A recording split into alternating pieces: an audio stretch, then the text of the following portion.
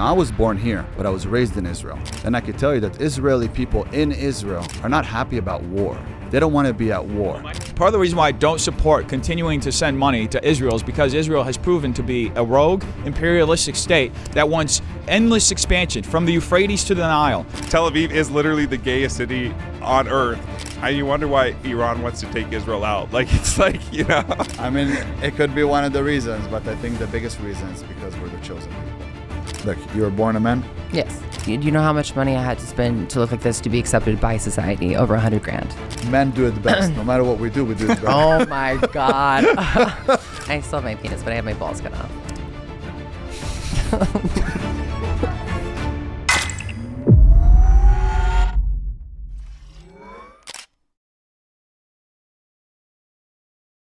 All right, guys, we got King Azoulay versus 10 people today. We got 3 prompts. The first prompt is the United States should continue to support Israel. King Azoulay is going to be defending that position. Def, you want to start off? Yeah, well, tell me the reasons why you think the United States should continue to support Israel. I'd like to know why you think they shouldn't. I mean, there is a multitude of reasons where we've been sending about $3.8 billion a year. Which to goes Israel. to? It goes to a lot of R&D, yeah. Not just R&D. An additional $5 billion in missiles as well. There was, I think, a $24 billion aid package a few years ago that we sent as well, along with about $60 billion to Ukraine. I just think that America has too many problems domestically to be sending money abroad to basically bomb schools accidentally. So, since we have the fact checker, you said $3.8 billion. That is a fact. That, yes. That is a fact. Supported. But it also goes towards us spending money in the U.S. And buying all of these missiles and whatever else we need. Now, do you understand that the only ones that are sane that you could actually trust in the Middle East, and the only way for you to control the Middle East is by having Israel? You don't know that? So here's my question, because that's kind of a loaded question. How does that directly benefit America, being involved in all these conflicts out there? So I said that yesterday on the podcast, and I'll share it with you also since you weren't here. Imagine right now, me and you are in the forest, and there's a bear, and the bear is about to attack both of us.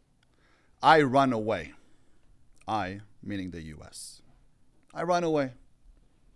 And you look at me and you go, what are you doing? The bear is going to eat me, and it's fast enough to catch you too. It's going to eat you eventually. The only way for us to win is to stick together. Okay, well, here's my question with this. So we have one way of sticking together and winning and defeating the bear, or eventually it eats both of us. What do you think is better? Here's my question with this. So if you just look at the last operation, Midnight Hammer, where we went in there with our B-2s and just supposedly annihilated their nuclear program completely, right? During this conflict with Iran, there was the prospect of there being a ground invasion. Israel said that they couldn't take part in it because the IDF is just tripped or whatever it was, their excuse. So this is the question to me is, I don't see a direct benefit as an American, because we're going in there and doing these operations ourselves when we see it as in our benefit, right? So why are we going to keep funneling money to a state that, number one, isn't going to join in the escalation of a war that they ended up dragging us into? And then not only that, they're going to compromise every single peace deal that we negotiate, right? So how is that to the benefit of Americans? Spending $70 billion over the matter of a month or a month and a half, right? Bombing a state that we, according to, years of foreign policy, it was understood that America shouldn't get involved in a war in Iran, right? Trump broke that. He also broke a historic precedent that was solidified and established by Teddy Roosevelt, that we should never join wars where we're not struck first, right? So, I mean, how does any of that compute? Who's the strongest country in the world? America. With helping Israel with all of this. Still the strongest country in the world, right? Why do you think they control the world? What do you mean? So you're saying that America controls the world because of Israel? I'm asking you. No, I'm asking you a question. There's an implication behind your question. That's what you're saying. Who's the strongest country in the world? The U.S., America. right? Okay. and they're strong, although they're helping little baby Israel, right? But they're still the strongest. How come they've been helping Israel for so many years? Since the beginning of Israel. I want you to think about it. Well, America wasn't the only country that helped Israel. Why would they Israel was help formed them? because of the Balfour Declaration. What, you want to tell me that Americans are a bunch of pussies and they're just helping Israel and giving them money for no reason? They're a bunch of philanthropists? No, I mean, you want to know the truth. I see that Israel is a proxy state that we're using to wage war against, or, indirectly against Russia and China in the Middle East, so we can exert control against Today, these if you want to buy oil, nations. if you want to go to Libya and buy oil from China, you have to take yen, turn it into dollars, and then buy oil. You have to understand that America controls the whole world. Yeah. They control the oil, they control the money. We're the world's everything. So why do we need to keep sending money to Israel then? Why do you think? Well, Why do you really think you're that- proposing this question. Okay. To You have illuminate to me. understand that Israel knows everything that is going on in the Middle East.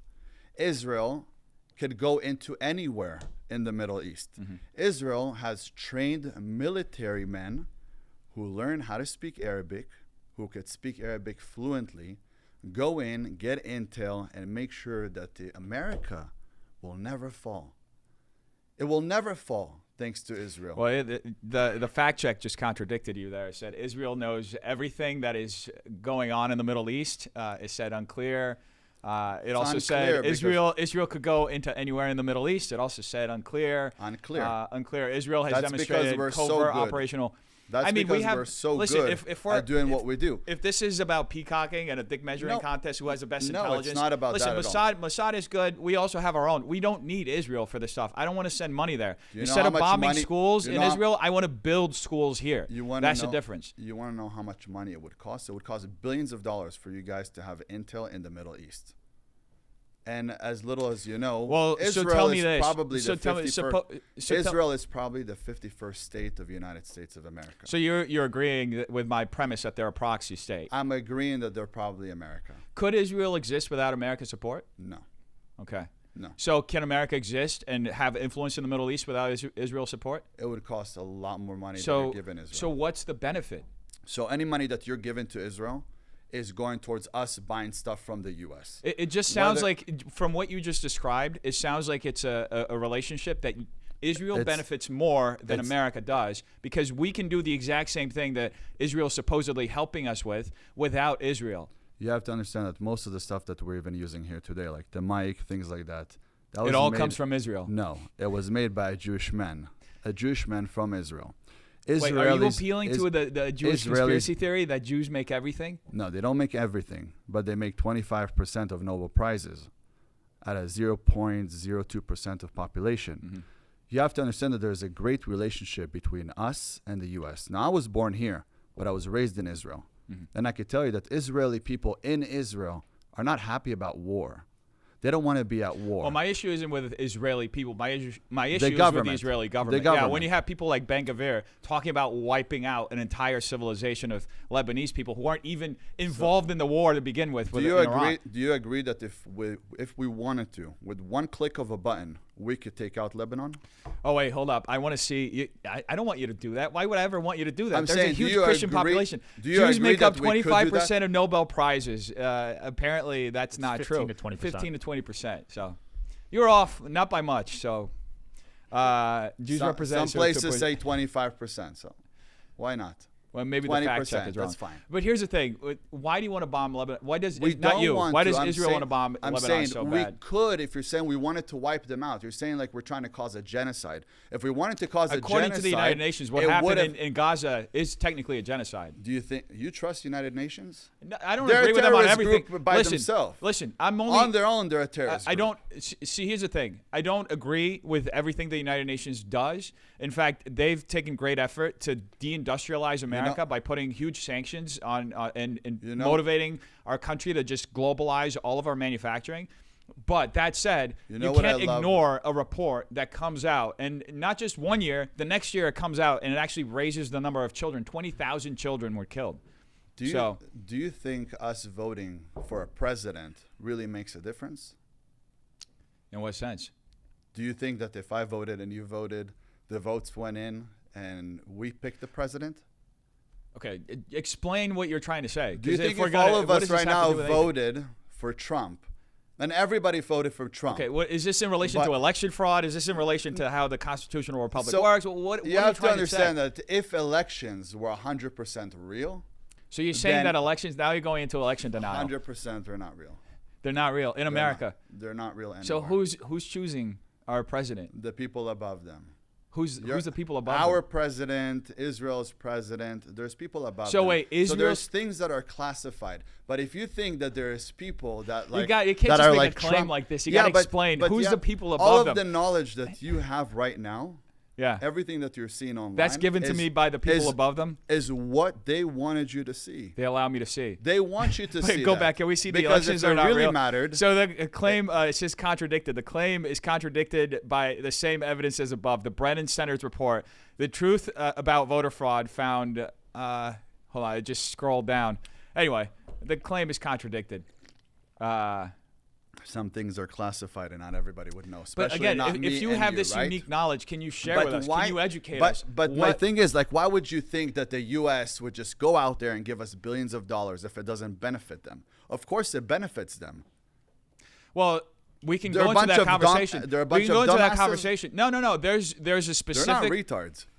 Listen, there's a specific establishment, specifically within the Republican Party that I'm a part of, the neocons, Okay. that in the 1960s, John Pahorich's father, in fact, was one of the guys who was writing extensively about this, that they saw as Israel's safety and not just that, the expansion of the Israeli state as it's something that had to be implemented into American foreign policy. So they have, since the 1960s, they were liberals. They moved over to the right and formed a whole wing, the neocons, that have since then pushed for that foreign policy. So, and that became, I mean, that kind of ended up metastasizing into us getting involved in the war in Iraq and the reasoning behind it. There's been a hit list of governments that they've been wanting to take out for decades. And now, guess what? Why do you think they're starting to talk about Turkey? Because Turkey is the next on the hit list. This is about the. You want to know the truth? Part of the reason why Please I don't. share it with me. Part of the reason why I don't support continuing to send money to Israel is because Israel has proven to be a rogue, imperialistic state that wants endless expansion from the Euphrates to the Nile, because they want to create this homeland for Jewish people, which I understand. It's fine. They can have a homeland, but to expand and genocide entire Arab population in order to have this imperialistic expansion. Genocide?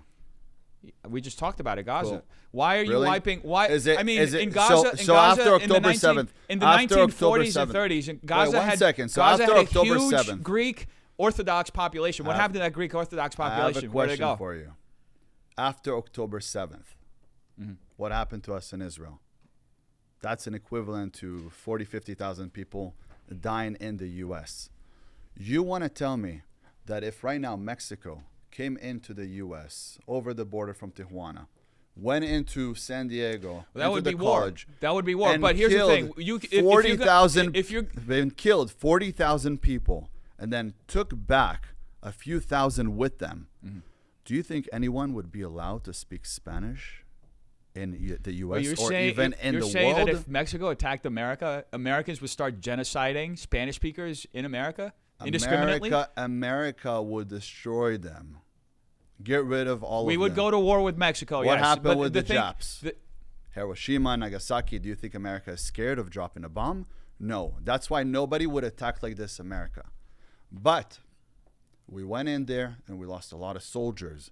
We didn't go into genocide. We went in there and we fought.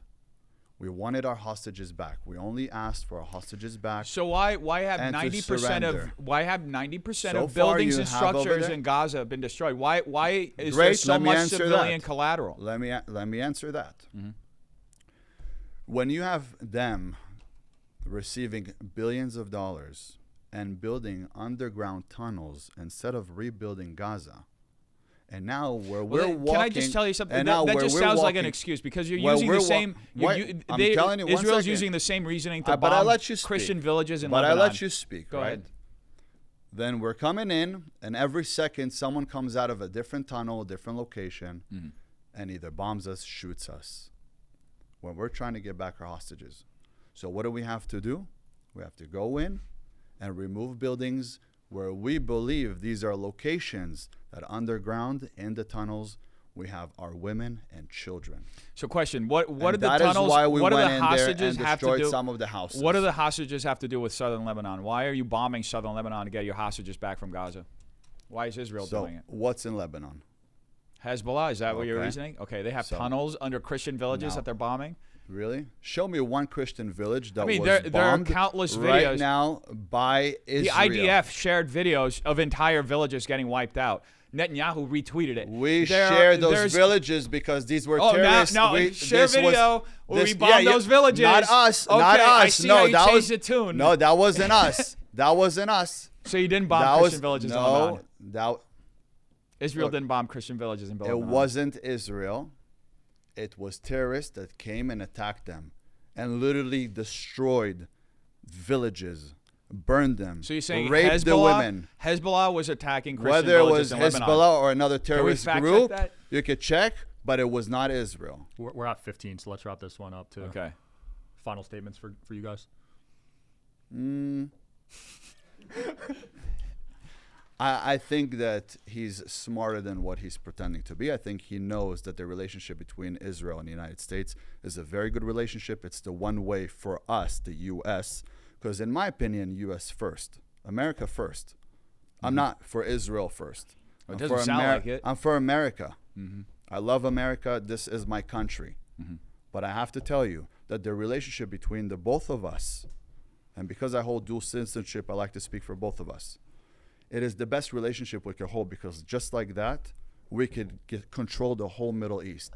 We could control the money. We could control the oil. We will always be the strongest country in the world. When we go in and we bomb some whatever bullshit that is in Iran, some people say it was an atomic bomb. Some say there was an atomic bomb. But when we bomb that area and we're going out there to help the civilians, but we're also scaring other ones who believe they could come take on us, like Russia, like China, that they believe they could go to war with America, and they see what we're doing. That show that we're doing is not just for the Iranians.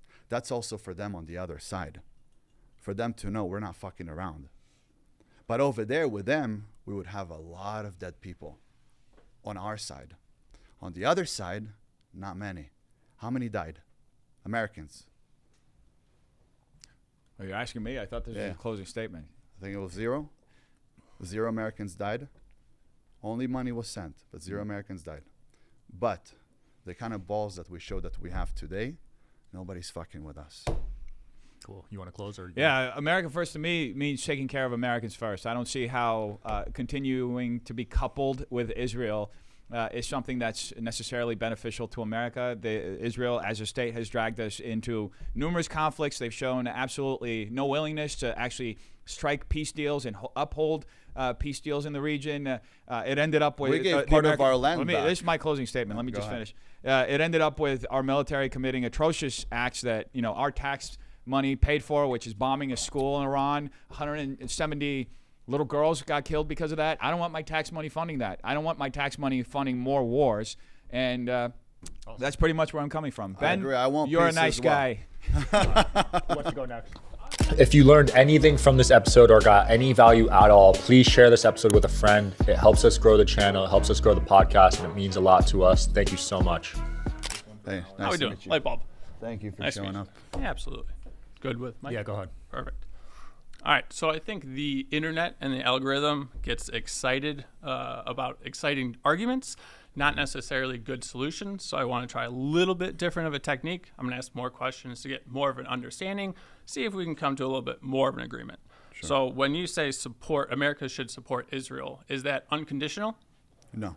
Okay. No. So what would those conditions be that you would say, like, hey, we should back off a little bit? I think there should be a win-win situation. Okay. On both sides. Okay. If there isn't a win-win situation, nobody should help anybody. Okay. Like I said, we should take each man for his own. Okay. Right? So America first. Mm-hmm. We're in America. America should take care of America. Mm-hmm. But whether America is giving money out or not, for some reason, it seems like it likes to suppress their own people. Understandable. So I would Agree, say, right? Yeah. Because we kind of look like a third world country. You go to Dubai, it's beautiful.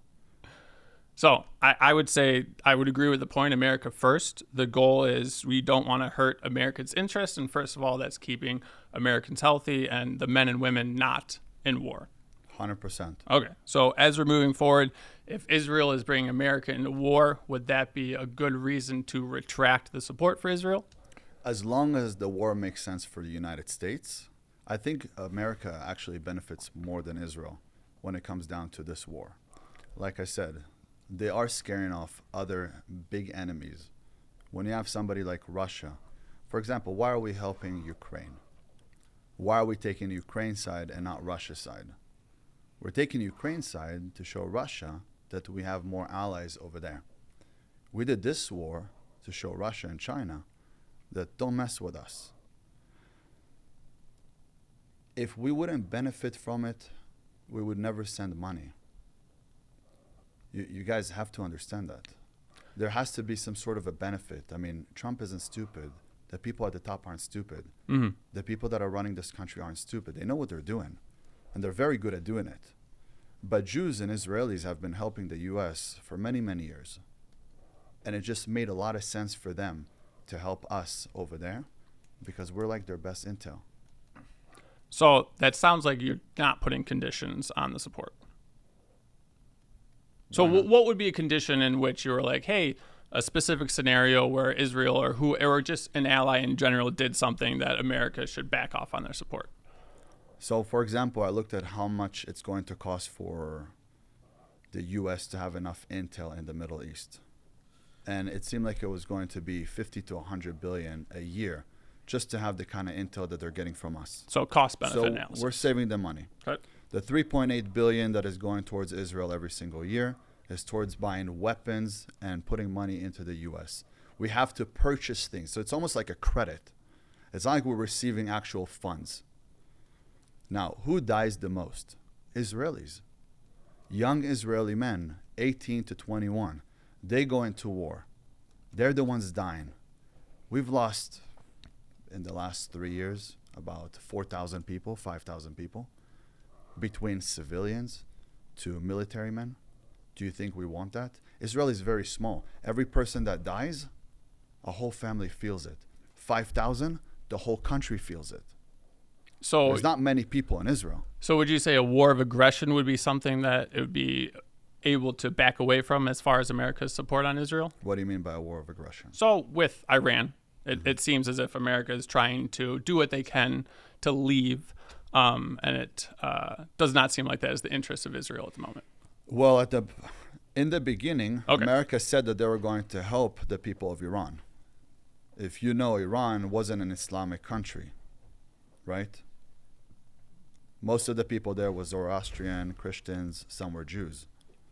But all of them they were forced to become Muslims, or else they were going to be killed. So are you suggesting regime? Sorry, I'll let you finish. So the second they rebelled against the regime, they killed over 100,000 people.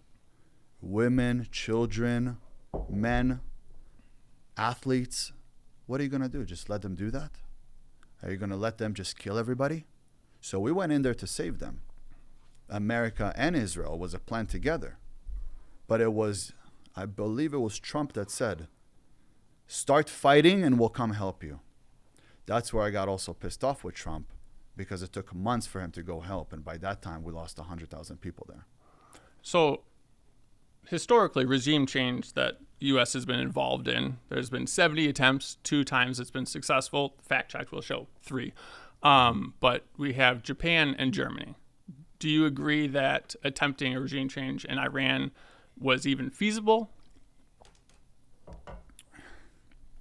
It's almost impossible to change a regime in another country when you're not there. Right?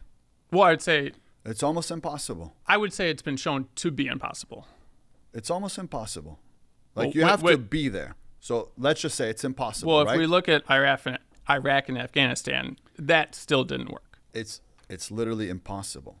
But you're also dealing over there with people that don't live like us here in the West.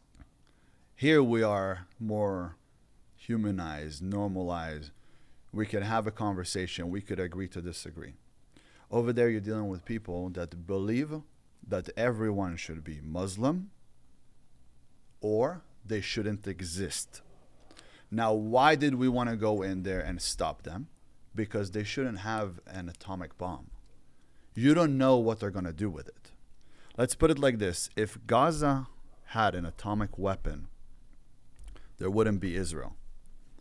But Israel, if we have an atomic weapon, an atomic bomb, which I'm sure we hold a few. Not allowed to say that, though. I'm sure we hold a few. But Gaza still exists. We would never fire off an atomic weapon. On the other hand, you fuck with the U.S., we will. So the U.S., even though it's shown that it cannot change regimes, you're still in support of giving it a shot.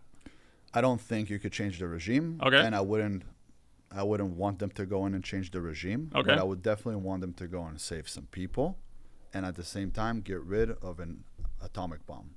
That to me is the most important thing. So do you agree that we should help them? I mean, what do you they're mean? being killed by their own people. Define help, because we tried to help them when we replaced their democratically elected, more or less, president. So when you have 100,000 people, and it's women, children, and men, athletes, everybody, just getting slaughtered in the middle of the street. I think we're changing the question, but I'll let you keep going. Would you say we should help them or not help them? So my question was, as a strong country, should we go out there and help them or just let them keep dying? I think we're picking and choosing things based off of fear rather than the reality of the situation. So just let them die. I think that I mean, we let them die. It was 100,000 people that died. You saw, right? You saw how they were shooting them in the middle of the street, right? I feel like we're going back and forth with points rather than my fulfilling the question is, conditions that we're looking for. Should we let them die and just let that regime continue and let them have an atomic bomb, or should we go in there and do something? And something is? Get rid of the atomic bomb, see if we could help them a little bit, save some people. But we have not shown that we've been able to do that. Did we get rid of the atomic bomb? As they say. It seems like we me and you weren't there, right? We don't know. But as they say, we got rid of the atomic bomb, right? Did we not have that under control under the JCPOA? No. Why did we go in there if we had it under control? Well, we left. Because we didn't. We didn't have it. What do you mean by we didn't? We didn't have anything under control over there. That's why we went in there and bombed it. We were worried that they're going to use it. Can we? I haven't used the fact checked a lot, but yeah, just keep an eye behind them. It goes off every 10 seconds. So I think they had people in there every single day checking to see what the enrichment levels were at. And would that be? Are you okay with getting rid of their leaders? The ones that scream, "Kill the U.S., kill America, death to America." Do you think it's okay that we went in there and took them out? So I think the death to America is a fantastic chant. What they said when translated was death to American policies, which I'm against, which is happening. It was death to the situation that led to the CIA overthrowing their government. Would you agree with that, or do you think it's just a blanket statement? I agree that every country has. I agree that every country has some bad policies and some good policies. Okay. What's nice about America is that you have freedom. What's not nice about America is that with all the freedom that we have, we're also being brainwashed to keep us as sheeps. It seems like the only reason we go in somewhere is for fear, and I would say I'm going to probably say it wrong, the Levian affair. When we went in to grab Osama bin Laden, was that from fear? Different topic, but I'll keep going. So the operation was to have Egyptian Jewish members bomb some libraries, different places that not the Egyptians. Where? In Egypt. So it would keep the Americans supporting. No, this was in. Somebody help me out here. 1967. 1953. No. I'm wrong on the date there. But I think Israel was like 6 years in or something like that, and they're like, "Hey, we need some more support here." That wasn't for Americans' interests. That was Israel's interest. Okay. So I think we're showing conditions where it's not necessarily the best for American interest, and we should be able to vocalize what those interests are, and when they're crossing them, we should be able to reduce some of the support. You ever done a favor for somebody, an ally, a friend, to know that now he owes you a favor? But we're getting back to conditions. So we do agree that there are conditions. I'm trying to lay out what those conditions are. As allies, as friends, Okay. sometimes we do favors. I practice for that response. I'm ready. So if we did some favor for Israel, it's so Israel is going to owe us a favor back. Yes. A lot of the things that we do in Israel is behind the scenes. Why behind the scenes? Why is it classified? Because at the end of the day, if people are going to know about it, we'll be fucked. So the difference between an ally and an adversary are conditions. You want to make sure they're not stepping over the line. It seems like you're advocating that everything that Israel has done and their plans is not a condition that they have crossed. But I'm showing that they are crossing American interests as far as putting us at risk, whether it be from blowback, whether it be from attempted regime change that doesn't work. But it seems that you're not interested. I'm not going to put words in your mouth. I'll let you respond. I think. Final point. We're at 15. So everything that happens in the world happens off of power, especially with men. Men, for example, when they start making money, it's not about the money anymore. Now it's about the power. How much more power can I gain? Well, the men at the top feel the same. This is a power move for the U.S. And they know with Israel, with our technology, look, even in Israel right now, every single year, you have more startup companies than any place around the world. Put them all together, you have more startup companies in Israel. Why? Because every day we're improving things, and all of those things America gets. Every single part of it. The fact that we, as the people here, the normal civilians, don't receive some of that technology, that doesn't mean that America isn't using it. America will always control the world as long as they baby Israel. Now, we're getting to a point that Israel almost doesn't need any money anymore from the U.S. Guess what? The U.S. doesn't really like that. Because as long as the U.S. gives us money, then the U.S. is also in control of us. We can't make a move without the U.S. But of course, you'll see Trump saying that he told Bibi not to do this, and Bibi went ahead and did it, and what the fuck? It's all a show. Two actors. When you see the movie, you see the movie producer, the director? No. You see the actors. Here the same way. The people on the front line, actors. They're putting on a show for you. You're eating it. But what I love about the people in America is that they have a lot of complaints because they've never been to a third world country. Go live somewhere in Pakistan. Go live somewhere in India. Go to Iraq. You want to escape out of there within 1 hour. You live here, you enjoy everything that we have here, but you still complain. Complaining at the people at the top like they don't know what they're doing. If they didn't know what they were doing, you wouldn't be able to even have that colorful shirt on because they would burn you alive. All right, close it off. I think I did a poor job at keeping you on point as we were talking about conditions and moving America, were a point that we could talk about that line and if it was crossed, but I appreciate you chatting with me. Of course, brother. Thank you. Who wants to go next? Thanks for watching to the end, guys. Please comment below your thoughts on the episode. If you agree, if you disagree, I'd love to hear it. I read every single comment. It means a lot to me. Thank you so much. All right.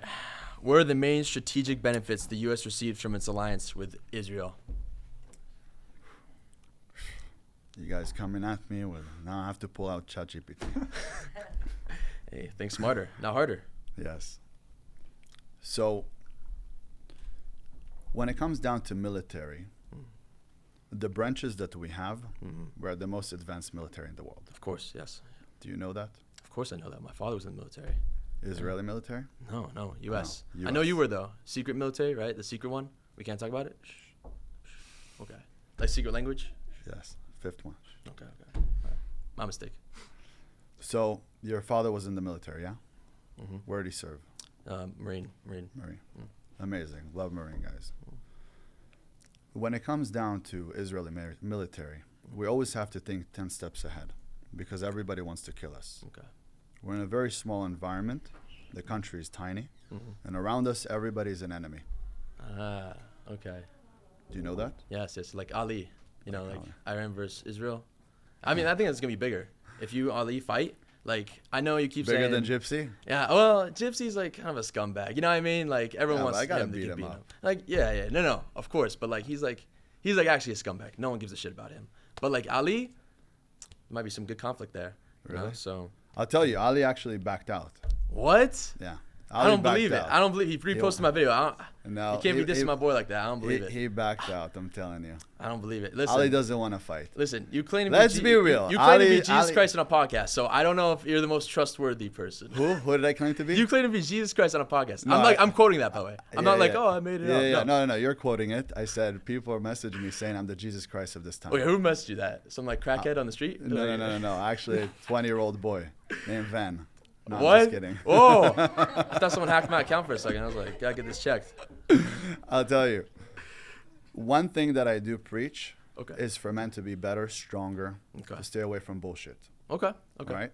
Whether I share funny stories, old stories of mine, to get people wild up, to get them going, to listen, whether I pull things out of context, everything that you see on the internet, that is all my plan. Yeah, I see you with like the laser eyes. Is that Laser your plan? eyes. Okay. Everything is my plan.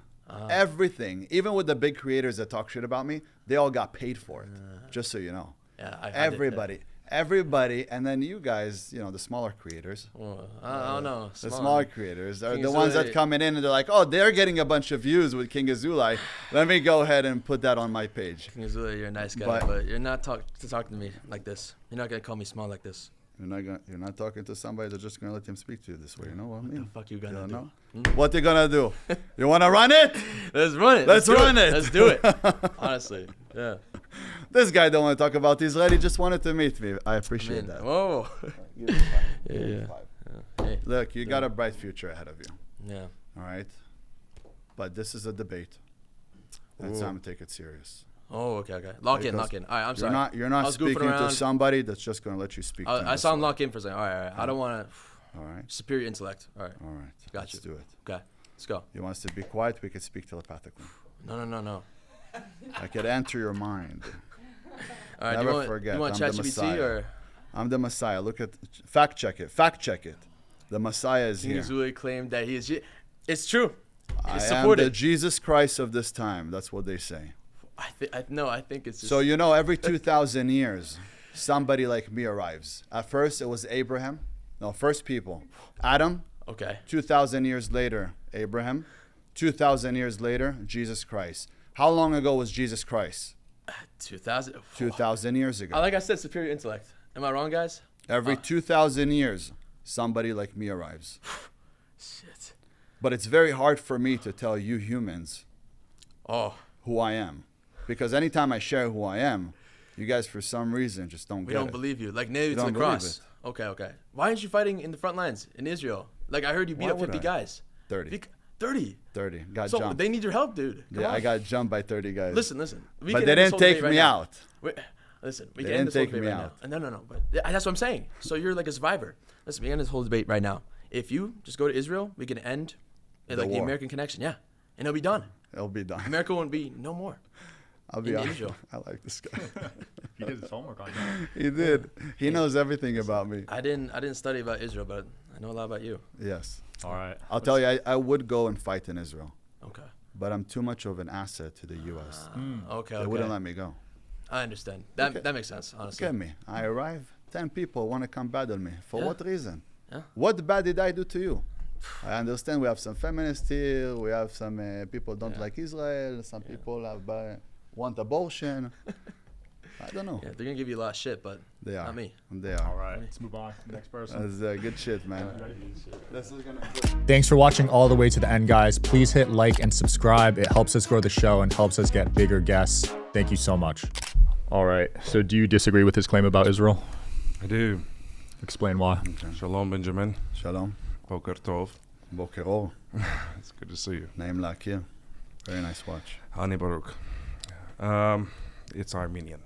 Yeah. So, yeah, I think national interest actually shapes our state and foreign policy. Would you agree? Mm-hmm.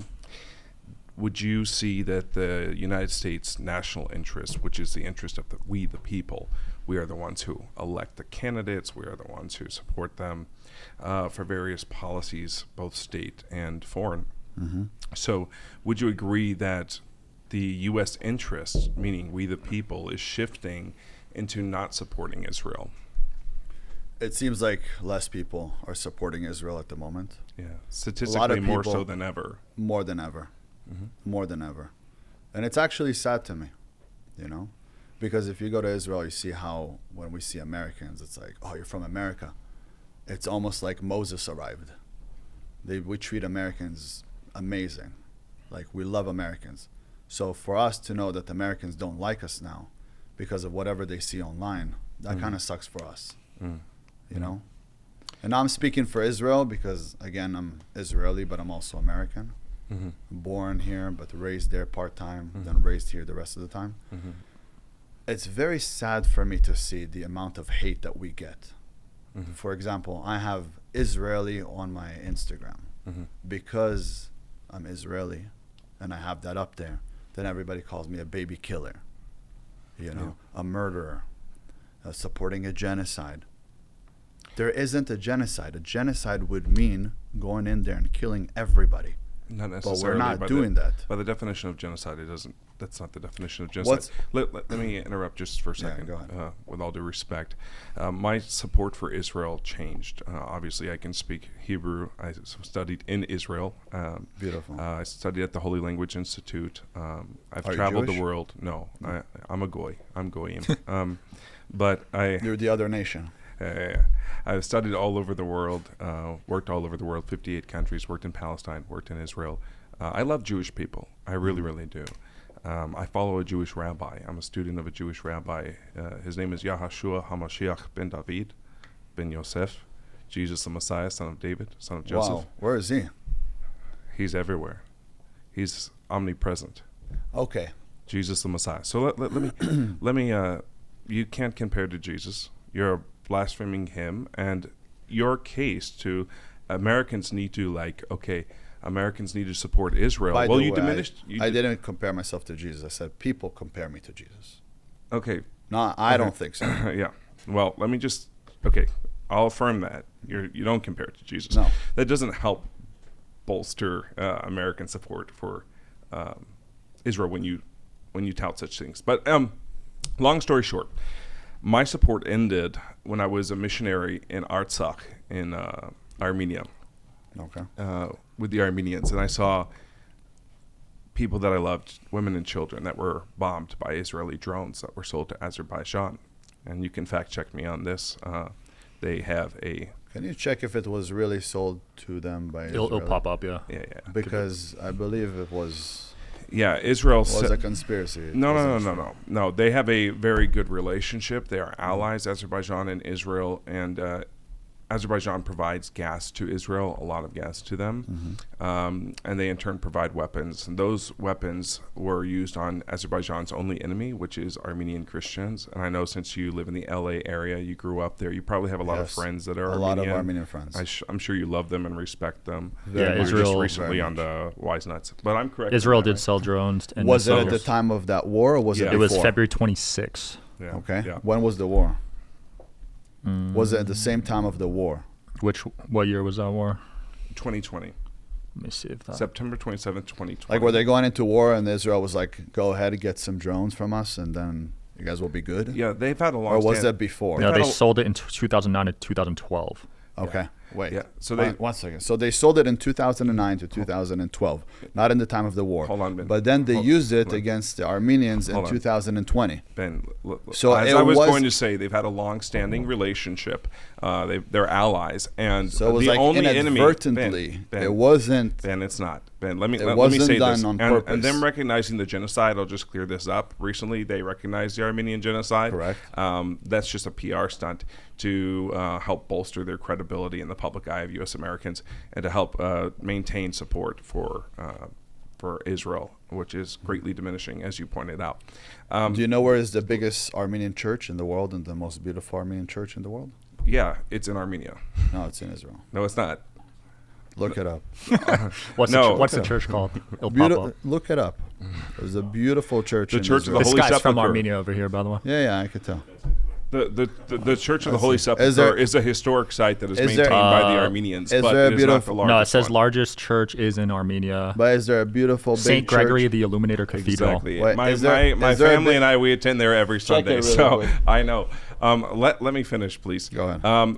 On top of that, they've been indiscriminately bombing people in Lebanon. Lebanon is 51% approximately Christian and has a Christian leadership, Christian president, we should support Lebanon. We wouldn't be supporting Israel today. This wouldn't be a problem. Listen, I support the Jewish people for their right to exist. I don't support Israel's right to exist. I don't support Zionism. I'll tell you why.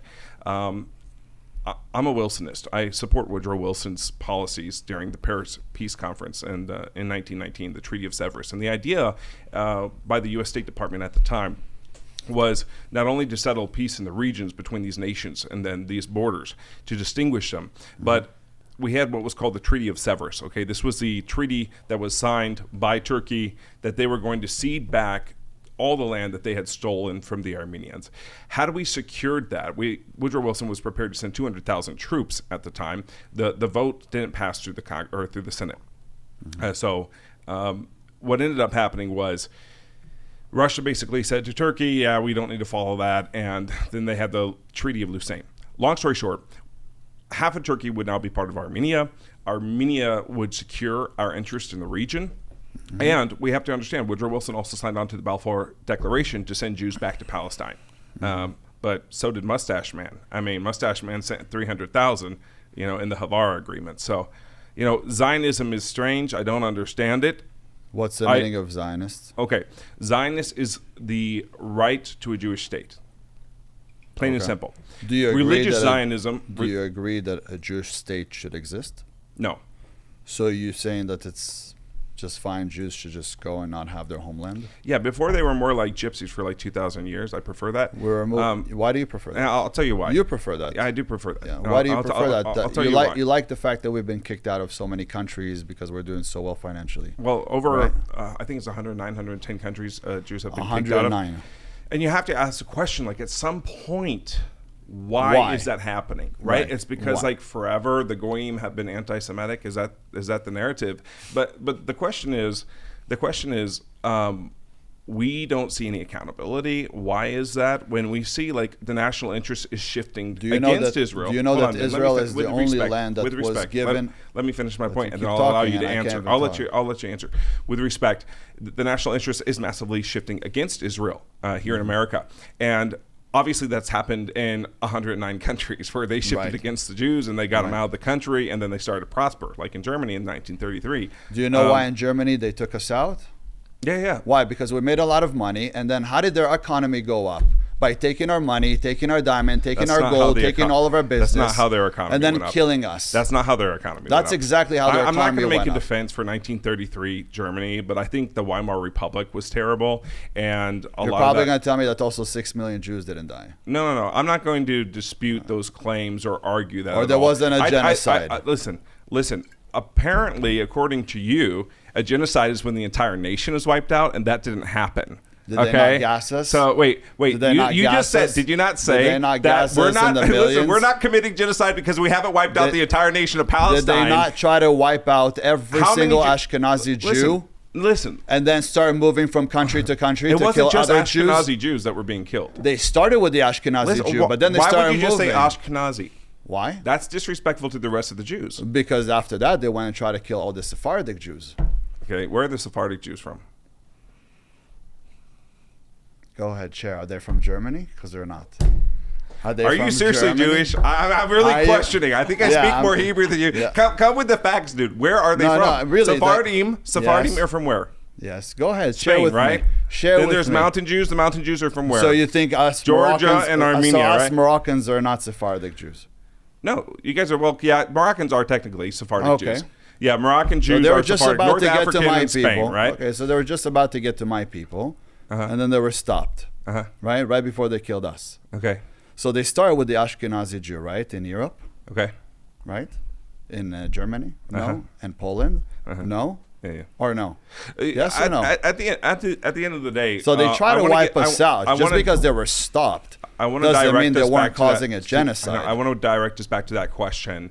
Why don't Jewish people take accountability, or Israelis, when they see, like, Americans are watching the statues of Mary and the crucifixes of Christ being broken by IDF soldiers?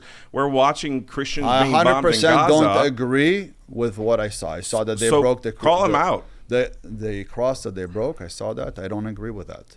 I mean, he was Jewish. I never disrespect any religion.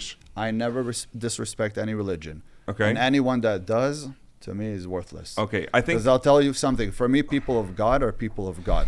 Yeah. And God created these religions. Do you believe that... Although man created it, but it was all God's plan. Do you So believe if that... God created it, I accept it. I agree. Do you believe that the Germans of 1933 Germany were white supremacists? Do you believe that? Well, they clearly didn't like us, right? Okay, but you would say that they're white supremacists, right? Okay, so this is why we shouldn't support the Nazis, because they were white supremacists. Well, this is the feeling that we have towards Jews in America, that Jewish people are ethno-supremacists as well. And that's something that people don't like. So it's not just Israel. It's really... Do you feel that Jewish people in America don't like you? No, I have lots of Jewish friends. Do you feel like they're against you or anybody One of my else in the pastors US? is a Jew. Okay, so what exactly He do you agrees feel? with me. So Jewish supremacism is a disease. And this Okay. is one of the major contributors to why.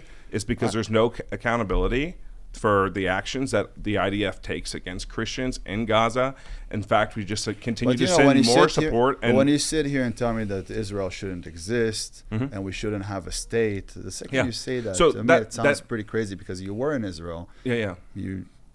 Everything was good listen, for you. the Jews there's should- Christians there. There's Muslims Don't there. get me wrong. The Jews the should remain in IDF is Israel. the Israeli Defense Force, The which Jews- means that the they Jews take should- care of everybody. And there's not the Christians Jewish in the Defense IDF. Force. And there's Christians in the There's Christians IDF. and there's There's also Muslims. Muslims. So let me So I clarify don't that understand statement what you're here. saying. Let me clarify the statement here. I believe Jews should remain in Israel. And in fact, I want all Jews to live in Israel. I think that's the best okay, option. so now you're saying we should exist. We should have a land Hold of our own. on. And Not I that they should go back hold to on, Israel. Hold on. They belong in Israel. They should go back to Israel. A Jewish Listen, man hold on, made hold that on, mic. hold on, The hold on, platform hold on. that you guys are using right now is made by a Jewish man. Okay. Everything that you're using, either a Jewish man invented or Jewish investors Okay, were part of it. we're not gonna go but there. for We're gonna some stay on reason, you topic. want all Jews to go back to Israel We're gonna stay on and topic. not be here. It's already looking like a third world country. You want it to look like what? We're gonna stay on topic. The Jews Like a trash can? The Jews should go back to Israel, Yes. and And the Israel blacks should go back to Africa. No. And Arabs should go back to the Middle East. No, we like the blacks. And They can whites should stay. go back to where? To Germany. Hold on.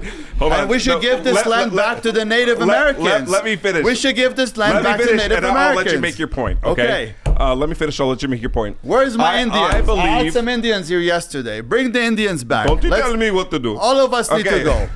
No, Listen, Native hold on. American Indians, Hold on, not hold on. these Indians. Let me finish. Let me finish, man. So I believe all Jews should go back to Israel. Yes. But I think Israel should be under the control of Christians. So I'm for a third state solution, which is the Christians come over, take over the government, and then we can really be allies with Israel. Then at that point, we're morally aligned because there's no such thing as Judeo-Christian values. There's just Christian values and then Jewish values. So do you want the Christians to leave Israel?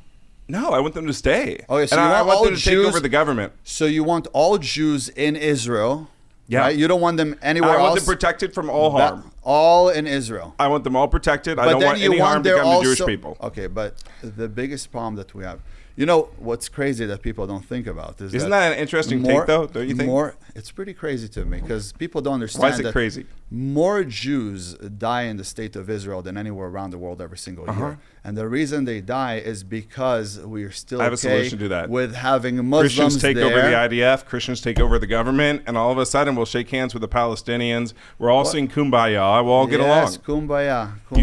Utopia in the Middle East. Do you know how many gay people live in the U.S.? Too many. They would burn them. You know that? In the Middle East? In the Middle East. They Yeah, would burn I know. them. It's okay to have them in Israel, but you put them in Gaza, they're all going to be burned alive. Listen. So, I find it yeah. ironic to see a huge Jewish gay pride celebration in Sodom and Gomorrah this year in June. That was hilarious, I think it's right? crazy. I think it's crazy. Yeah, I like think Tel it's Aviv is bullshit. literally the gayest city In on the world, earth. I think. And you wonder why Yes, Iran it's- wants to take Israel out. Like, it's you know. I mean, it could be one of the reasons, but I think the biggest reason is because we're the chosen people. Okay, well, what about the other 10 And tribes that were scattered? I think like it's the also Scottish, why, the British, I think the this Irish, is why British most people don't like Israelitism. Jews. Don't you know most about people that? don't like Jews because like we're the 10 other chosen tribes, nation. the Goyim are actually sons of Jacob. Do you know what that, Goy right? means? Yeah, What nations. does it mean? Nations. Yeah. It doesn't mean that you're not a Jew or something. It's nations, the other nations. We also call ourselves in the Bible Goy Gadol, Goy Chazak, right? Strong Goy, big Goy, right? Okay. Big boy, big Goy. Okay. So what do you do for a living? I run my own company. What kind of business? I work in investments. Would you like to come run Israel with me? Let's go to Israel. We'll go together. If you come to the Church of the Holy Sepulchre, I will go with you. Where is that? Is that deal? It's in the Armenian quarter. I'd love to. And go if to you don't Armenia. spit on any Armenian priest, I will go with you. I will never spit on Okay, any I got Armenian. spit Matter on- of fact, I know how to sing in Armenian. Do you really? Let me hear Yes. something. Ապրում եմ որ քեզ սիրեմ, շուխտերդ համբյուրեմ, ձեր կաչմիշ ես բռնեմ, ցավերդ ինձ վերցնեմ, սիրեմ։ Yeah? That's not singing though, but Գուրգուրեմ, սիրտացիրով լցնեմ, ջանկացնեմ իշքեզ, զետա վետա հայսպես։ all right. I'll teach you some prayers. I'll introduce you to the Good best. or not? Listen, I'll teach you some prayers in Armenian that you'll Love love. Armenians, by the way. We Love Armenians. We will bro. pray in the Armenian quarter together. I'll go and with I. you to Armenia anytime. I can sing in Hebrew, that by the I'm way. off. I'll check my schedule. I We'll go can to sing in Armenia. Hebrew. By the way, if you want to come with me to Thailand, I'm going to train. In Thailand? Yeah, come with me. Okay, We'll okay. train some Muay Thai. Listen, I think I got to fight I with think, Gypsy, with the Nazi. I know you're against the Nazi. Come Yeah. support me. We'll take down the I'm Nazi against together. Gypsy at least. Against Gypsy? Oh, hold on.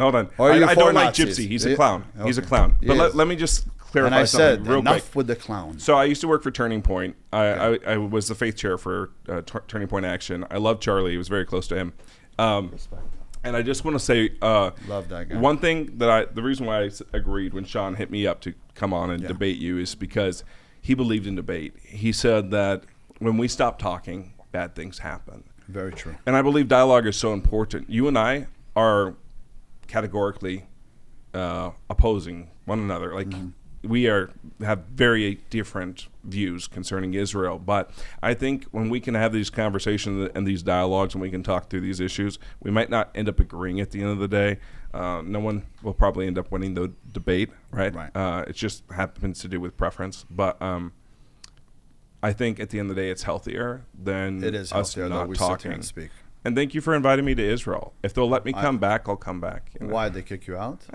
Not really kick me out, but there's a little hostility going on. We'll go back together. With me or good. Okay, good. Now, one thing I want to say is, back 100 years ago, there was 15 million Jews. Okay. Today, there's about 15 million Jews. Uh-huh. We don't expand. We work on quality, not quantity. Well, now they're expanding. They have the highest birth rate out of any Western nation. No. Yeah, Israel No, has no. the highest birth rate out No. of any Western nation and in what the is? world. And hold on, let's get the fact The checker. Jews are having a The lot of fact children checker. in Israel. The fact checker, okay? Yeah, give me a I second. want to give you the fact checker. What is the most popular name for a boy born in Israel? What is Do it? you know? Muhammad.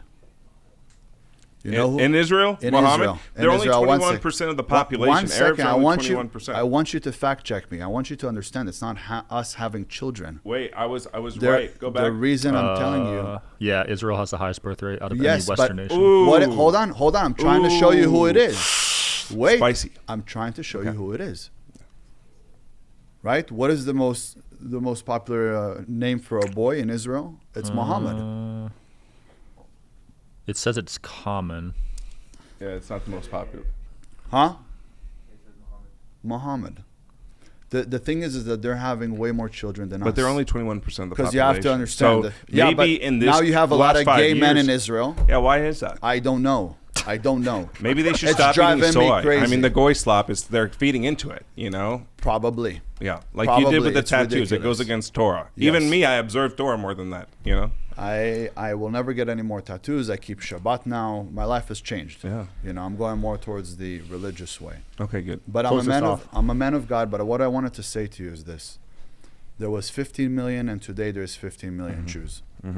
We're not a conquest religion. We don't pull people to come and be a part of our religion. If you want to convert, it's fine. It takes a very long time. Do you think all Jews On the other hand, should there they was, should I they wanted to practice give you numbers. Should they hun- do aliyah? Should all 100 Jewish years people do ago. aliyah? Not really, because America needs Jewish people here. Okay, but if they don't, how are they America needs going to Jewish get the people. blessing for Israel if they don't actually commit to aliyah? How are you going to take people that grew up in the U.S., that are American, but because of their faith, tell them to leave? In 2 years, when you're more There is religious, no- we'll come back to this question. There is no bombing from us. There is no attacking from us here in the U.S. We help the U.S. more than anybody. Listen, I'll just clarify this real Inventions and all of quick, that. Ben. Should I call you King or Ben? I prefer to No, call call you me by your Ben. Hebrew name. Call me Ben. I would rather live next to you than a Muslim any day. Okay. 100%. I'd rather live next to Jewish people who are God-fearing, who have a bunch of kids, and maybe do some financial transactions with them, and they can help me make money. I won't hire a lawyer that's not Jewish. They're extremely smart people. I won't hire like any guy to do my accounting who's not Jewish. So the Jews, they provide a service. I'm not actually saying that Jews cannot be in America. They can be, and I want them to be. I just want all of them to recognize that Mashiach came 2,000 years ago. So and his why name did is he leave Yahashua us? HaMashiach No ben problem. David. So if you say that's true, right? Yep. Is he the Mashiach or is he God? Well, according to Jewish tradition, if you study Maimonides, there's Yeshua ben David, right? And there's Yeshua ben Yosef. So the Jewish people, they are expecting a military leader, right? They're expecting somebody who's going to bring peace to the nations. He's going to do all these things, right? Jesus hasn't fulfilled certain things yet that are messianic prophecies. Okay, he hasn't fulfilled certain messianic prophecies, but when he comes back, all the messianic prophecies you guys are anticipating and waiting for him to do, he will fulfill them. There will be the judgment. He will establish his kingdom. Everything. Whoever will come back, whether it's Jesus or whether it's my grandpa or my grandma, it doesn't matter to me. Whoever will come back and raise back the dead, alive everybody that was good, make this world a peaceful place. No more bullshit, no more bombing, no more killing, no more wars. Just a place of honey and milk. I'll be more than happy to accept him as the Mashiach. Yeah. But if you're sitting here telling me your Messiah has arrived, but then he was killed by the Romans, how do you kill a Messiah? How do you kill a God? Yeah. Not to forget to mention, have you ever read the book, The 16th Crucified Savior? Where it's explaining that there was 15 other religions that they try to put upon Christians, and only the 16th one sticked, and the 16th one was Christianity. And then Christianity works off of astrology. That's why you guys celebrate Sunday, S-U-N, not S-O-N. Okay. Because he is God's son, of course. Who else owns the son but God? That's great information, Ben. But there's a lot of things. That might be conspiracy, might be BS, right? But at the end of the day, if he was the Messiah and if he was God, he wouldn't be able to be killed. But if he'll come back, I accept him. Final point. A final point. I think all Americans should support Israel when Israel becomes a Christian nation and when Jews convert to Yeshua HaMashiach ben David. I will give you, if you'll take it, a Hebrew copy of the New Testament that I would love you to read. You can read Hebrew? Okay, yes. Perfect. Your mom was from Israel, right? My father, my mother. But you were born in the States, right? And who wrote this New Testament, all the books? Yeah. What were they? Jewish people. Jewish people. Yeah. Our king, our Messiah, our God, he is Jewish. You know. So at the end of the day, what did Jesus practice?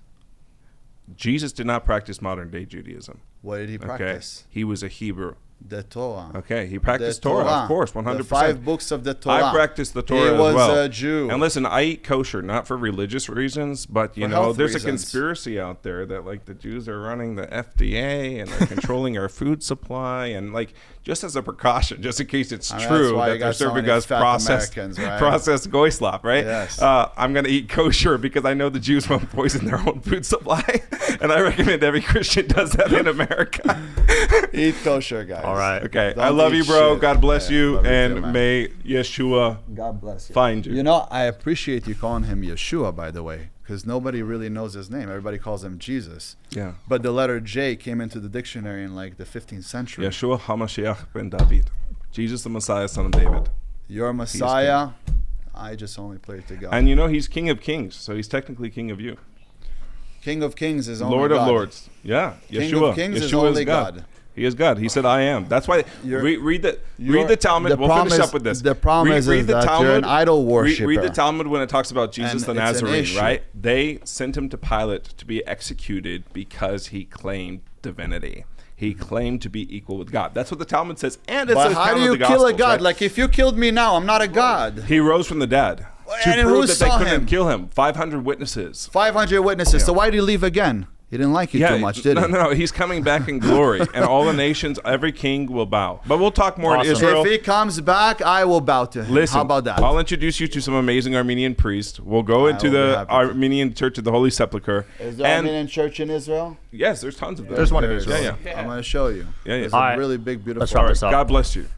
God bless you. Thank you for your time. Hey. Thanks for staying all the way to the end, guys. It means a lot to me. If you could please leave a review on Apple, that helps us climb the charts. It helps us get way more guests, and it helps us continue growing the podcast and the team. So it would mean a lot to me if you left a review on Apple or wherever else you're listening. Thanks so much.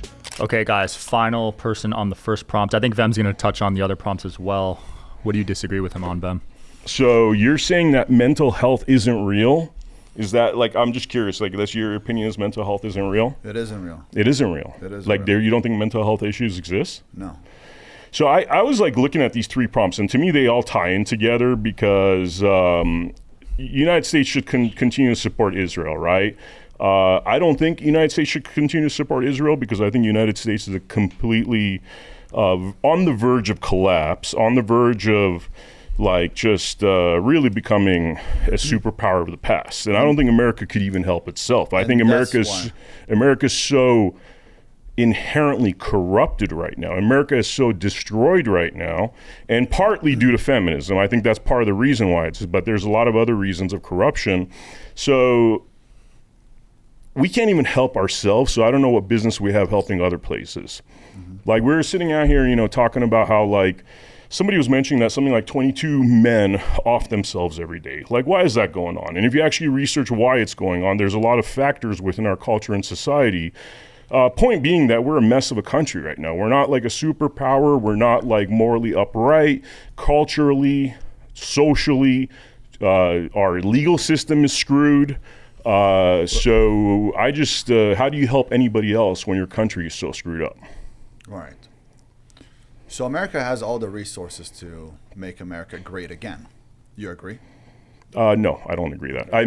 You're talking about like in terms of natural resources, yes, but in terms of mentally, I think we're like just mentally deranged country right now. I think feminism, when you look at feminism, something like 45% of women are mentally ill by the time they're in their 40s. Why is that happening? What are we doing in our country and culture that is causing all that? Right. Why is there such high amounts of female suicides as well after a certain age? What are they doing like up to their 40s, 50s that's then resulting in them erasing themselves? So one of the biggest reasons of why I got onto social media is because, for example, last year, close to 600,000 men committed suicide worldwide. Mm-hmm. Right?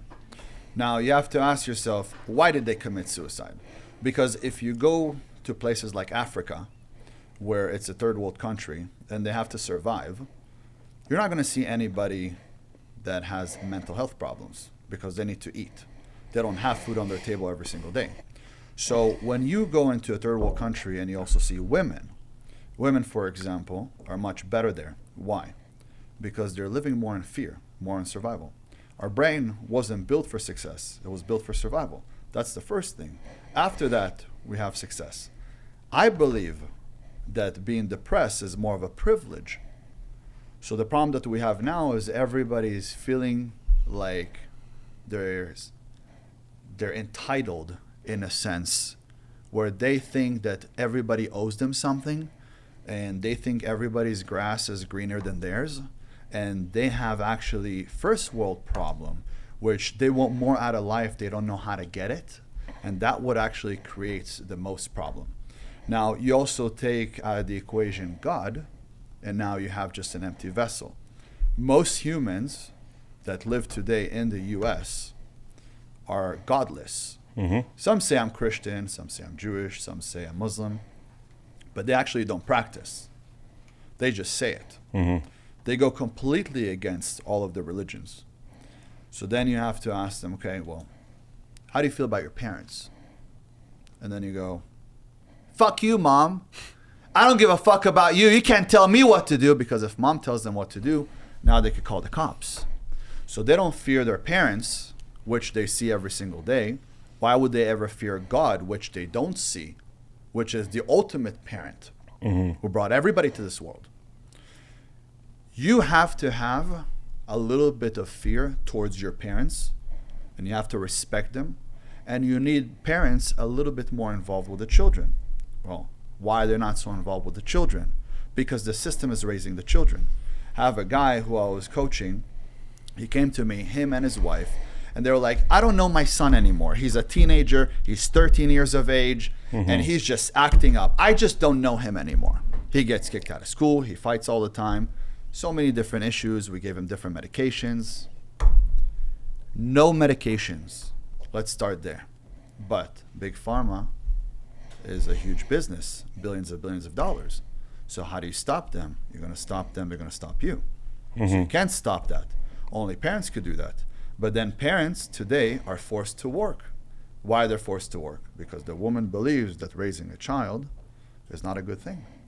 If she's going to raise a child, what you're saying, could you mind if I interrupt you for a sec? Yes. So what you're saying in terms of Africa and why, like, yes, I get that mental health issues are a part of the luxury of having mental health issues, but also what's not happening in South Africa, they're not being propagandized, they're not being poisoned, their water's not poisoned, there's not hormones in their food, they're not becoming feminized because there's all these hormones in their food and like not even knowing what the hell they are.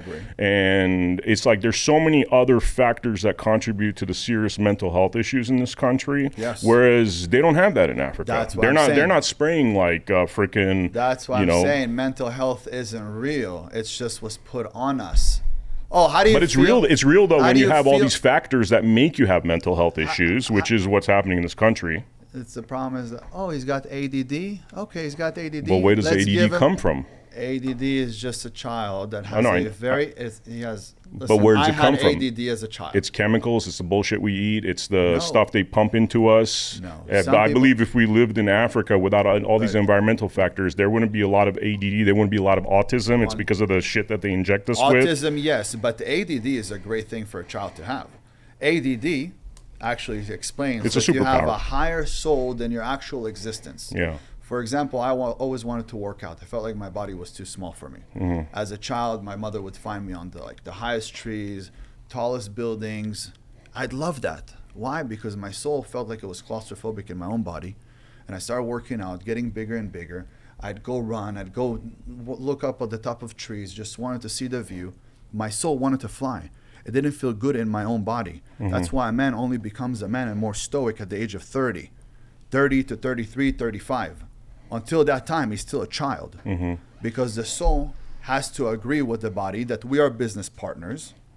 The mind, the body, and the soul, we're all business partners. We have to work together as a team, and we have to control each other. Until we leave, we're going to stay together. Now, with that being said, when a child has ADD, he's just a child with a higher soul. He wants to run. He wants to jump. He shouldn't be sitting at school. I don't believe in schools. Then you have a corrupt medical industrial complex that wants to label that kid, give him a bunch of pharmaceuticals. You're getting back to the same problem, which is we're such a corrupted society. We're ready to drug kids and take them out of their nature. And when the country's so screwed up, I don't want to talk about Iran or Israel or Syria. It's like when I'm like looking at it and going, okay, like most of our population is mentally ill. They're lost. They don't know what's going on. They're chemically attacked from every angle. Like, I don't even know if anything else is on that topic because we're looking at a country in wreck. And by the way, look at the deficit we have. When that deficit goes from 40 trillion to 42 trillion, we're not even able to pay that back. So we might be looking at within the next, I don't know, year or two, like a complete Great Depression economy collapse because of what we've done to this country. So to me, it's like, I don't even know how we could talk about these other topics. I'll try to stick to mental health, so I don't go off on a different topic. When I say mental health isn't real, it's because men are trained to be silenced. Women should be taking care of children and their men. For a man, a relationship for a woman is like a career for a man. When a man has a good career, when a woman has a good man, it's very, very equal. Yeah, but you tell that to a lot of people and they'll say you're old-fashioned and you're sexist. You're right, but we have a society. We wanted to have an egalitarian society where everybody's equal, but at the same time we have a failing society. And we have a society that's completely anti-family. And it sucks because the most beautiful thing is to see a nice, good-looking masculine man with a beautiful feminine woman walking down the street with a child, 2, 3, 4, 5. You look at them and you're like, wow. Yeah. That is beautiful. No. But when I see a feminist who tells me, I'm independent, I don't need a man, and I don't want to be with a man, and then you have a ton of gays and a ton of lesbians, and they don't even get Pride Day, they now get Pride Month. No. We don't get Straight Month. Dude, we need like That's men's not fair. month. What the hell? Why don't we have a men's month? You know And what I mean? It's and like all of a it's- sudden men are like they're like third-class citizens. They have no rights in this country. Those are the things that I think would affect. Look at the stupidity. Even that the mother, or he was a dad, but he's the mother or the father, I don't know, of the Kardashians. He got the Woman of the Year the first year he was a woman. Mhm. Like, do you understand the amount of stupidity that there's going on around? How we're being brainwashed left and right, tossed this way, tossed I mean, we're that way? agreeing on the same thing. That's why it's hard So- for me to say we need to do Israel or Iran or whatever let's- when everything is so screwed up over here. Let's put everything aside for a second, because I could go into that topic as well. I want to stick to mental health. Mm-hmm. The mental health that we do have is just by the propaganda, the brainwash, and what they feed us. Whether they feed us to us mentally or actual food, digesting it.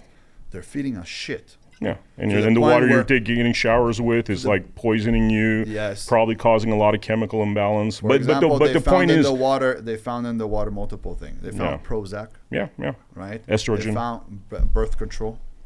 Like, why would there be birth control and Prozac inside of a fucking water that's coming out your So pipe? what you're saying is we have a government that We is have a chemically government, poisoning yes. us. That are, I mean, I would say that's a definition of evil if you're poisoning people. And so why do I need to worry about anything else when this country's so screwed up? And I hate to go from to the other because me prompt. and you would have to overthrow the country. We would have to stick together, and you'd have to have balls of a fucking ostrich to come with me and go to war with the elites. Mm-hmm. And it's very difficult to do, because today we have a fucking society of pussies. Yeah, exactly. That's the problem. Yeah. You're in Nevada, you're caring. And brainwashing. You're in and Nevada, brainwashing. you're caring, you're not caring, right? Mm-hmm. Most men here could carry, they don't even carry. Yeah. Why?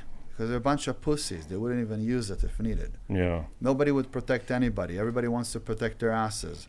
And we got to a point that men stopped bonding with one another, because now you're being called gay, because we have some platonic relationship, and now you're a fag. You understand? Which, the by the problem? way, we're talking about Iran and the Middle East and all that. One thing, I've traveled to those places. I've actually have like family roots all across the Middle East and stuff. That's something you see in the Middle East is men bonding. Over here, they look at it and they're like, oh, that's so gay and stuff when they're kissing each other on each cheek, whatever. Italians do it too. Right. Arabs do it. Israelis do it. That has been brainwashed out of us over You know here. what happened? What? I'll tell you what happened. A real man could give 3 kisses on the cheeks to another man. Yeah. Like Moroccans. Yeah. We're gone. Armenians, same thing. Ape. Yeah, Ape John. Yeah. Aperis. Benjan.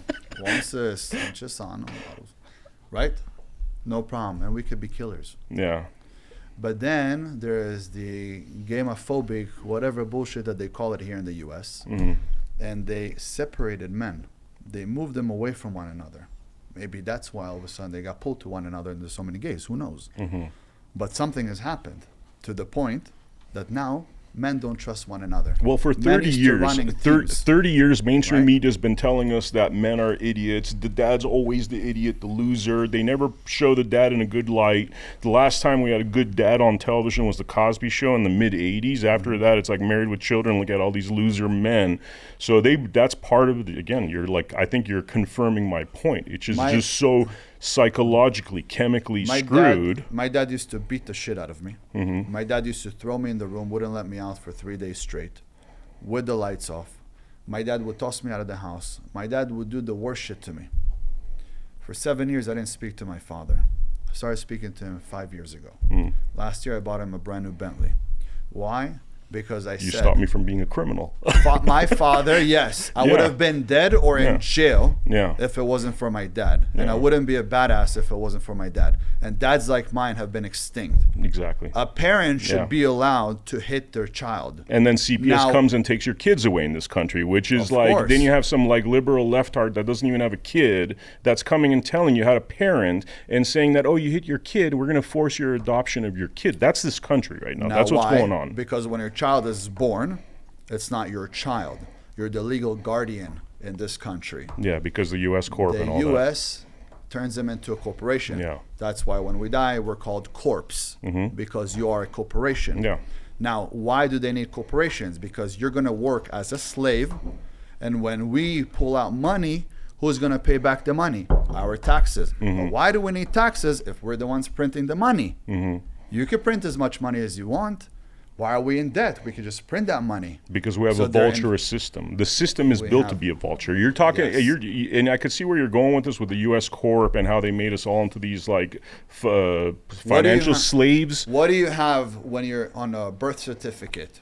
You have a print of what? Your footprint, which is your soul. Yep. You're giving your soul to the government. Yeah. There's a lot of things that people, the normal people, don't know. That, of course, if we get to the back of it, but what's going to happen later? You think me and you are going to go fight the government? No.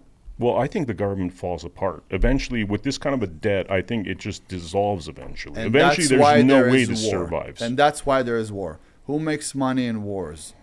The rich or the poor? The bankers. Who makes money, the rich or the poor? Bankers. Well, let's be specific. Bankers. There's a lot of rich that don't make money, but usually it's the bankers. Rich. Okay, but who? The rich people, yeah? The bankers. No, elite bankers very specifically. No problem. They make money when there is war, right? Yeah. And who goes to die? Us little people. The little people, right? So who would want war? Them or us? Of course, the people going to war don't want to go to war. But when you're talking about people in the Middle East, he's committing suicide so he could get 72 virgins at the top, right? He's turning into a shaheed. You're talking about a fanatic class, though. That's not the whole of fanatic, Muslims. But at the same time, every time there was a terrorist attack, it was the same people. Yeah, which, by the way, 72 virgins is like a terrible idea for anybody that's ever dated. So just horrible idea. You know, horrible idea. Like, I don't now even I have to virgins. teach 72 of them. It's crazy. 72. Wait, 72. You do this. You do this. No, not that's like this. mental health issues right there. I think if I had 72 virgins, I'd lose my mind. Let's bring this to a close. We're at 16 minutes. All right. This is a nice guy. Ape, you're a nice guy. Ape, nice to meet you. And you can talk to me this way anytime. Yeah. I want to, dude. I would love to. I know we got to wrap this one up. This has been awesome. I'm glad we were able to sort of tie in this together. I would love another crack at this. Yeah, come back later. I want to talk about, and you'd be a very interesting person to talk about our misconceptions about what the rest of the world is. Because when you're talking, I like you. I respect a lot of what you're saying, but also some of the stuff you're saying sounds a little bit talking point-ish in terms of what the rest of the world is. And anyway, I would love to talk about that next time around. Let's get Kyla up here. Thank you. Hey, I appreciate you, brother. Thank you. God bless you, man. If you learned anything from this episode or got any value at all, please share this episode with a friend. It helps us grow the channel. It helps us grow the podcast, and it means a lot to us. Thank you so much. Nice to meet you. I'm Ben. I normally don't get into debates with women, so it's going to be a first time. Let's gonna see who's got better PR when it comes to debate, I guess. Give me a lovely moment. Come on. Let's see how this goes. Do you want to start, Kyla? Sure. Yeah. So talking about mental illness and mental health first. So I know probably you're very familiar with October 7th, with the Nova Festival. Yes. I visited there, and when I went to the Nova Festival site, a man who was there the day of the massacre took me on a tour and kind of told me his story about his friends dying, and he wrote this beautiful song. I'll show it to you later if you want. It's in Hebrew. It's commemorating. Are you Israeli? I'm not, actually, but I went to Israel and I talked to Palestinians. I kind of went all over the place and talked to everyone. Palestinians there as well, right? You met. Oh, I went like into like Bethlehem and stuff like that, and talked to the PLA and stuff like that. So one of the things that a lot of people that went through October 7th, and I would probably also say many Palestinians are suffering, is what we call PTSD. Mm-hmm. And I would be curious what you would say to somebody, because your prompt is mental health isn't real. What do you say to somebody who attended the Nova Festival and they wake up in the middle of the night and their heart is racing because their body feels like it's happening again? And they feel like our men are chasing them down and hunting them down in sea cans. And they can't go anywhere near things that remind them of that. So maybe for some people, they can't be near EDM music anymore, or they can't, go to certain locations. A lot of people are afraid of cars. I have a hard time when you say mental health isn't real. I don't know, what are you talking about in regards to this? Do you think PTSD is not real? So what you're saying is you're talking more about trauma. And when I'm talking about mental health, I'm talking a little bit more about the fact that you have here children who are a little bit hyper or depressed or sad or not feeling like it, and they're feeding them a lot of medication that they shouldn't be fed. Or when you have somebody that hasn't won at life and he doesn't feel like a real man and he goes to commit suicide. Or somebody that goes to see a therapist and talk about his problems because his mother wasn't around or his father wasn't around, and then he goes and does something for himself, to himself. Those are the things that I mainly speak about when I say mental health isn't real. But then there's traumas. So you agree that PTSD level. is real? On that level, I agree that because of the fact that can we call that mental illness, though? I would see it more as trauma. But is trauma not serious, damage? But right? that also could be fixed. I agree. I think most mental health can be fixed. Yeah, I agree with that. I'll tell you, men are trained to be silenced. But I'm going to also talk to you about my cousin, who is a girl who was at the Nova Festival and her boyfriend got shot 5 times and she was almost killed. And she does wake up in the middle of the night and she screams and she has a very hard time. The way to get over it wasn't taking medication. It was to bring the family together with her, constantly showing her love, showing her that she's okay, she's in a safe place. And today it's been about 3 years, right? Mm-hmm. And she's almost 100% like better. But I'm happy to hear that. She's almost 100% better. Now, she's always going to have bad memories. And when she's going to think back at it, a lot of her friends died. One of her friends, she had to put her on her. When she died, she was dead. Mm-hmm. She got shot, I think, like 20-something times. She put her body on top of her and pretended to be dead when they came in. And then they left. Sure. And so I think you and I can agree here, yes. right? That we can at least start with saying this is like something out of the ordinary. I'm PTSD? I'm talking about United States and the mental health that we have here. Well, there's lots of people that go through horrific traumas in the United States. I'm a good example. When I was 2, I was systematically sexually abused by a man for 7 months, right? Yes. I have experienced a lot of negative. That's okay. And I'm not weaponizing that as being like, you're denying my truth or anything. What I'm saying is that just because it feels like what your prompt ought to be is, I'm dissatisfied with Americans' response to mental health, which we can talk about. And I think that that's a valid thing to have a conversation about. I agree with you on what you're saying, because I think we might have misunderstood each other. Sure, but when we say things like mental illness or mental health isn't real, it feels a lot like what you're doing is insisting that the flu doesn't exist because we know that some people lie about being sick to skip work. Right. And we can address systemic failures of addressing mental health and mental illness issues in America. And I'd be totally happy to talk about that. But if your prompt, and I'm going to hold you to your prompt, is mental health isn't real, you've already agreed with me that PTSD is real, right? We even can see at the brain level what is happening, right? We know that we have major prefrontal dropping, right? When people are having flashbacks, there's a major hippocampal error that's happening where their memories aren't getting time-stamped. That's what PTSD is. And there are very clear treatments for PTSD, and it's actually typically not medication. It's usually EMDR. Okay. Or PE is another one. So typically in case of PE or EMDR, you essentially have a person walk through their trauma over and over and over again and retell it enough, paired with relaxation techniques, either through PE or EMDR uses like bilateral stimulation, so that their hippocampus can finally correctly recognize that memory is time-stamped and in the past. Because you're right, trauma exists for lots of people, right? In the case of like my childhood stuff, I don't remember it, so I don't have PTSD from it. I have other stuff as a sequelae of that. But in the case of somebody who has a negative event, if their brain isn't time-stamping it, we have to treat it. And EMDR, which is therapy, is the number one recommended, EMDR and PE.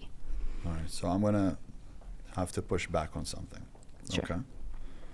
If you go back in time, we always had wars. We always had deaths. Mm-hmm. We always had women getting raped. Mm-hmm. We always had that. Mm-hmm. The difference is that back then we wouldn't sit and talk about it because it was so normal. That's not true. So people saw it a little bit. We've been doing. We dealt the with church it did better. therapy in like the 1500s. There's really well documented cases of pastors specifically and priests dealt giving even in therapy. World War II, when we went to World War II and we fought and we came back. Mm-hmm. Men weren't dealing with crazy PTSD like they did when they came back from Afghanistan. That's not only is that false. That is World War II specifically was so bad for PTSD that's where the diagnosis comes out of, because what we had before PTSD as a label was called shell shock, right? And there's famous videos you can look up of men from World War II specifically because of the trench warfare. It was so horrific. They had like rats and stuff like eating at their toes and whatnot. It's horrifying. And one of the biggest precursors for PTSD is essentially a sense of helplessness, right? You're more likely to get PTSD if you feel like you can't do something about the situation. Do you think the more you speak about something, the more you're going to think about it, the more you're going to feel it, the worse it's going to get? Or do you think it's going to get better? It depends on how you think about it. Do you think that men are becoming weaker because they speak about things or because they don't speak about things? I think men are becoming weaker because they've experienced systematic intergenerational trauma for at least like 60 to 80 years, and there have been no healthy males that haven't been sent to war and destroyed by it. So how do you explain it if you go to Israel, for example, men who have went to war, came back, and then went back to war and are completely fine, also raising a family. I'm extremely dubious that they're completely fine. I suspect of that if we go to Israel, I don't know the I don't know the demographics. October 7th isn't okay. The people that were there are not okay. They're just getting better. But I'm talking about people going to war. There's a lot of people that come back maybe with war eyes, where they look like they've seen death. But the more you're going to talk about something, the worse it's going to get for you internally. Almost all of the data shows that, again, it's how you talk about it, right? Stoicism is a great example of this. Men are built to be silenced. If I'm going to sit here and talk to you about my childhood problems, disagree with the Greeks entirely on Stoicism? Because in Stoicism, there was never this idea of don't talk about things. Stoicism was amor fati. It was I love my fate. It's recognizing that no matter what life is throwing at you. I don't know. Do you like Stoicism? Yes, I do. But do you like proper Grecian Stoicism or do you like Victorian Stoicism? I like Stoicism. Do you know which? I don't know what is the difference between them. Okay, Victorian Stoicism is what you're talking about. I think you're talking to a friend over here about how men don't kiss each other on the cheeks in America anymore. That comes dominantly out of Victorian Stoicism. It's kind of this British, I would argue, bastardized version of the Grecian Hellenistic Stoicism, because the original Hellenistic Stoics were deeply passionate. They loved their brothers. They were all about expressing emotionality and talking about these things. Where were they from? The Hellenistic, Sparta, Athens are going to be the dominant two like writers. Athens has got most of the writers. Like Epictetus, I think, is So when they would Athens. speak about a problem, they would just speak about an issue, and from there, they wouldn't continue speaking about it. The problem is that today, I will talk to you about a problem. Not me, but usually men. They'll speak to you about a problem. They'll speak to you about it again. Then they'll cry about it. And I know that because I'm dealing with a lot of men at the moment. Now, when I got them to stop speaking about the problem and start speaking about the solution, things have gotten better. But medication shouldn't be given for mental health. That's number one. Like so schizophrenia shouldn't receive medication? If they're born messed up, is that not mental health? To me, that's a So schizophrenia, we just leave it. I would say it's a defected product. What do we do about that? Because if we I'm are born the with product bad of eyesight, the world. We are the product of the world. Sure, but if I'm born with bad eyesight, do you not think I should have glasses? Get those off, Sean. You should have glasses. You shouldn't be wearing your drugs. Okay, don't be wearing your drugs. Be a strong, stoic boy and take those off. No, we're talking about glasses, wearing something. What do you think schizophrenia is? Taking it internally. Well, schizophrenia is a very neurobiological phenomenon, right? We know where it's happening, sort of. You have to take care of it. But I'm not. Well, how do you take care of schizophrenia without drugs? And you have to take care of it with drugs. Right? Okay, so sometimes we can treat mental health with drugs. But when I'm talking about mental health, is how everybody is so weak. They're like iPhone. They fall today, they break, they shatter. Sure. This is what I'm talking about, mental health. Yeah, we have an incredibly fragile society. If somebody was born schizophrenic, then he's born as a defected. Is it more of a defected product for me? That isn't mental health. So if it's happening in the brain and the brain is less healthy than it could otherwise be, and its unhealth specifically is happening at like a prefrontal level, either like mostly it's a blood volume level in the temporal lobe and stuff like that, and the prefrontal with schizophrenia specifically, I would look at that and view that basically the same as Sean having bad eyesight. Okay, I would say Sean should have glasses, and schizophrenic people probably need anti-psychs. If he's schizophrenic, I would agree that giving him medication would probably be better. Great. Okay. Yeah, we'll start there. But I don't agree. So you give some medication, all right? I backed you off your first claim, which is no medication. If it really is necessary, if he's schizophrenic, and next thing you know, he's going to kill somebody. That's fine. Let me try to convince you on another one. People. Can I convince you on another one then? Because I've convinced you schizophrenia should be medicated. But when you have a ton of children that are being medicated with bullshit just because they have ADD or they have some depression or they have some Tourette's, you never see an African boy going, I have to walk with my bucket right now 2 steps forward and 2 steps back. No, he just fucking walks to go get water. Do you think Tourette's doesn't exist in Africa? I don't think it exists. It definitely exists in Africa. I don't think it exists. Okay, it definitely does. I'm sure there's like documented cases of Tourette's in Africa. If they're walking right now to go get water, there's no way in hell that he's going to walk backwards, 2 steps backwards, 1 step back. Like here, you have a child where the mom is like, okay, son, go ahead, Steve. You could touch the doorknob 15 more times and come down the stairs 30 more times, and then we'll go. That's not the issue. That's not an accurate representation of how almost anyone is responding to OCD. What you're talking about is OCD here, not Tourette's.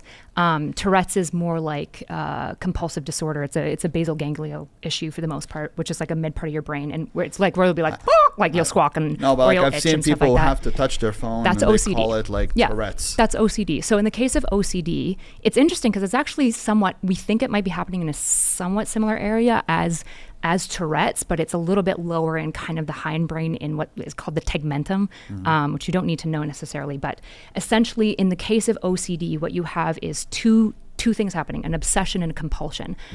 There is no credible therapist or psychologist who would encourage you to just do your compulsions. In fact, all of the treatment is aimed towards reducing compulsions, right? And we do that through a multitude of things. Sometimes we'll use things like anti-psychs. Sometimes we'll use SSRIs, depending on what we think the dominant etiology of the OCD is. And we also typically do some forms of therapy. ACT therapy is an extremely common form of methodology that we use to treat OCD, which essentially, if you've got a germaphobe, I'm a psychometrician. Okay. And so your job is to sell drugs? Nope. My job is to administer forensic assessment tests and IQ measures and make them better. And then you provide drugs to whoever needs them? I'm not a pharmacist, no. And I'm not a doctor. But you give them... Nope. No? I can't prescribe medication. You can't prescribe medication. So you just talk to them about their problems. No, I'm a psychometrist. So I do my main training background is in IQ testing and forensic assessment. So I sit down with an offender and try to figure out the likelihood of whether they'll reoffend in the future and then give that rating to help determine what their parole will be and look like. I think that if and a neuroscience background was like what I was doing my master's PhD in, but I didn't finish it. So. And at the end of the day, if they have a very severe problem, and the only way to protect others around you, or them, if they it's matter to too, protect others around them, and or they them. need to get medication, I get that. But when it comes down to majority of people that say I have a mental health issue. If every man got in the gym and worked out and took care of himself and worked and made money and stopped talking about his BS and became a real man, became stoic, hung out with his men. Depends on what type of stoicism. Had one good woman, didn't chase the clubs, didn't chase the alcohol, didn't chase the drugs, and didn't chase first world problems, which I want, King Azoulay's Rolls Royce. He sees me in a $12 million home. He's like, I want that. I'm 18, I want that. If not, I have a mental health problem. No, you don't. You need to go to work exactly the way that I did. I think he called himself a chud more than a mental health problem, but to be fair. Sure, so I agree that So I don't agree that they have mental health. And the problem is that we have too much of that today. Sure, so again, if your prompt was, America over-medicalizes and medicates mental illnesses, I wouldn't be up here. I'd be like, absolutely, as somebody in the industry, I can say that to you. So you agree that they overly medicate some Yes, people, but do you know why? So one of the dominant reasons that we end up over medicating, it's not because it's a business. It's dominantly because when you give people the actual realistic things that will help most mild to moderate depression and anxiety, the most common presenting disorders, is kind of similar to what you said, right? It's typically going to be eat healthier, exercise, sleep well. You do those three things and get plugged into a community, most people's mild to moderate anxiety goes away. The issue is that nobody wants to do that. People want a drug to fix it, right? And so these drugs are available. The issue is that these drugs are effective. The problem is that people become dependent on them, and that's not good. But that's what therapy is for. That's another big problem. Then they become druggies, and then they're looking for other stuff. Then they fall into fentanyl. Addiction is exceedingly... what percentage of people do you think that take SSRIs become a drug addict? I know that anybody that touches a drug and starts feeling something good out of it starts using other drugs. No. So Vietnam is a really good example. When we had a bunch of soldiers go to Vietnam, just SSRI. one second. Just an SSRI is like an antidepressant. Okay. I think you're thinking probably more of like barbiturates, which are more addictive. But Vietnam, talking about addiction, if we go to Vietnam, when the soldiers are in Vietnam, the heroin use of them was like 80%. It was ridiculous because Vietnam was the worst war. The Vietnamese? The Vietnamese war, yeah. The Vietnamese war was terrible. So the Vietnamese were using heroin? The American soldiers were using. The American soldiers. So there was like an 80% use rate of the soldiers while they were in Hitler Vietnam. Was using heroin. I think and coke. He was a speedballer. He was going crazy with all of them. Yeah. So you give them drugs and what happens? Okay, but hold on. Let me get to my point here. So you're basically trying to say you're doing like the DARE thing. If you smoke a drug once, you'll become an addict. And it's like, that's really not true. Because if you look at the guys in Vietnam, when they came home, do you know what percentage of those men stayed using heroin within a year of coming home from Vietnam? How many? 2%. Within 5 years, it desisted to 0.5%. Now, why were they using heroin in the first place? They were using heroin because they were in the worst fucking war ever, and they would use anything they could possibly think of to escape the absolute horror shithole that the Vietnamese war was. That's why they were using heroin. And you're pretty much telling me that whatever they did there is okay. You're telling me that it was neutral. okay. You're giving them what you're saying is. Should I say stoic it out through the Vietnamese war? Just tough it up, pull yourself up by your bootstraps, buddy. You gave them a pass to use heroin. No, I didn't. Just because they were going through this hard time. Could you actually outline what about that's a pass? Well, the fact that you said that they went through the most horrible war and then they had to use heroin. Do you disagree with that? I didn't say that they had to. I said that they did. Yeah, I just described it. The way you described it neutrally was like you're giving it such a pass, like it's okay. It's fine that they did it because they were going through this I said hard that they moment. did use heroin. I didn't say that they ought to have used heroin. I think that drugs should not exist. Well, take it up with a cartel, I guess. I don't know what to tell you there. Drugs shouldn't exist. And I think that except for schizophrenic drugs. Those are okay. No, that's if you guys want to give them. Maybe OCD drugs. I don't think they should take it. Those might be okay. I don't believe in schizophrenia. I don't. Sure I you believe do. that if somebody believes that there's ghosts, whenever there's in the middle of the night something moving, he's going to think it's a ghost. So why did but if they don't believe that there is a ghost, they're going to believe it's just wind. You have to understand that schizophrenia is something that you guys are building on one another. Oh, he's schizophrenic. Why? Because blah, blah, blah, blah. No, he's not schizophrenic. So when you have like a heart murmur, right? Yes. We can measure that, right? We can see it in the heart. Would you say that the more they think about their heart murmur, the more likely it is to be real? Or is that a medical condition? Look, you know how many things I've been through in my life? Can you answer my question first? You can't imagine how much shit I ate in my life. Well, you described it. It sounds like you've gone through a lot of drama. And I'm sorry about that, genuinely. But I don't take any drugs. I don't drink alcohol. I don't smoke. I go to the gym. I spend time with my friends and the people that I love. I work. I motivate people daily. I do whatever I can. Depression, schizophrenia, PTSD couldn't catch me. You think I didn't see dead people in my life? I have no idea about your life. Well, I have seen dead people. I'm sorry about that. But if I'm going to sit here like Robin Williams for the next few years and talk about my problems, I'm also going to commit suicide. There's moments that I ask. But that just tells me so much more about you than about anyone else. But why is it the case that for you, if you just think about the problems that you've had? But why can I understand? Aren't the greatest men of history able to look at their own tragedies and be able to render meaning from it? Like the idea yes, everything happened what for you're a describing reason. to me. Well, that's what turned. Yeah, amor fati's my thing, not your thing. I am not a survivor. I'm a warrior. Most people think they survived something. Yeah, but then you're telling me that the way that you're a warrior is by just never thinking or talking about your traumas ever again. But it's not a trauma to me. To me, it's not a trauma. It's in the past. It's dead. So you just don't want to think about it or talk about it? Why talk about it? Probably because it impacts you. There's probably great meaning that you can render from some of the greatest tragedies in life. I made myself one of the greatest. You like the Stoics, right? I made You like myself, the Stoics, right? Yes. Epictetus. Do you know who that is? Yes, I do. Who? Now listen who to is me. it? Let me tell you something. Who's Epictetus? Let me tell you something. I'm going to ask you. You can tell me this, but I'm going to ask you again. Let me tell you something. I became one of the greatest men. And everybody that today, whether follow me or in my circle, they look up to me, they rely on me, and I can't fail. I can't fall. I have to stay strong. I have to stay stoic. I have to keep guiding. So that sounds entirely crushing. But if I'm going to sit here and just cry about my past, I'm not asking you to just cry about your past. I'm asking you to be a proper Stoic. Nothing is going to help me. Okay, here's the thing.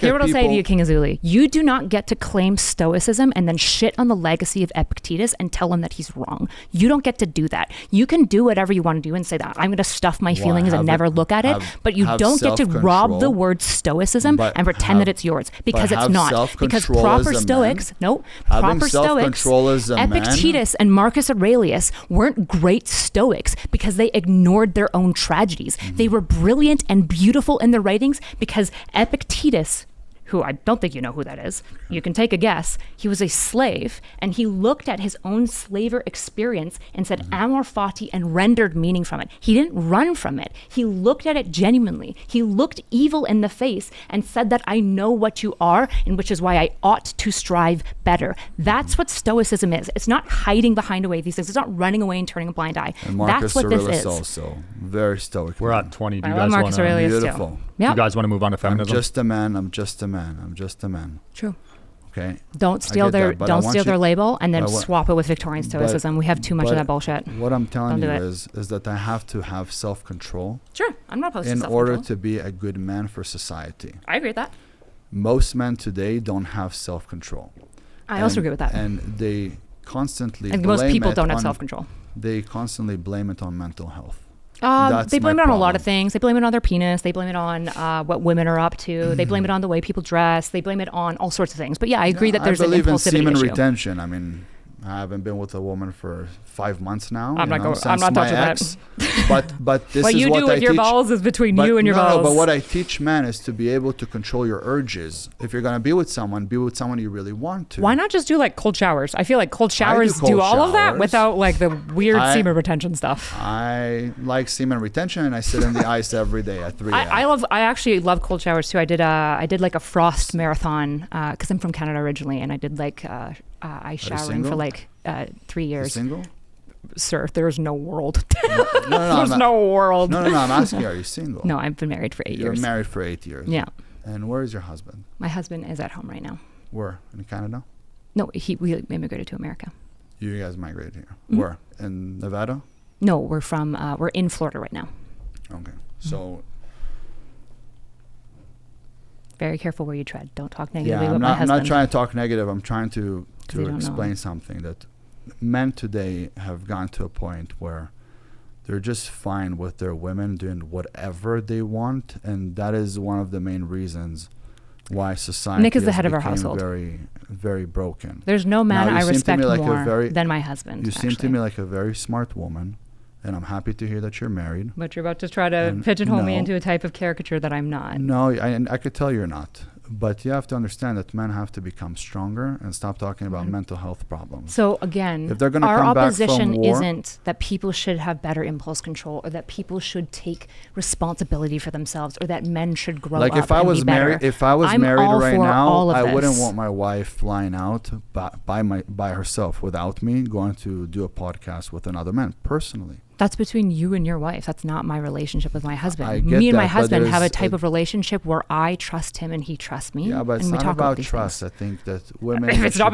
trust between you and your wife, that's between you and your wife. I think that women should be raising children. I think women should be focusing on being mothers, taking care of their family. And at the moment, it sounds like you want to take care of the whole world. And to me, that's not being a real woman. Cool. That's all. Sure. I don't think my womanhood is up for question. And again, I feel like if like the femininity and masculinity here is at tension, you wouldn't again need to run from your feelings and not think about the past. You wouldn't need to attack me or my husband and characterize us in a way when you don't know anything about me or my others. I don't know. So speaking about regulation, you're sitting here at a podcast with me. Well, you might notice in this conversation, I haven't attacked your personal life once. I haven't attacked you as a man. I haven't said that you're not man enough. But at the same time, you're sitting here questioning my femininity. So between me and you, who's more stoic right now? I think it's me. Okay. Whatever you want to tell yourself, boss. Okay. Should we move on to feminism? Yeah, let's move on to feminism. Okay. All right. So you believe it's the single most destructive force in modern society, feminism? I think that feminism definitely ruined part of society. Okay, so do you back off from your original prompt? Because the prompt I got from you is feminism has been the single most destructive force in modern society. do you want to, if you want to update that, that's totally fine. I just want to know where you're at. It's very, very destructive for modern society, yes. Is it the single most destructive force? No, it's not the single. It's Okay. one of the most. Okay. I didn't say it's the only thing. Oh, your prompt says the single most destructive force, but if you don't want to... No, that's not what I said. Okay, gotcha. So what are things that you think are more destructive than feminism? Like the Holocaust? Let's talk, obviously. Okay, great. Okay, good. So... Well, let's talk about feminism. Sure. One of my biggest problems is that there is a woman sitting in front of me right now where she's married and possibly have children at home, but she flew out to do a podcast with some dude. What's the problem with that? That is a problem. Why? Why? Because I personally don't think that's what women should do. Why? Because women should be around their men. They should take care of their men. They should make sure that their man is doing well. Their children are being raised, not by the system. They shouldn't be you're flying out to now. I'm sure that you've been in other places. So you constantly have to be on the move. How much time do you really have for your home, for your husband, for your children, which I don't know if you have children, but if you do, you should be there for them, not for me. Why? And not for anybody else. Shouldn't men be there for their family? They should, but men are known within history to have to go places to take care of their people. Because that's what we do. Why? We're men. We die for you. Just ontologically has to be that way? It's just how we're bred. So men are bred to be out of the home and not have connection with their kids and be slave laborers until they're like 65 and miss the most important years of their child's life. That's the better world. Someone has to work. Well, in this modern economy, usually both have to work. And that was the next thing I was going to say, is that most likely you're in a relationship where the man isn't able to sustain a home where the woman actually needs to work as well. How much does a man need to make to sustain like a middle class family? Do you know? To be honest with you, I haven't been in the middle class for a very long time, but I know that in California you need to make $10,000 a month to survive. Yeah, so it's about $120,000 a year. In California. What percentage of men make that? Not many. Not many. So at just all. They're screwed? They just can't be real men? I'm not saying that they're screwed, but I'm saying those buggers, they're not missing out on their children's lives. They're not real men. I'm saying that Boo. They need to work a little tomato, bit harder. tomato.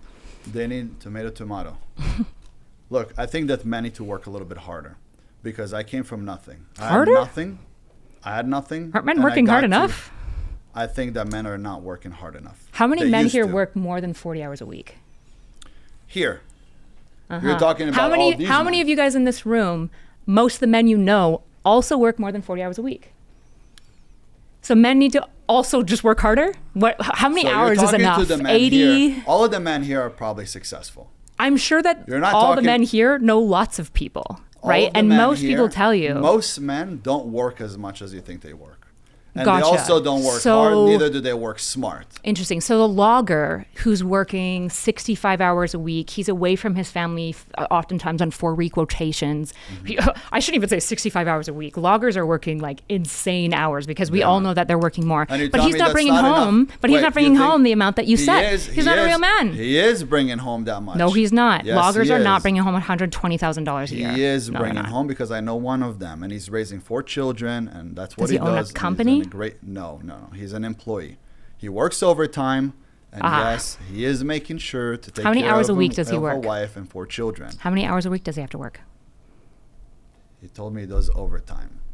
Whatever so overtime probably, for him is. Yeah, so could it be probably 80 hours? 60 to 80. It could be, yeah, it probably. Could be 80 yeah, hours. I would agree. I would argue. And he works So you think he should work more? But at the same time, I believe that majority of men are not doing what he's doing. And also, you're right. They're doing stupid things like being like plumbers or being scaffolders or doing construction. These dumb men. If they just worked harder, then they could be real men. I worked in construction. Did you make $120,000 a year as a construction worker? I wasn't a construction worker. I was a salesman. Okay, so you didn't work in construction. You were a managerial. Every construction man just rolled his eyes at you. But hey, you know what? I knew to work smarter, not harder. Oh, so the men who are not real men, they're just stupid. Maybe they need to start working a little bit smarter. So the men that aren't making enough to provide for their wives are actually stupid men. They're not stupid men. Oh, they're not working. What do you mean by not working smarter? Let me explain to you what you're saying. I'm not saying anything right now. This is you. It's all you, King. It's okay. We'll play your game. What is my position? Summarize it. Your position at the moment is that you have to work, and also your husband has to work in order to provide for a family.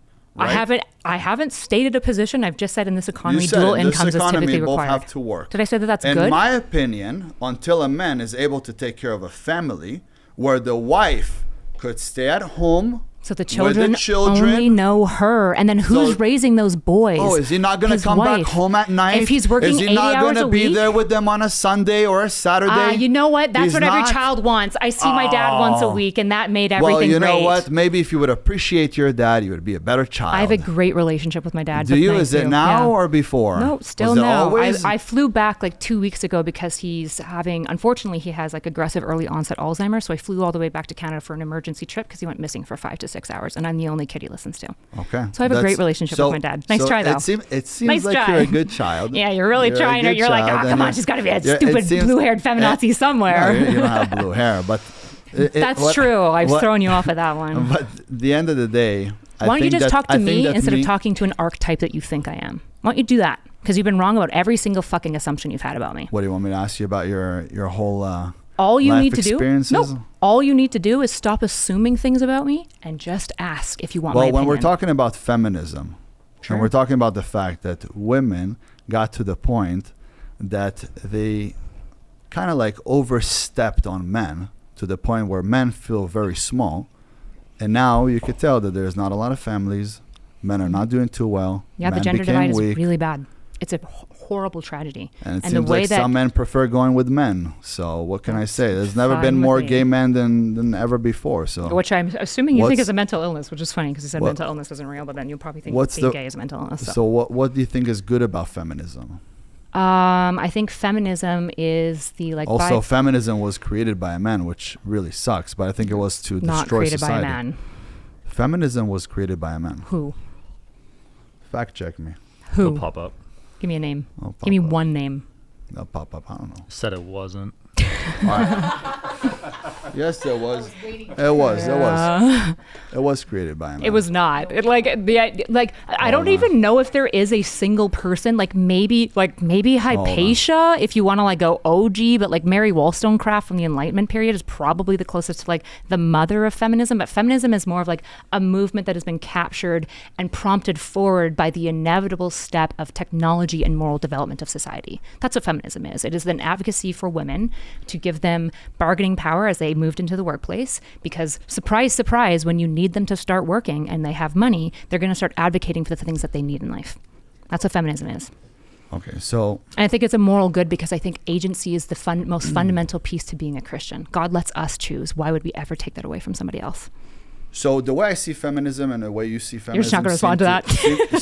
Seem to be a little bit That one was a tough one for you, wasn't it? That's okay. Seems like it was... No, I was paying attention to the phone. What did I just say? But you have no idea? I was paying attention to the phone. Why? But one thing I see is you were looking for the man who started feminism. Did you find one? I want to find them. I will find them you didn't find him. Oh, shucks. One day, somebody, our ChatGPT man in the back, he'll find the one man. You're just going to find one dude who is also a feminist in the 1920s. Let's talk about feminism for a second. Because it seems like the way that I see it and the way that you see it is a little bit differently. Sure. I see the fact that a lot of women today say, I'm an independent woman. Okay. Independent means one, doesn't mean two. There is no place for another person. When a woman makes money, unlike yourself, you make money and you bring it home, which is beautiful, right? Right? You bring it home. Neutral. I don't think it's morally good. It's just fine. But today, when women make money, they make money so they won't need a man. When men makes money, he makes it so he can have a family.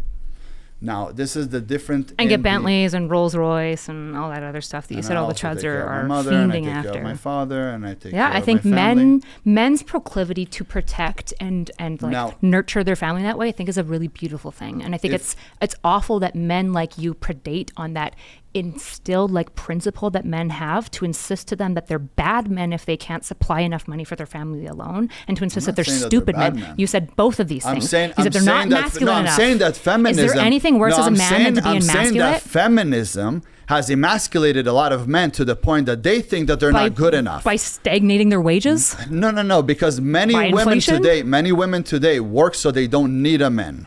This is the difference. What does that have to do with wage stagnation, which is the reason why men can't afford their family anymore? Do you realize that there's probably millions of women today around the world, you could see on social media everywhere, that are gorgeous, but not married, all in their 30s, and no children, no none of that. Yep. And they look at men, and they look at men as enemies. Because a man, if he's not 1, 2, 3, 4, 5, then he's not a man. If he can't Yeah, it's provide really this tough to when me, women got then standards. he's That's not so a man. annoying. No. The standards have changed. You're right. They They have all changed. want private jets. They all want a Bentley. They all No. want Rolls Royce. No. Maybe you don't. No. But most women do. No. When they're on social No. media looking at that other woman who got this big bouquet of flowers and a fucking G-Wagon, and she's like, why not me? Again- Oh, that man is better. I'm going to leave my man because my man works at Starbucks. Ben, unfortunately, I know that men when are you're really when you're good a men. materialistic boy, you When- attract materialistic girls. I'm not attracting. That's your reality. I'm not attracting materialistic women. You ought to be, because it I'm seems like telling all you the women how you're women are interfacing on with just social want media. it. I'm On telling you, social on media. social media, a lot of Okay. women are like this. Thank God I have the media literacy to understand that you don't represent most men. I understand that like you're this little performance for social media, and I also understand as a wise woman to go, most men So aren't because like that. I want men to do better. When I tell men that they could become you're richer, worse. that I tell men to get in Stay the out of the gym home, work and harder. stay away from Push for partying. 95 hours, boys. You could do it. 95 hours this week. That'll make you a real man. Finally, Am I- you'll get there, am and I then don't talk talking- about your feelings. am I That'll talking work to a out really comedian? well. Am I talking to a comedian? I think I'm pretty funny sometimes. You're very sarcastic. I'm glib. Look, The British in me. it became a mess in homes because even though men used to cheat most, today women and men cheat almost equally. I think men still cheat more than women. I think men it's and about women 10% more. almost cheat equally. It's Almost. close. So it's maybe closer. it's getting closer. It's right? closer, but men still cheat more. It got to a point Which is bad, where, right? where everything Right? is getting bad. Is it I bad? think a man that cheats is horrible. Okay, based. Okay, I we don't can agree like on that. men High that five. cheat. High five. We got. I don't talk to men that cheat. I won't do business with them or anything. If he cheats on his wife, he'll cheat on me as well. I won't do any business with him. Cool. But to get to a point that a woman is cheating now is usually not because she wants to sleep with somebody. It's because she's looking for a better option. No, it's When a typically. man I is think all cheating- women cite emotional man- dissatisfaction in the relationship. So far, I've realized from the men that I've mentored in my life, which has been about 15,000 of them, I've realized that when a man cheats, he cheats to stick around because his wife isn't giving it to him, so he has to go here, he has to go there, and then he says, you know what, this is nothing like my wife, he goes back home. That's a really interesting way to nobilize cheating. When a woman cheats, So it's, I don't when men nobilize cheat, it. I'm was just it telling good? you. Well, you're when a saying he's woman- doing it to stick when a around. That's woman- kind of good, isn't it? When a woman cheats, Yeah. she cheats to leave.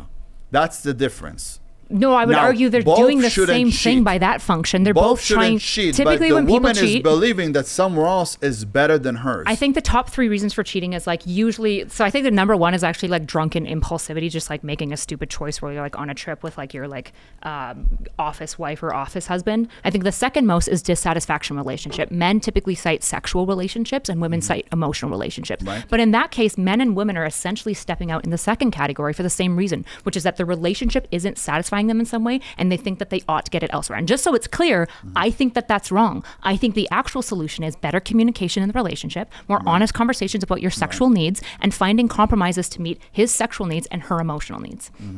That's what I think is the solution to that. Do you think men need to get sex every single day or no? I think every man is different. I can't speak for every man. Well, when your wife is traveling, it's an issue. So are you trying to imply that my husband is cheating on me? I'm not, but I'm saying he's By the way, the stoic boy here. You might notice, by the way, only one person has attacked the other person. He probably Very interesting. would be more happier to have you at night sleeping next to him Of course. than you on a podcast here with me. I mean, What do you need to be on a podcast with some guy? I mean, he encouraged me to come on this podcast. Did he? To be frank, yeah. I mean, I of course He must wish be my more husband. feminine. I wish we could afford for him to come with He me. must be more That's of my a dream. feminine guy, and personally, I don't think you're You dealing know, with a man. speaking of stoicism, it's really interesting. Stoicism is You had a self-control. Nazi on here blaming Jews for pogroms and the Holocaust, and you're more rattled by me, just a woman, asking you questions about masculinity. Wait. The He was blonde dude. He was talking Yeah, about... he said the 109 like Nazi like dog whistle. No, They're like 109 "What?" countries that have we've been kicked- kicked and he out said, of. "Oh, I wonder why." As in, it's maybe the Jews' fault. Right, That's the- what he was doing. I know that's what he was doing. Okay, that's bad. Just so it's clear, That is bad. Nobody deserves to be pogromed. That is- but that you is are bad. You never But I'm attacked his. telling you, Hold on, because just we're let me talking finish my about thoughts. If you feminism. can let me finish my thoughts for one Go ahead. second. He What wasn't I'm- a Nazi. You're a feminist. That's why. Two different things. If he was a Nazi in front of me, then we'd He have a said different Jews argument. maybe he said, I deserve the hate Holocaust. Nazis. No, he didn't say that. He was definitely didn't batting say around that. it, and he He didn't also say said that. maybe the Jews deserve to be pogromed. No, he didn't say that He they did. deserve to go through the He Holocaust. said, I mean, if 109 He countries says- kick them out, like maybe it's something about you. Yeah, I said maybe it's something about Like maybe you. the Jews are just wearing like bad clothes. Like, And- you know, it's kind of upsetting. And let me tell you something. It's like their fault when you think about it. Let me tell you something. That's Jews bad, have right? always been the ones that were very forgiving and easy to toss around. And that's why we were kicked out, because we never fought back. But you can't really do that you with also, Muslims, can you? one of the dominant reasons that countries pogromed you is that Because- when countries are going through economic crisis, blaming the ethnic minority is like the easiest go-to. And It's the Jews are easiest way to take very our money. dedicated to their ethnic culture. It's And so the- they always stick out within a society. This is why Right. when Zionism was And it's starting, very easy to the take our counter was money like and just the... say, no problem, here we go, we took your money, we're kicking you out. But the point that I'm making with Easy. this, to actually re-rail you back onto the conversation, is that you had a Nazi here basically whitewashing pogroms and saying that Jews might deserve it. And I haven't said anything to attack you. I haven't denied Jewish right to live or I get not it. be Holocaust or But pogromed. you're being extremely, But you, you're being hold on, I'm not extremely- done. The whole time Speaking you're of being impulsivity, extremely just give me 1 second to finish this thought. sarcastic. I've been trying to land the plane for a little And bit. I don't appreciate people The being issue is that sarcastic. in this case, you have to attack my husband, me. You have wasn't to an imply attack. that my husband. I was You're stating a implying. fact. Sorry, it's. I was You realize? stating a fact. Do you think that it's not mean to call somebody fat if they're literally fat? It's No, both I an called them insult fat. and okay. It's still mean. I called him fat. It's not mean, it's a fact. Facts can be insulting. My fact is that your husband should have probably kept you home. You shouldn't have came here. That's all. That doesn't make it not an insult as well. It's and not what's an insult. different here And is if that you the have whole children, time you should be with your children. You shouldn't be whole talking to time- some douchebag. Sure, I agree you're a douchebag. I am a douchebag. What do you need to sit here and talk to me? The issue that I'm pointing at, if you want to talk about Stoicism, I and you wanna talk about talk all about these things that you would feminism. love to I wanna talk rob about from the the fact that best women- of philosophy, I want to talk about is the you have fact to that attack women want my to show that family. they're stronger than men. You have to attack my family and my you marriage sit here because and you can't attack disrespect my me ideas. with being sarcastic. That is something that I don't I just appreciate. got to say, at the very beginning, I said, who do you think is going to have the higher PR in this debate? And you had to attack my identity, my marriage, and I've just done nothing but straight facts the whole time. That's so great. Don't worry. It's rough gonna, for you. It's going to get clicked. Yeah. The fact I'll check's get been very clicked. green for me, not so green for you. Yes, Yeah. of All course, right, the fact check. let's move on to the next person. You guys want to make closing statements, or are you good? Yeah, I guess Thank you for coming on. work on your emotional regulation so you don't need to insult women when they're Yes. debating ideas with you. I don't know. I'll go ahead Weak and do soft that. behavior. All Thank right. you. Thanks for staying all the way to the end, guys. It means a lot to me. If you could please leave a review on Apple, that helps us climb the charts. It helps us get way more guests, and it helps us continue growing the podcast and the team. So it would mean a lot to me if you left a review on Apple or wherever else you're listening. Thanks so much. All right. So the prompt, mental health isn't real. What do you think about that prompt? Okay, so I wanted to make a difference between mental health and mental illness. I feel like mental health gets a bad rap about it always being bad, but mental health is also like a joyful state and being in good spirits. But I want to talk more about the ADHD. So I've been diagnosed with ADHD, except I don't take medication. Yeah.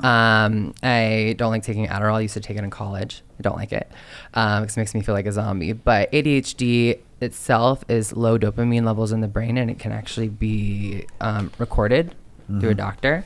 And that's why you have to go through all the testing. And it's not just, you're like, oh, take a test and you're ADHD. I do believe that kids are more hyperactive in general. But when it goes into adult life and when it starts like affecting your daily life, that's when it really is like, you need to get it checked out. So there's 7 different types of ADHD. Some of them are serotonin, some of them are dopamine, but it's like limbic or something. I forgot the name of it. But those can only be treated with Adderall, with Vyvanse, with anything else because it actually boosts the dopamine in your brain, even though not everybody needs it. One way that I was able to treat myself and a lot of the people that work with me for ADHD is this. First of all, change the diet completely. Now, it doesn't reset right away. But if I eat sugars, I can feel my brain going crazy. Like it's like vibrating. Mm-hmm. I can't focus. My eyesight is even a little bit blurry. But if I stay off of sugars for 60 to 90 days, everything resets. It's your glucose. Then, next thing that you know is if I eat enough cholesterol. So my brain functions very well on cholesterol, but so does yours and anybody else. Our brain, 90% of it is made out of a substance called myelin, and myelin is almost 100% made out of cholesterol. Now, I know that the fact checker behind me is going to say it's not, but it is. Most of the fact checker is wrong. But we could look into it if you want. Me and you will sit down. I'll show it to you. Now, they wanted us to stay away from cholesterol and said that eggs is bad for us, meat, red meat is bad for us, all of that. But mainly I eat red meat and I eat whole eggs. Now, when you eat that kind of food most of the time, and stay away from sugar, even fruits, you will realize that all of a sudden you become more sharp, you become healthier, your brain isn't scattered. When you sleep in the right hours, the best hours to sleep is between 8 p.m. to 2 a.m. Every hour counts as 2. If you ever fell asleep at the 5, 6, 7 p.m. I sleep 9 hours a day. You'll sleep. If you'll sleep, you ever fell asleep all of a sudden, like later in the day, you took a nap for an hour, you woke up, you couldn't go back to sleep. Why? Because those hours are so powerful. And it's very easy to go into stage 4 REM sleep, which is recovery mode. It takes about 90 minutes to get in it.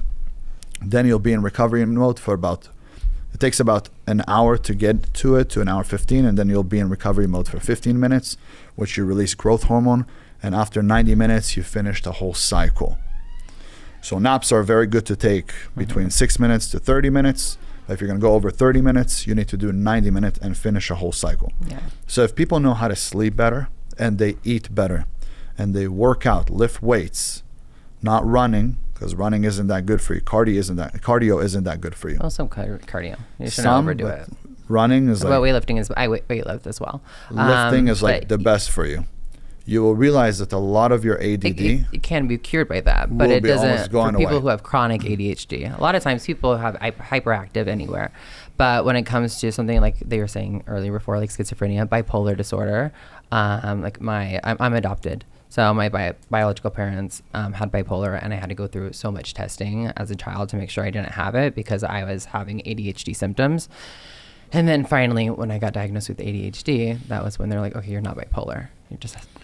So one of my close friends, rest in peace, he committed suicide after he was taking medication for being bipolar. They gave him medication. He wasn't feeling well with the medication. He stopped taking it. Something happened. He had an episode and he committed suicide. For 29 years, he didn't commit suicide. After the medication, he did. Well, some medications do cause a lot of chemical imbalance. Yeah. And it's sad for me to see that people are taking medication because every time that I went to the doctor, like, for example, if I break my arm, I'll go to the doctor. I can't fix it on my own. If I'm going to tear something, I'll go to the doctor. I had a surgery right here. But if I have a headache, I don't run to an Advil. And the reason is because my brain is not deficient in Advil. It's deficient in water and sodium. So I have more water, I eat more sodium. Well, most people are deficient in most of their diets in water. But when it comes to ADHD, like I was saying, I don't like taking the medication. So I have my team. I actually have my personal assistant. She's the one who sets me up with the reminders because I can't remember to do anything a lot of times. Same. It helps me. And then also with caffeine, when I don't drink a lot of caffeine drinks or coffee, I'll drink a caffeine drink and actually get tired because it causes your dopamine levels to raise and actually puts you at a state of mind of contentment and makes you sleepy if you have ADHD. So it's crazy that you said that. And I found a way to treat it.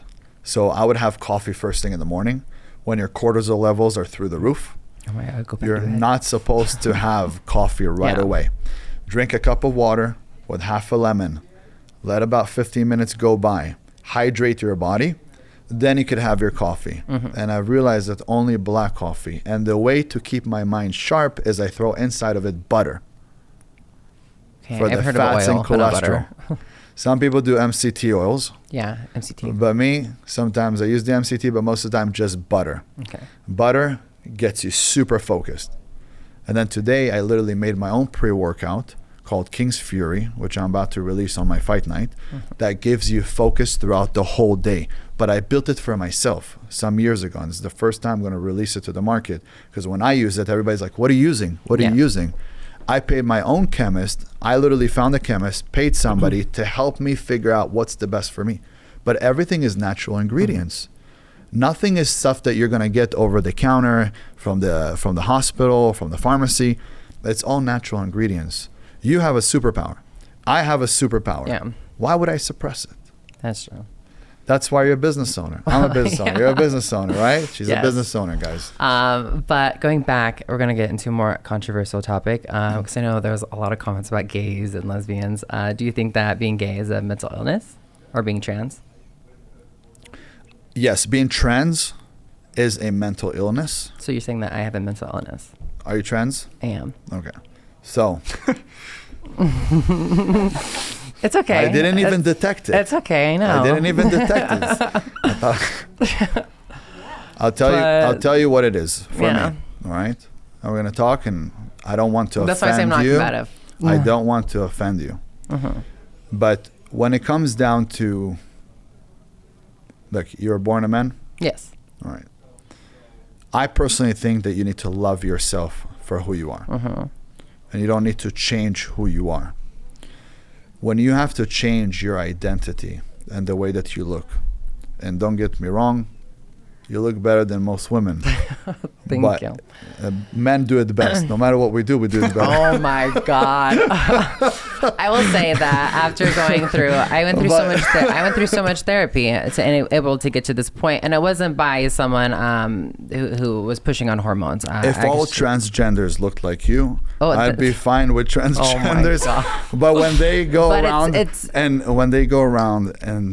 they completely look like drag queens and all that craziness. Well, it comes down to a lot of socioeconomic factors. A lot of people can't afford it. Much. It's been, you know how much money I had to spend to look like this to be accepted by society? Over $100,000. Wow. And that is not an easy thing to do. Do you feel at one with myself? Yes. Like, would you really prefer being a woman than a man? Absolutely. Really? Absolutely. Because I was always very feminine growing up. I have a great relationship totally with my father. Woman? Are you asking if I have a penis? Yeah. I still have my penis. Really? Yes. So. Well, that's what I do for. Do you consider yourself? So do you consider yourself a man or a woman? A woman. A woman. A woman. I don't consider myself a female. So I think that's one misconception. A woman is, and that's one thing about feminism, is different waves of just. Feminism is something else. Yeah, but I mean to say, as a woman, as an identity, is a whole nother topic. And transitioning, I transitioned 10 years ago. And so during that time, you are a factor of your environment. Especially when I was like transition, I would definitely wasn't as feminine as I was now. But going through that, there's a thing called it's the name has changed. It's called a gender incongruence. It's what it's called in the DSM. And that's whenever your gender identity does not match your identity. Now, it is a spectrum. I wanted to go all the way. I wanted to look like a woman. I wanted to be treated like a woman. So I had to. Do you go into men's bathroom or women's bathroom? I go into women's bathrooms. To women's bathroom. Do you think that's okay? Yes. I go into gym bathrooms, and anytime I take a shower, but it's an issue because you hold. Yeah, but also on my ID and my birth certificate also says female. I know, but still, when you hold... So if it's legal, is it... I know, but it's legal. I personally think that you should be maybe more in the men's bathroom. I don't think I feel very safe in a men's bathroom. What would they do to you? There's been many of cases of in men's bathrooms. There's been no cases of trans in any bathrooms, but people would like to say. All right, so I'll tell you. I'll give you my opinion on it. No, I know your opinion. When it comes down to gays and lesbians, I think that just goes on preference, and I think it was something that was more distilled on them. Yeah. When it comes down to transgenders, I believe that there's a mental issue. So you believe that mental health is real? That's not mental health for me. I'm saying that there's some issue there where they didn't accept themselves, and they had to change who they are. Now, I personally don't think anyone should change who they are. God made you a certain way. I'm sure you were good looking as a man. I'm sure that you're perfectly fine as a man, and I think you should have stayed a man. But what do you do for work? I do. Okay. With men or with women? With everybody. With everybody. Oh, you put me in a tough situation. Sean. I like men, I like women, I like everything in between. Sean, you put me in such a tough situation. This is where you should have warned me.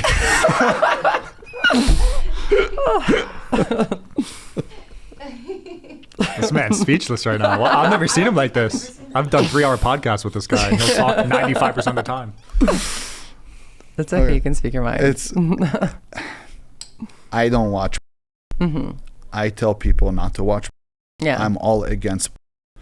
The reason I'm against is because of the fact that men, what they want when they chase a woman is the final outcome, which is sleep with her. The easier it is for them to sleep with a woman, the less work they'll put in to their whole life. That's true.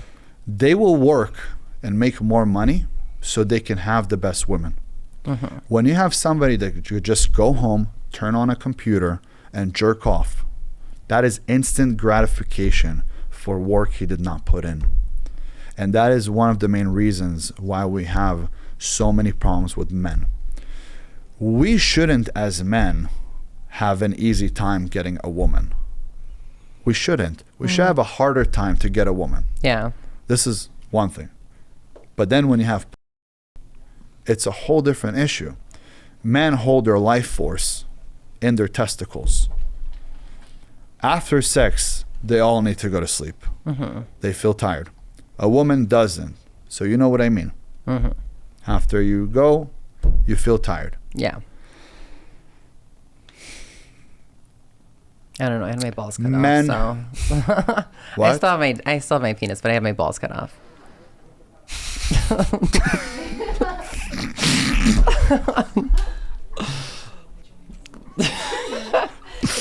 Do we have another seat here? But I do believe so. Porn addiction is a thing for sure. Yes. But in moderation, I think everything's fine. But do you think you're helping men Absolutely. and women? Absolutely. I mean, like the ones one on of the set or leading- the ones offset? Both. One of the most, I think it's like either one or two. The leading cause of suicide, of men's death, is suicide, and I think it comes from loneliness. It does, but you become more lonely because you're not working hard. The problem is that men are not working. And I know I had this other girl in front of me that said that men should not work harder. Yes, they should work harder. They should shut up. They should put their head down. They should get to work. They should do whatever they need to do to make their ancestors proud, to take care of their family. My mother was just needing to go through a surgery. I switched her. She was with Kaiser. I didn't want her with Kaiser. I switched her to a private doctor, and now she did the surgery, and she's literally walking the next day after getting that hip replacement. It would have never happened that way if I wouldn't get her the best doctor. So having money helped my mother feel so much better and do better in life and have the life that she has today. Yeah. A few months ago, got her as a gift a Range Rover. You know, I send her on trips all the time. She's coming with me to Thailand. I mean, money is power. It's power, and men need to work harder until they can work smarter. That's a whole different issue. But we're talking about you woman or her woman? I mean, I make over $1 million a year, so it's insane. So what It's happens like is trying to find a man who makes more than that in my personal life? Well, there's an issue because you're also a star. So if you're going to find a man, does he want you doing porn, or does he want, even though, wait, you have to find a gay man or a straight man? A straight man. A straight But man? I've also been in a lesbian relationship, so. With a woman? Yeah. So it depends. Wait, I have to ask. You got rid of your testicles. Yes. So how do you not? Your prostate can still hold, and your prostate holds about 70% of your semen. I am positive, and your balls only create about like 20 to 30% of that. So it's clear, if you're asking. It's like shooting blanks. Wow. This is what, a biology class? Anatomy? This is, what is this? Unbelievable. You surprised me. You surprised me. But So, like I was saying, that especially a lot of times women so finding now. a man for you. Yeah. Or a lot of It's women gonna now be who a are little- making more money in general. I know that Yes, you but a don't lot of think them that on women should be at work. I'm not saying that they shouldn't. This is the problem, is that when a woman is in the workforce of other men, they become more masculine. Because if they don't become masculine, if you're a pretty girl, every second you get hit on. Now, when you get hit on, you have to tell people, I'm not interested. So slowly, you just become tougher and tougher. Now, it's very hard for you to turn on and turn off. And when a woman has to go out there and make a living for the family and stress about that, waking up early, going to work, having a boss telling her what to do, or if she has her own business, running other people, making sure that they're at work, paying out payrolls, all these things. This is very, very hard on a woman. A woman needs to stay as pure as possible in order for us to have relationships that will actually last. Do you believe that people should be married earlier in life? Yes. Okay, I believe that people should do. They think that they marry too soon, which is why divorce rates are 50%. They don't marry soon enough. They start compromising on things that they don't know about themselves already. So a woman needs to be guided. Ever since the beginning of time, you had the father taking care of the daughter, and then there is a good man who comes and takes her off of the hands of the father. So no longer it's the father's responsibility, it's the man's responsibility to protect, to provide, to stick by her, to love her, to take care of her, to listen to her. How's a man going to provide at such a young age, though? That's why women mature way faster than men. Oh, for sure. And in today's world, a man, unfortunately, until he's 30 to 35, he's not a man yet. Society has made us dumber. Think about it. A woman gets her period at a way earlier age than she gets married. But by God, the way he created us was so we can have children at a very young age. Now you tell women, when you're 18 or when you're 20, you should go have fun. That's how parents are. We don't want you to be in a relationship. You're a kid, you're 20 years old, go have fun, go off to college, fuck a bunch of boys, do whatever you want. I don't think any parents saying fuck a lot of boys. Maybe the moms, but they're saying, yeah, I've heard mom going, I don't mind if she tastes every apple. It's okay. It's completely fine. I'm like, what a fucking mom. That's not gonna be my wife. Yeah. That's not gonna be my child. My daughter, I want her to find a good man, a good husband. I don't want her to work. I want her to raise children. It's the most beautiful thing. Yeah. Even you, as a half man, half woman. God, let's not go there. What is that? Woman, but not female, right? Woman. But female, you can not just say female. woman. Woman. Even you as a woman. But no, I wanted to go to the men's side because of the fact that even as a man today, you're going to want your daughter, whatever child you're going to have, a son or a daughter, you're going to want your daughter to be married as early as possible and not to go out there and party and try drugs and try bullshit and sleep around. You're going to want her to have a good family because you know what's right. Even when you're doing what's wrong, you know what is right. My childhood, I grew up on a farm, so I come from a very conservative family in Central Florida. So what happened? I'm the youngest of 5 kids. So during that time, I mean, I have a How old are you? I'm 30. 30. Yes. So I have a very good relationship with my family, of course. But Do you also, want to have children one day? It's not on the top of my priority list, honestly. But one day, would you want to have a child? If it happens, it happens. I mean, I can't get pregnant, so it's not going to be a miracle of God. But I have a lot of nephews and nieces, so I love being auntie and I love having my freedom. But also, I am in a relationship, so he's okay with what I do for work. But how long have you guys been together? It's still very new. It's within the first year. Okay. At some point in time, he's not going to be okay with you doing what you do. Now, can you agree that in a way you sold your soul for money, for a paycheck? $1 million isn't worth it. I mean, I'd rather make $1 million on my back than standing on my feet. Wouldn't you like to do that too? I wouldn't go have sex on film to make money. A man makes the money. The money doesn't make the man. I think that's a morality discussion, though. You know? That's what you see as moral. I personally would never do because I don't even watch. Did I watch it when I was young? I did. But I knew that it wasn't right. So when I figured, okay, the one way for me to find the best woman out there is for me to become the best man. I know I can get wild up and all that, but when I'm in a relationship, I'm a very good man. I'm a very good provider. I listen. We go on many trips per year. I take care of my women. I do not get into arguments with them. I always ask them. I said, look, don't get into arguments with me that you can't really finish. Don't come fight with me. Don't curse me. Don't raise your hands at me. Don't I don't do think these anybody things. should do that in a relationship in general. Don't do those things. Yeah. You have something that you need from me, just ask me. I'll take care of it. That's it. And also, don't be naked. My problem is women that are naked on social media. Don't be naked on social media. Don't sell your body. I'm taking care of you. I'll be here for you.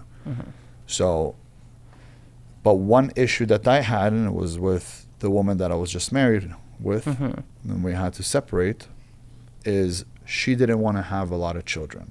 Okay. And I wanted to have children. So when I sit here in front of you, although you have your situation, but like you, like her, like many others, they're like, no, I don't want to have children. It's not at the top priority of the list, but at the same time, maybe 1 or 2. But we're declining as a race. Yeah, you want 5 or more? You know, so I think 12. I want to have 12. I'm the youngest of 5, so I love having a big family. So I agree in that part. Like, I wouldn't want to be. I don't think that I would want to really be a mother. It's like I feel like if I would really want it, I would want it. But right now, no.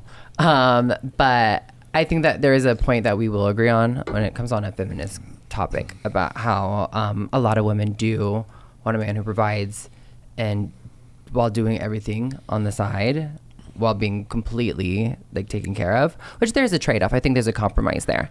But I feel like in most modern relationships, it's not practical, because there's only a small percent of men who are going to be, and it's a blanket statement. I think that a lot of guys think that girls want someone over 6 foot because they see it on social media. They want someone who makes over $100,000 a year. That's already making the dating pool less than 5%. And that's just going to not be possible for a lot of people. It's not. It's not. That's why you have a lot of men that are called passport boys. They go overseas. Oh, I know. And they fuck baby boys in Thailand. No. No. They go out there and they have women like that are Eastern European, Latin women, Well, it's because Asian there's traditional women. values. Yes. And there's Better a lot, women. but there's a lot of women here in the U.S. that are still wanting traditional values, but a lot of the men that are in those states cannot provide because they don't make enough money. I've realized that a lot of women here want to be married, but they don't want to be wives. They want the whole, wedding, the beautiful wedding, posting on Instagram, doing all of that. But at the same time, when it comes down to being a wife, that takes a lot more. You need to be a mother. You need to take care of your men. You need to hold a house together. You need to be able to cook. Who's going to feed your children? Are you going to buy McDonald's? No. So a lot of them want the marriage, but they don't want to be wives, and that's an issue that we're dealing with. Now, I also think that a lot of men don't know how to be fathers or husbands. I think because of the parents that they're raised with. The problem that we have for a very long time is that fathers and mothers weren't giving a manual. There wasn't a manual book on how to raise a child. Most of them are having kids at 20. But the more that you see that the government has been getting involved within the family system, the worse it gone. Why? Because the mom and the dad are working. So if the mom and dad are working, who's raising your child? The school system. Right after school, who's raising them? Whether after school events or they're watching TV, they're playing video games, they're on their tablets, they're on their phone.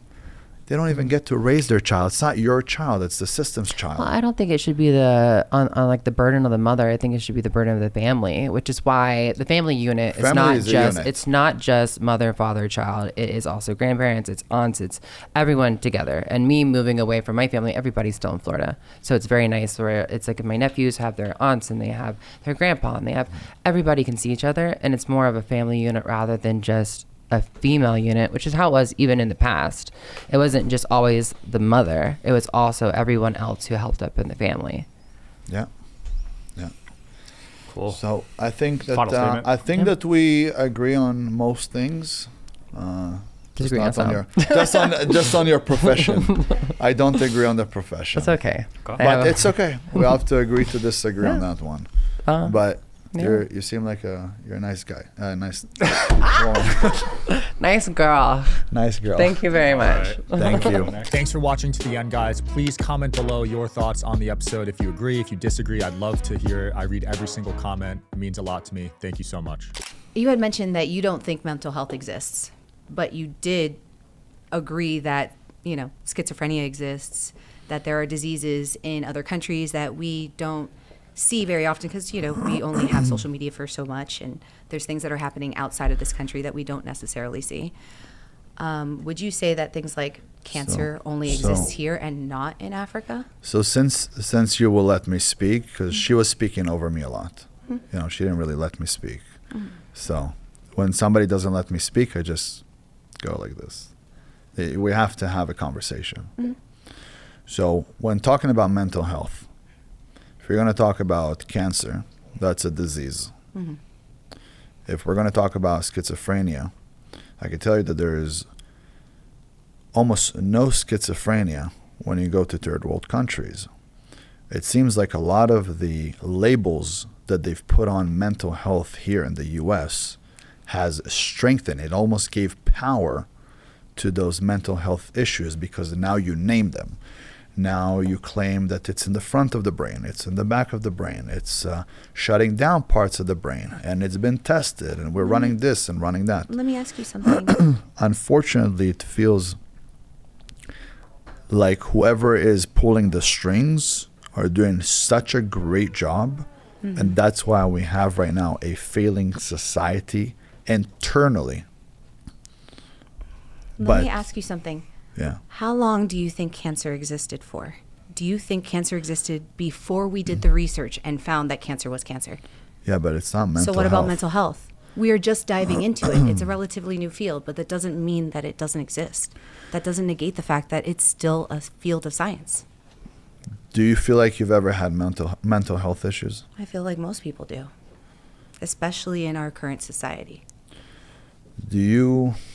But we're not here to discuss my mental health. Well, I'll tell you why. Because I've realized that whenever I felt like I was having some mental issues...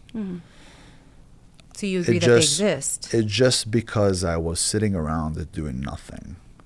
The second I went and sat in the ice, went to the gym, lifted some weights, had a good meal, spent some time with my mother... is actual treatments for depression. These are actual somatic movements, things that you can do physically to get your body moving that can help improve your mental. Because we all know that mental and physical are connected, right? So would you agree that mental and physical are connected? So let's rename it. Would you agree that mental and physical are connected? Yeah, your physicality and your mentality and your spirituality are all linked. Absolutely. I agree with you. So then you're saying that mental health does exist because physical health exists. So we'll maybe rename it. Well, you didn't answer my question. I'll tell you why I want to rename it. So mental health exists because physical health exists. Mental and you just health, said that they're all connected.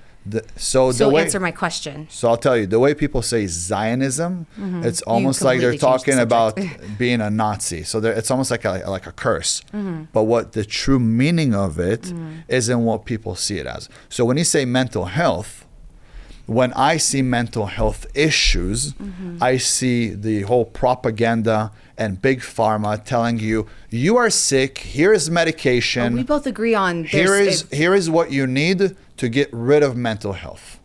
I agree with you that we are over-medicated. Should you work on your mind? Yes. You should work on your mind, and you should do it naturally.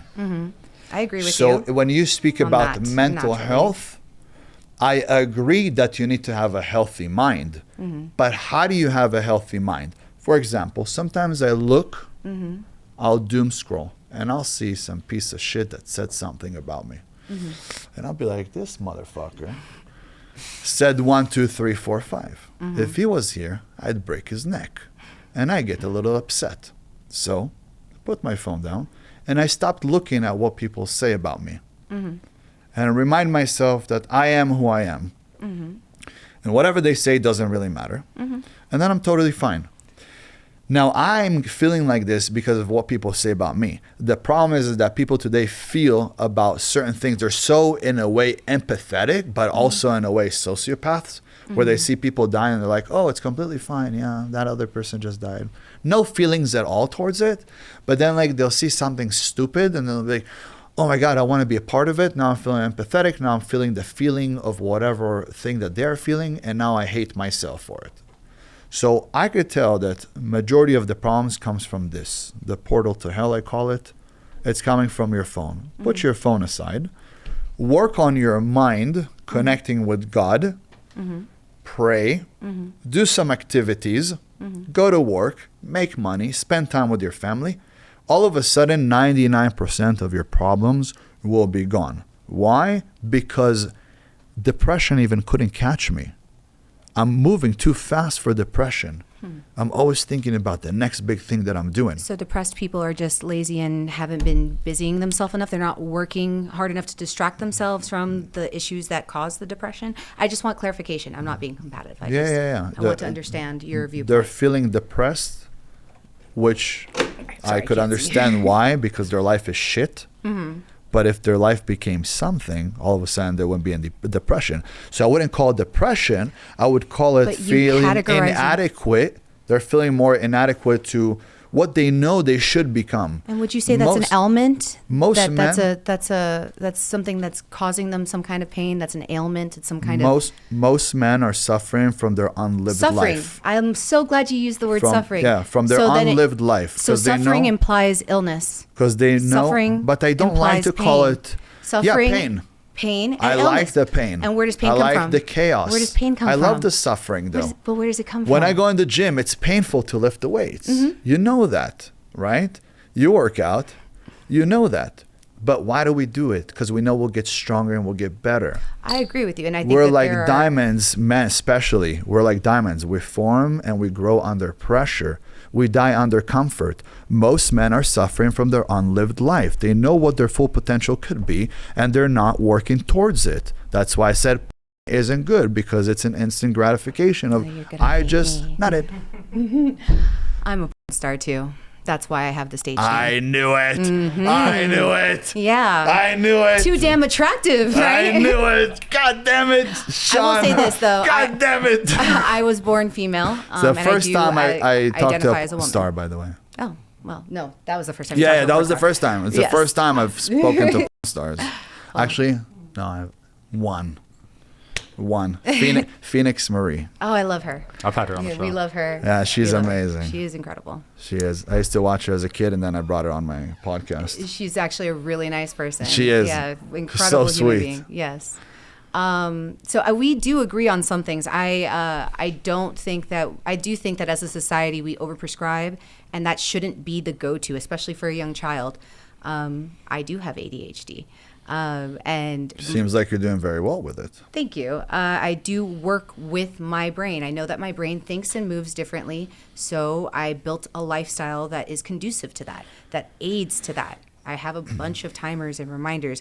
I have the same assistant that's up my ass about everything to make sure that I get everything done in a timely manner. But if I didn't know about mental health, if I didn't go to a doctor that helped me with my ADHD, don't take a prescription for it, but I will try natural things. Saffron has been known to give, more focusing effects if you drink it in a tea. You went to see the therapist?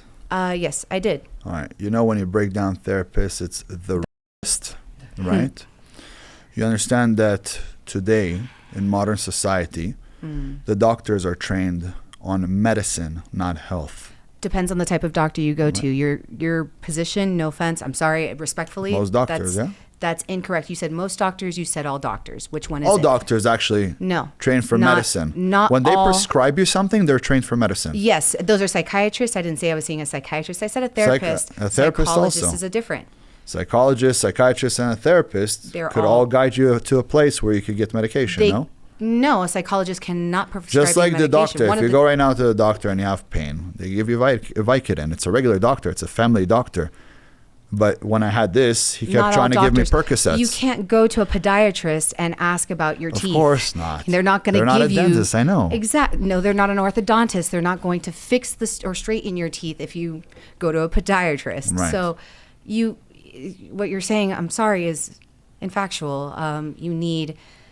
You need a licensed therapist that can prescribe medication in order to get medication. Yes, but we are speaking about... There are therapists that don't do that. But we're speaking about the ones... We're speaking about the ones, and that's newer thing, but I'm speaking about the ones that prescribe... Since ancient times. Eastern practices. Exactly. In but fact, it's been taken away because of Big Pharma, and then now it's starting to come back again, where I see people doing like all those things. And I have a property that I rent out where they do all of these things at my property too. Nice plug. So, but and I'm fine with that. I'm fine with that. I'll tell you what it is. When I'm talking about doctors that are trained for medicine, I'm talking about the ones that are prescribing medication. These are the ones that I'm talking about. Well, you mentioned my therapist, and so you're implying that my therapist But prescribed me something, and therapists, I'm actually, what I'm saying with therapists is that they rape you. How do they rape you? By the fact that they bring you there. You talk about your problems. You want to tell a sex worker about? And then really, really, okay, really, you want to go there? I know. You really want to go there? You can't. Okay, then. You can't scare a prostitute with a cock. I know that. But what I want to say is, you can scare a guy with a vagina, apparently, or a penis, apparently. Wait. Just don't have the balls attached. Do you? No, I don't have a penis. Are you a man or a woman? I am a female, and I identify female? as born female, and identify as women. Okay, as long as you don't identify as a cat, I'm okay with you. Meow. Do that on tape. I'll make a lot of money if I do. But when it comes down to them prescribing medicine, these are the ones that were trained for medicine, not for health. When it comes down to a therapist will constantly talk to you about your problems, bring it up, and you have to understand. And give you methods to cope with it so you don't have to mentally suffer anymore. They don't go with you back home to see what you're doing. No, but she's given me methods to implement. What did she tell you should do with your craziness? I'm not going to get into. First off, sir, do not imply that you know anything about me. I'm asking you. Second, I'm not here to discuss my mental health. Well, but I will say this. Okay. It is standard practice. It is standard practice for therapists to give coping mechanisms to a person with maybe anxiety, depression, whatever, so that when these situations arise, they can pull themselves out of that negative mental space and move on to much more positive things. It sounds to me like you don't have a lot of experience with therapy, and that's okay. I'm not here to teach you about that. I'm not here to school you on that. Yeah. I'm just saying that perhaps your view is a little... unilluminated because you just don't have the exposure to it, and that's okay. I would assume that most stars have a mental health issue. I would assume that most people born in this country and living in this society today have mental health issues, and it is not exclusive to any one particular industry. Yours, mine, his, or any of theirs. You know, at least I sat with Phoenix Marie, and she looked at me and she said, I don't recommend to anybody to go into doing porn. And I hate porn. And she said that also on tape. She said, if any girl comes to me and asks me to introduce her to, if anybody comes to me and asks me to introduce her to anyone that could get her into doing porn, I tell them no right away because it's a horrible job. Now, clearly, a person who is doing for a living, and that's your job, is getting screwed in front of the camera, in my opinion, you have some real issues. In my opinion, someone who says some of the things you say surely denotes that you have some issues too. Maybe. But that's not what we're here for. We're not here to discuss each other's issues. But I discuss from my... that mental health exists. I discuss in fact, you thinking that I have some issues... Okay. It certifies that you actually believe mental health is real because you think I have issues. No, you have issues that you don't know how to deal with them, so you go in front of the camera to sleep with other guys. Let me explain to you. That is completely not connected, and I don't see how what I do for a living and how I make a living has anything to do with it. I was beat as a child. Look, I was beat as a child. It seems like you feel emasculated No, I'm not feeling emasculated by that I have sex in front of a camera and make money for it. Is that what's going on? I think that's something that you shouldn't be doing. Is it that she told you that she makes over $1 million and you're like, damn. I make $2 million a month. I'm not worried about that. I'm telling you, no, you shouldn't be doing those things. I think women should stay virgins until marriage. And I think that's what I think, and I think it's horrible. And on that subject aren't relevant to this particular conversation. Let me explain to you on my side, okay? But can you stick to the subject? I'll stick to me. Since you don't want to talk about you, I'll talk about myself. Could you stick to the subject? Yes, I'll stick to the subject. I don't care about learning, respectfully, I don't care about learning about you. I care about but I want to give you some of my experience. So what your experience is on, you could only talk about your experience, not everybody else's, so please don't say that your experience is the entire... But that's why we're here in the first place, is because people are weak and they don't know how to deal with it, and I know how to deal with it. On the other hand, you have a lot of idiots out there that unfortunately don't know how to deal with it. And they don't need to see a therapist. They should listen to people like you. They should get in the gym. They should stay away from drugs. They should stay away from... I think everything in moderation on that. Okay, we should stay away from... They should make a family. They should have children. They should respect their elders. They shouldn't go to clubs. They should go to sleep early. Like, they should be people that are doing good things. Unfortunately, we live in a very weak society. If I went through what I went through and I manage to get over it, of course I felt at some point in time pain in my heart. And yes, once in a while, if I think about certain things, I'm like, But you God damn. acknowledging that pain means that it's real, right? But I'm not going to go But you take acknowledging drugs. that pain. I'm not saying to take drugs. Acknowledge the pain. Pain is fine. But it's real, I right? love So the mental pain exists, though. It So could- then mental health exists, it right? it could- But like, just come on. mental You have to admit. mental pain comes from people who are not willing to But put more mental pressure pain on themselves exists. to develop that brain to be able to sustain more pressure. So when that- you have somebody like Elon Musk who is You running still said mental 6 pain exists. it's a mental thought. So if mental It's a pain thought exists, that then you mental have in your brain. health is a thing. When you So then, no, if- but you shouldn't if- go deal with it with drugs and this, then therapists that. and bullshit. If this, then that, right? Do you think you should go take drugs and No, see a I don't thi- therapist? I don't think in order taking- to deal with the fact that you're not happy about the I don't fact that think- you got smacked as a child? I don't think taking drugs necessarily helps depression or treatment. You don't need drugs to necessarily get treatment in therapy. I know because I'm in therapy and I don't need drugs. I for went into therapy when I was 13 years old. And your experience in My therapy father might be kicked me different out from of the everybody house. else. My There are father different kicked me types. out of the house. First off, lower your voice. Let me tell you. You're speaking to a woman. My Lower your voice at apologies. me. Yes. Thank you. No problem. I'll lower my voice Thank you. for this woman. I'm telling you, I can't fucking say things. Why? Because you have to be a decent person? That's okay. No, it's just there's things I want to say, and I don't like to disrespect people. Thank you. Okay. We're not here I for don't that. like to disrespect. Neither one of us are here to disrespect either As of us. as a child at the age of 13, I went to see a therapist, and I've you obviously realized had a bad experience. and I've realized that they just want me to talk about my problems. And then I told my mom, I was like, But I never there's want to different see that types of lady therapy. again. There's different types of therapy, right? And it's changed. At 18, at 19, I you're went to see a mature. therapist again, and I ended up fucking her.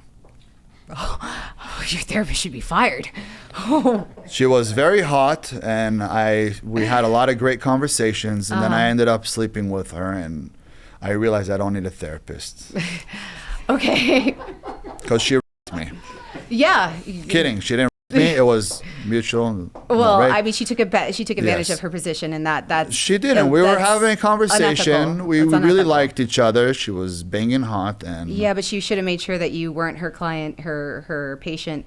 And I think there's I a was standard 2 19, I years that think. have to pass before you can.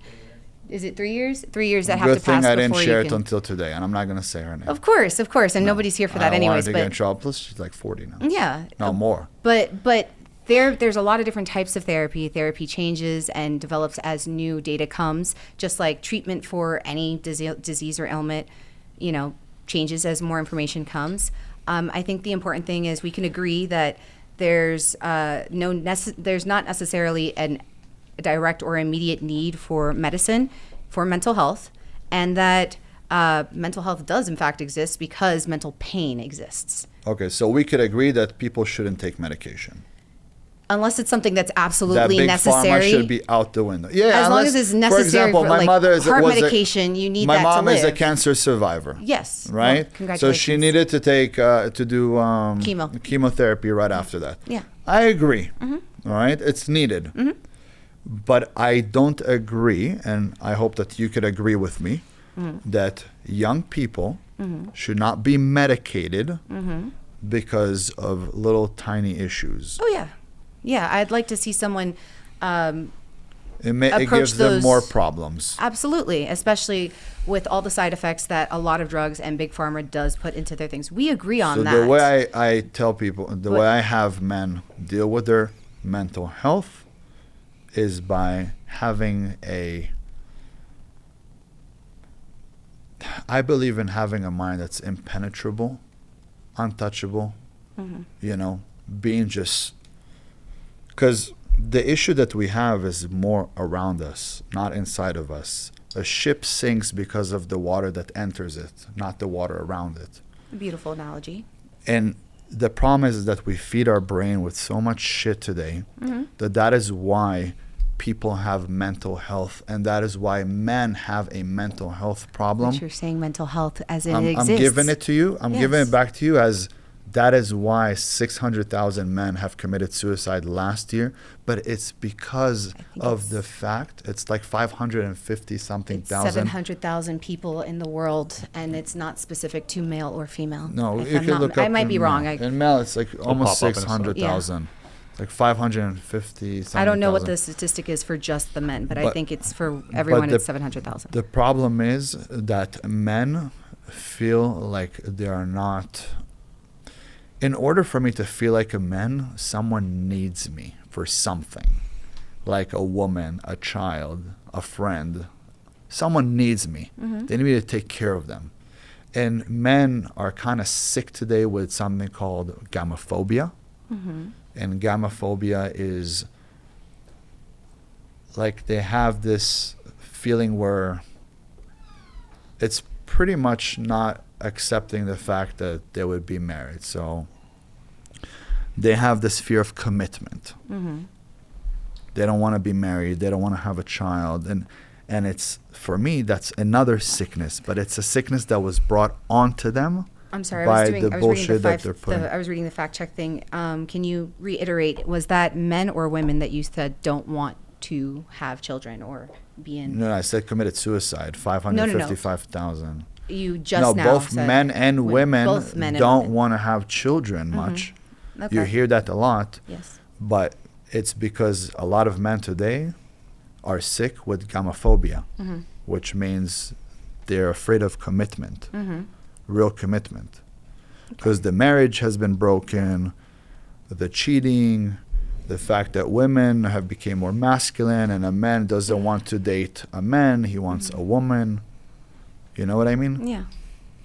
I'm sure you're not married with children because you are a porn star, but I'm sure that if I were to sit down with you and talk to you and take Do you you know back, that there are porn stars that are married with If I kids would- and who have very healthy, happy relationships, right? I'm not saying That that, is I'm in one of them. impossible. No, that's not impossible. that's impossible. There's a lot. There's But actually it's a lot. impossible that it's a healthy relationship. It's not true. Just because you're not into That's certain crazy. things doesn't mean that other people don't have kinky lifestyles and kinky That's little crazy worlds. to me. That's crazy to you, but what's That's- crazy to you is not necessarily crazy to everyone. You have food preferences, right? All right, well, that I call You- mental illness. You okay, but then you're still There's a mental so health then you're issue. saying that mental health There is exists a mental then. health but issue. then you're saying mental health exists. I think it's a So then defected you I think it's a defected product, and I think we should change the way we're living because obviously we're getting more and more defected products, just like we're getting retarded babies, we don't mentally use that word challenged anymore, babies, sir. whatever it is, right? Because of taking medications and things like that. So obviously from Tylenol, So do mentally challenged kids. I think do that you, we do you need to believe in go back. vaccinations? I mean, like, are you, no, okay. no I'm just, vaccination. that's why I was wondering. I was asking. Yeah, just How stay deep away does it from go? drugs. Just stay away from vaccinations. I agree with stay you. I away don't from drink. that. I don't do drugs. I'll tell you, don't- I even took steroids for 2 competitions in my life. That's a drug. And I changed completely in that time. Like I was massive. Just then, and- you're not on T right and now or no, any form of supplement. no, Nothing. You don't take nothing, anything. Nothing. You don't even take nothing. creatine. Sometimes, but it does Uh-huh. give me a stomach ache. I'll be Oh, honest with you. fair. Yeah. Fair. Sometimes I do, but it does get me a little bit sick. But I could tell you that I'll give this to men. All right, you want to raise your testosterone levels? Eat red meat, whole eggs. Sit in the ice 3 times a week for 3 minutes. 10 completely naked. When you tan your balls, you receive a bunch of testosterone. Like your testosterone level will go through the roof. Go for sprints. When you go for sprints, you're going to have something called you're going to a stage called hormesis. Is when your body is suffocating. It feels like it's going to die. You start reverse aging. Testosterone level goes to the roof. Fasting. I fast for 3 days. I fast for 10 days. Water fast. All of those things will bring up your testosterone level. And then if you have a ton of women that want you, that will raise your testosterone level right away. And the reason is because you're ready to mate. So there's ways to raise your testosterone level. The problem is that men are sitting down, eating only donut, pizza, playing video games, chips, not doing anything with their life, jerking off to a porn star, and just Not doing anything. I don't And now know. GTA 6 is coming out, and they're about to lose their life for another 3, 4, 5 years. Play a fucking game, and it's Well, retarded to me. We have similar views on I'm some sorry on that I'm some using that things. word again. Yeah, retarded, but I don't mean it in a retarded way. I just mean it retarded like it's stupid. All right, I bring work this to with- a close. I Bring work this one with- to a close. I'm sorry. So we at least agree that not everything needs to be solved with drugs. Yes. And we at least agree that mental health does exist because there's mental pain. There's a bunch of that you've mentioned it. Yes, in that multiple way, times. yes. Okay. I agree with you, and we need to learn how to work on our minds way better. Beautiful. I trained with the Shaolin monks when I was 21 years old. Nice. I I'd like went to to ask you China. about that because I actually So- am looking at a couple of programs. So That's where I learned semen retention. I don't know if I'll ever be able to agree with you on that per se. I know. I mean, that's your job. But So take not the just that, semen. but like I just enjoy my life too much. But No, but you don't have semen. Wait, you have semen? no, I don't. Just the stuff that gets put on top and inside of me. Okay. All right, we'll end it Lovely there. women out here. Yeah, but I can make you laugh in most ways that most women can't. I agree with you that. You made me laugh. You Awesome. made me laugh. Thanks, guys. Awesome. Thank you. Thank you. Pound it. If you learned anything from this episode or got any value at all, please share this episode with a friend. It helps us grow the channel, it helps us grow the podcast, and it means a lot to us. Thank you so much. Okay, guys, mental health isn't real. Feminism has been a destructive force on modern society. Do you disagree with these? I do disagree with those. So 4 years ago, recently, somebody said about me 4 years ago that I look like a strip club manager. They said now I look like a successful strip club manager because the last 4 years I've lost 240 pounds and gotten in shape. Man. And kind of changed my life by doing all of that. Stuff that you talked about, working out, going to the gym, focusing, stuff like that. I work in strip clubs. I've been in the strip club industry for 20 years. Okay, so they weren't wrong. What? Very successful strip club manager. Yeah, successful strip club operator all over the place. Oklahoma to Ohio, Chicago to Tennessee. I don't do drugs. I don't drink. Why did you when you first said it, it seemed like you were insulted when they said it. With what, strip club? Yeah, like a strip club manager. People have a negative stereotype of anybody in the adult industry. Especially, I know, women get it a lot, but so do men. Such as me, you would never guess that I don't do drugs, that I don't drink, never have, just don't do it. Never guess I don't have like a raging addiction. Never guess that I don't try to sleep with every single dancer who works for me because I view them as, co-workers, co-equals that we work with. I don't try to mess with them. So when people think about the negative stereotypes in the industry, I get them all every time. So some of the stuff, like with the mental health, I definitely think that mental health is real. And let me tell you why. I think that Instagram and social media plays a big part of it. I think that people see, and I know in my case, Instagram, people see the successes. People see the pictures of me now being 170 pounds, taking pictures of beautiful women and in the clubs I run. People see all of the success, and people don't see going to the gym. People don't see the work that it takes to achieve that success. And then, there's, I guess you can call them haters or people that, they sit here and then they get mad at their life. They get mad at me because they're unable to accomplish the same things that I've accomplished. So for me, when I see like someone say that mental health isn't real, I think that it definitely is real because I think that people are warped by what they see on social media. People have a warped sense of what beauty is. People have a warped sense of what success is. And I think that, Instagram shows the hits. Instagram would be like if you did a video edit of your day every day, it would show me being in the strip club at 10 o'clock at night talking to all the dancers. It wouldn't show me at 3 p.m. in the afternoon reading the bills like, what the hell is this? What the hell is this? Deal with this problem. Stop the phone ring. They wouldn't show any of that. It just shows the hits. Right. And I think people have I think that definitely plays into people's warped perception of what success is, people's warped perception of like how easy my life is or your life or anybody's life is. It makes it easy for them to hate us.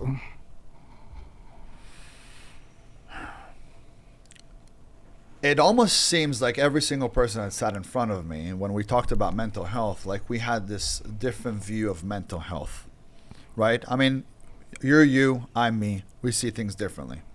We're not going to see it the same. That's also what makes us unique. But you guys don't understand that the mental health that people do have is from what was put inside of our minds. Everything around you isn't real. Matter of fact, you're not even here in the first place. You don't really exist. This whole world is a computer. Your brain is a computer. You know how to upload. You know how to download. You know exactly what to do to fix that mental health.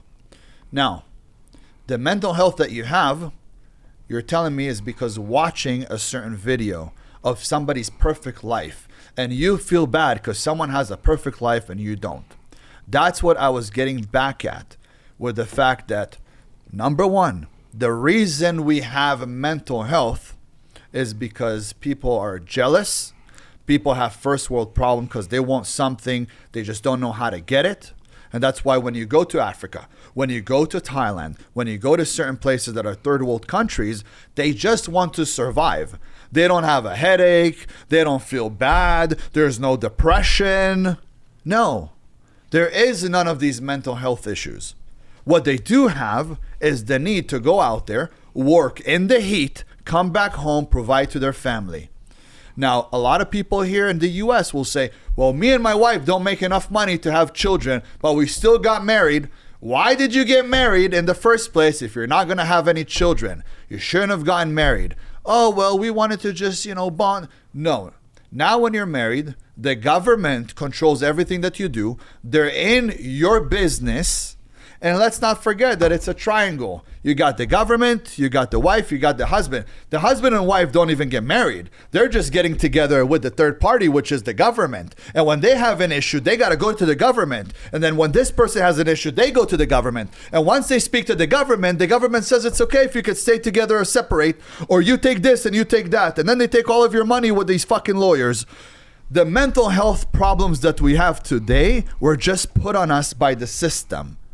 You go to other places, there is no mental health problems. So I had a girl in front of me that was sitting here and going blah, blah, blah, blah, blah, blah. And all I'm hearing is blah, blah, blah. I'm like, what the fuck you're doing here? You should be at home with your husband. If you have a child, cool. She probably doesn't have a child. That's why she's here. That's her baby being on a fucking stupid podcast. She shouldn't be here. She should be at home with her husband. She should be at home having a child. This is what women should be doing. The men, on the other hand, shouldn't be talking about his problem because men have little emotions, but very deep ones. That's why when there's a school shooting, it's a man, not a woman. A woman has a lot of emotions, but they talk about it. They know how to deal with it. It's not an issue for them. We don't know how to deal with emotions. Someone would die. We have a utilitarian meat suit that was built for strength and speed as a man. We are born to kill. Me and you, we're murderers. And every single man in here is a fucking murderer. The fact that they domesticate us, turn us into some fucking pets, doesn't mean we don't have it inside of us. So when you want to sit down and talk about problems that are mental health problems, they're like, take this medication, take Prozac, take Ritalin, take this, take that. Fuck that, fuck you, fuck the doctor, fuck their mother, fuck their sister. I sat with the doctor last week. He told me, you're eating too much fucking red meat. Your red blood cells are up. I pulled up my shirt, showed him my six-pack. Told him, you fat fuck, look at you, you're about to die from fat disease. What the fuck are you? You're going to tell me about my health? Look at how you look. You're about to die out of a heart attack. All you took was my blood pressure and you're about to die from fucking breathing too hard. And that's the truth. Now, the fact that people don't want to talk about it because it's going to raise a little bit more of those health problems. Well, red meat is accurate. That's You're 100% accurate on that.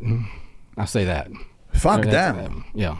Now, would you agree that social media exacerbates the problem? That you took your life by the fucking hand and said, fuck you, motherfuckers. I'm going to go lose weight.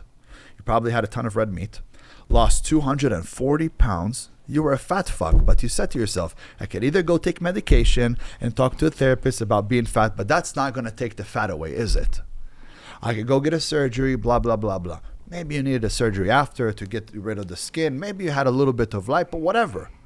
But majority of that fat came from hard work when you removed it. I give you props for that. Most men are not willing to put in the work. And most men are not trained by a father like me, for example, who wouldn't even let them get into that situation in the first place. But I could assume that your mother wanted to feed you and was like, oh, my little baby boy, I'm just going to feed him right now and give you a bunch of fucking pasta and meatballs, you know? And then you turn into a meatball because she thought you should have all of this bullshit because she wanted to be good to you. But it's not good to you. It's bad to you. And then you grew. And then when you turned into a real man, you went and you fought it. And today you're standing in front of me. I would never guess that you were 400 pounds before. And now you're a good-looking, successful strip club manager. What's wrong with that? If you don't have haters, hate comes from the bottom, doesn't come from above. People don't hate you, they just hate on you. They want to be you. That's a great thing. But that came from hard work. That didn't come from you just being lazy. You know what it was like to be lazy. You remember that belly that you couldn't see your cock. So when they said you were sleeping with everybody, you're like, bro, I didn't see it in 10 years. What are you talking about? Right? But look at you today. Sit in front of me. A real man. Worked on himself. Men, we are the sculpture and we're also the stone. We could chisel our own body to make it look like this. When I train 3 times a day, when I drink my king shot, ginger, lemon, cayenne pepper, when I drink my black coffee with no sugar, today I'm having sugars. For the past 2 weeks I've been having sugars. But I could tell you I don't sleep the same. I wake up with a headache. I wake up feeling groggy, like I didn't sleep enough because my body is like electrocuted. Yeah, that's true. Like I was holding a fucking chainsaw for 17 hours and then I got to bed. But when I move my sugars away, I feel way better. Yeah, Even that's my true. mental That's health true. is better. So when we talk about mental health, I don't like how they removed their moms from the house. They gave us medication. They told us we are sick. They give you medication, and then after 6 months, that medication doesn't work for you. So then now you go back, you get reevaluated, and they give you stronger medication because the last one doesn't work anymore, right? You already built tolerance for it. And now you're taking another piece of medication. And then again, after 6 months to a year, you come get more medication. And my grandpa died a few months ago, and he was taking like 50 pills a day. Why feed him all these pills? And when he was taking them, he was like, I have to have my pills. I need my pills. I need them. No, you don't fucking need them. But they make you believe that you need them. That's when they make you do what they want you to do and make you believe it's your own idea. And that's why I don't support mental health. Now, do people have fucking mental problems today? Yes, they do. Do you think social media makes it worse? Way worse. Way worse. I say this is the portal to hell. In the back of this phone, you have the bite of you have an apple, which was the forbidden fruit. It has a bite mark on it. It is an iPhone, which means it is iPhone. You turned yourself into a fucking phone. This will make you lose your marriage. This will make you lose your life. Because first of all, I started keeping Shabbat 4 weeks ago. I put my phone aside for 25 hours. I don't touch it. Man, I feel so much better. I walk outside. I walk on the grass barefoot. The world is an electromagnetic field. Electricity surges through my body. Semen retention. Ice baths. Nothing could touch me. I feel like I'm half man, half God. A demigod. That's how I feel. Now, humans, won't understand it. They don't understand when I tell them I feel like a god. But I feel like I could take on anybody, anywhere, anytime. Because we all have God inside of us. But some of us let go of God. And too many are godless. And some of us have just a little bit of the spark of God. But I use all of God's creations. Remember, God will never poison you. Just remember that. If it's not from the land, and it's not from the tree, if it's not from an animal, and it's not from a sea, I don't consume it. You get that? Yeah. Yeah. Not from the land, not from a tree, not from an animal, not from the sea, I don't consume it. Very easy. Until now, fuck this shit. Why you bring me this donut? You said you wanted donut. Fuck. Protein donut. Protein donut. Would you think that the rise Do you agree of with me though? most of that, yeah, especially on the food stuff. I mean, I definitely know that red meat and eating red meat is very helpful when you haven't ate sugar and you've stayed off of it and detoxed from it, and then you eat it again. It does screw you up badly. I've noticed that in my weight loss journey and everything. Would you think that the rise of the feminism in America and I deal with I deal with probably 85% of my workforce, dancers, staff, are females, and knowing a lot of them, and a lot of them are in healthy relationships. A lot of them date. The dating pool in America of men right now is really shitty. I mean, I hear all the stories about the women that tell me everything. I mean, it's the men are shitty. They can't stay faithful.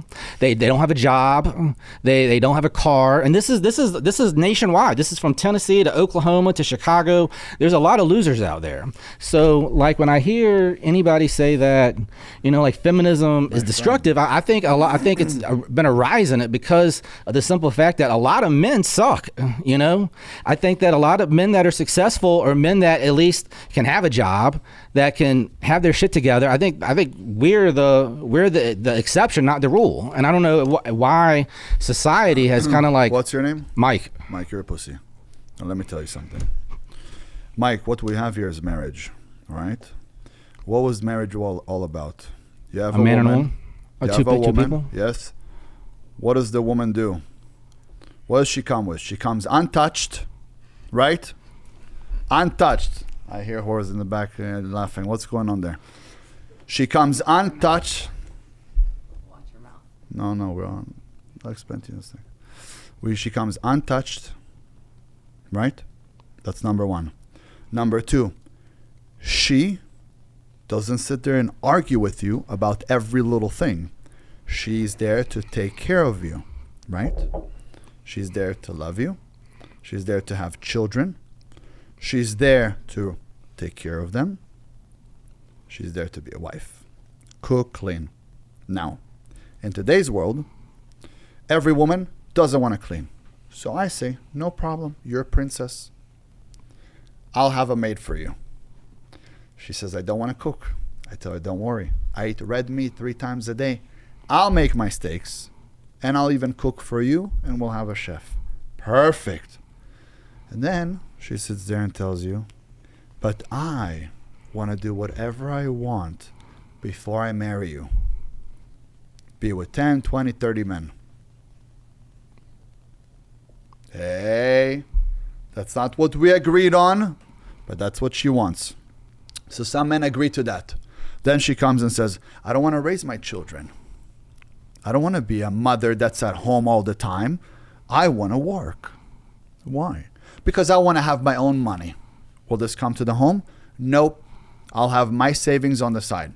So your money as a man will take care of me and the children, and my money will stay for me for things that I want to just buy from time to time, and at the same time, in case we're going to separate. So now you're thinking about plan B. And we think about plan B, plan A never works. Do you agree? All right. Then the next thing comes. She doesn't want to raise the children. She doesn't want to clean. She doesn't want to cook. She doesn't want to be a virgin. Now she's argumentative. You come back home as a man. All day you're at war. And you're coming home to war again. Where were you? What did you do? Don't tell me this. Don't tell me that. Now the next thing happened. I want to be on social media. I will wear whatever I want. I will pose however I want. I'll have my butt on there. Oh, it's not a thong. It's a bikini. No, it's a fucking flossing piece of shit fucking fuck. The flossing, that's what it is. They wear flossing on them and they think this is bikini. So now she's getting all this love for all this from all these men on social media. Likes. How can I give her enough likes when she's getting 2,000 likes on an ass photo? Can I give her 2,000 likes? I could just tell her, honey, you look great today. And then the poses and the selfies and the cuteness is only for the phone. It's not even for me anymore. Now, she still wants me to protect, to provide, to have these children with her, to be faithful, to not be with anybody else. Although, in every religion, you could have multiple wives. But that's not okay. In Judaism, you can have 4 wives. You can marry 4 women, as long as you treat them all the same. One gets a Mercedes, the other one gets a Mercedes. But they're not okay with that. So now you can't have multiple wives. Now your wife has been touched by who knows who. Now she's independent. She doesn't even...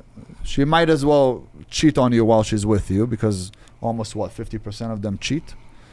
I don't know what it was. I think the number was like 40%, 42%. Cheat on their men. So 8% more, I think we found that out earlier. Still more, but we're men. When men cheat, we cheat to stay in a relationship. When a woman cheats, she cheats to leave. Exactly. So exactly. But now she wants these emotional things, and she wants her to keep you happy, and she wants you to pay the bills. So and she you wants don't think that's because men have failed? A lot of men have failed. 100%. What do you think? Feminism. I think feminism. that I see a lot of men that come to the strip club, and a lot of them are fucking losers. 100%. They're losers. 100%. I mean, why would you want to? Why would you want to date a woman that doesn't have a job? Why do you want to date a man that doesn't have a job? And what did I and tell the men today? in America suck. I told my assistant today. I said, feminism started by a man. We looked it up. I know your fact checker said it wasn't true. It is true. It started by a man. Where's my guy? He's going to show you in a sec. Us men are supposed to be leaders. Okay? So you think women can be a leader? We are now... I mean, I see some sexy women when I go to the courthouse. Women lawyers are fucking hot. We have became misleaders. I'm not saying they can't be hot. I'm saying I'd marry a fucking woman lawyer, right? I mean, men, fucking hot woman. They're hot, they're sexy, but they're not the women that we need them to be. So you don't want a woman that can exchange an opinion with you? Why you think not? that's bad? Actually, not bad at all. You don't want a woman that's gonna... I love women who could exchange an opinion with me, but I'm telling you that the problem that we have today is that men haven't been men. We led women to where they are today. Men are 100% the problem. That's why I work with men, not with women, because I want men to get better so we could have more homes, we could have more families, more children. I think that men are the main problem, because what is a woman? Who guide them here? For example, we talk about feminism. If tomorrow all the men say there's no feminism, then there's no feminism. If all the men say that women don't have any rights, then women don't have any rights. Because that's how you see it in the Middle East. It takes men like you and like me to enforce their rights, which means they don't really have any rights, do they? We enforce their rights because we're good men. We want them to be able to have an opinion. We want them to work. We want them. But what happened? When you gave them so much, when you see a woman says, I want to do whatever I want to do, she doesn't say, I want to go to school. I would like to become a lawyer. I would like to make good money so I could provide to the family. No, I want to be naked on social media. I want to go to parties. I want to try cocaine. I want this. I want that. That's what they mean when they say that's what I want to do. I'm going to do it. I don't care. It's kind of an overgeneralization, I think. I don't We're think going to have that's to bring her up. Sit right next to him and go ahead and don't let me. So you say you think you think that I have a better you think if I was to find a woman to get married to right now, I would have a better success rate with some random woman who's stupid, who's going to say yes daddy every time I tell her to do something and stay at home and not do anything, rather than someone that's educated and makes money. Men. No, she can't be stupid. She's smarter than you. Let's put it like this. She needs to run a home. She needs to be the CEO of the home. CEO of home. What? CEO of the strip club? My friend, you are running hookers. What is wrong with you? You're telling me they're lovely, they're sexy. Of course they are. But they're also the daughters of the devil. If the devil can get to you, he'll send you a woman. Because of a woman, we didn't conceive one child in the Garden of Eden. The second you let a woman ride all over you, you're not going to have a good family. You're not going to have a family. She doesn't believe in God. She doesn't believe in anything. She doesn't believe. That's fine. Science, no, I think that everything is fake, in my opinion. Everything is fake, but let's go by stories. But everything is really fake. It's all bullshit. And we're coming to the end of time, where we're getting to the point that AI is about to be God. We're going to speak to it like it's God. Humans are going to be completely taken off of the fucking planet, because who needs all these humans, right? We became retarded. We're a bunch of morons that are arguing one another. We're rebelling against the elites, and eventually they're not going to need us. So why keep us, right? We're not good employees, are we? We're not doing a damn good job at it. The one thing that we know is that we don't know where we came from, and we don't know where we're going after this life. But something has created us. It made us. And we understand what is being righteous and what is not being righteous. Look, I have a lot of money, thank God. I have the looks.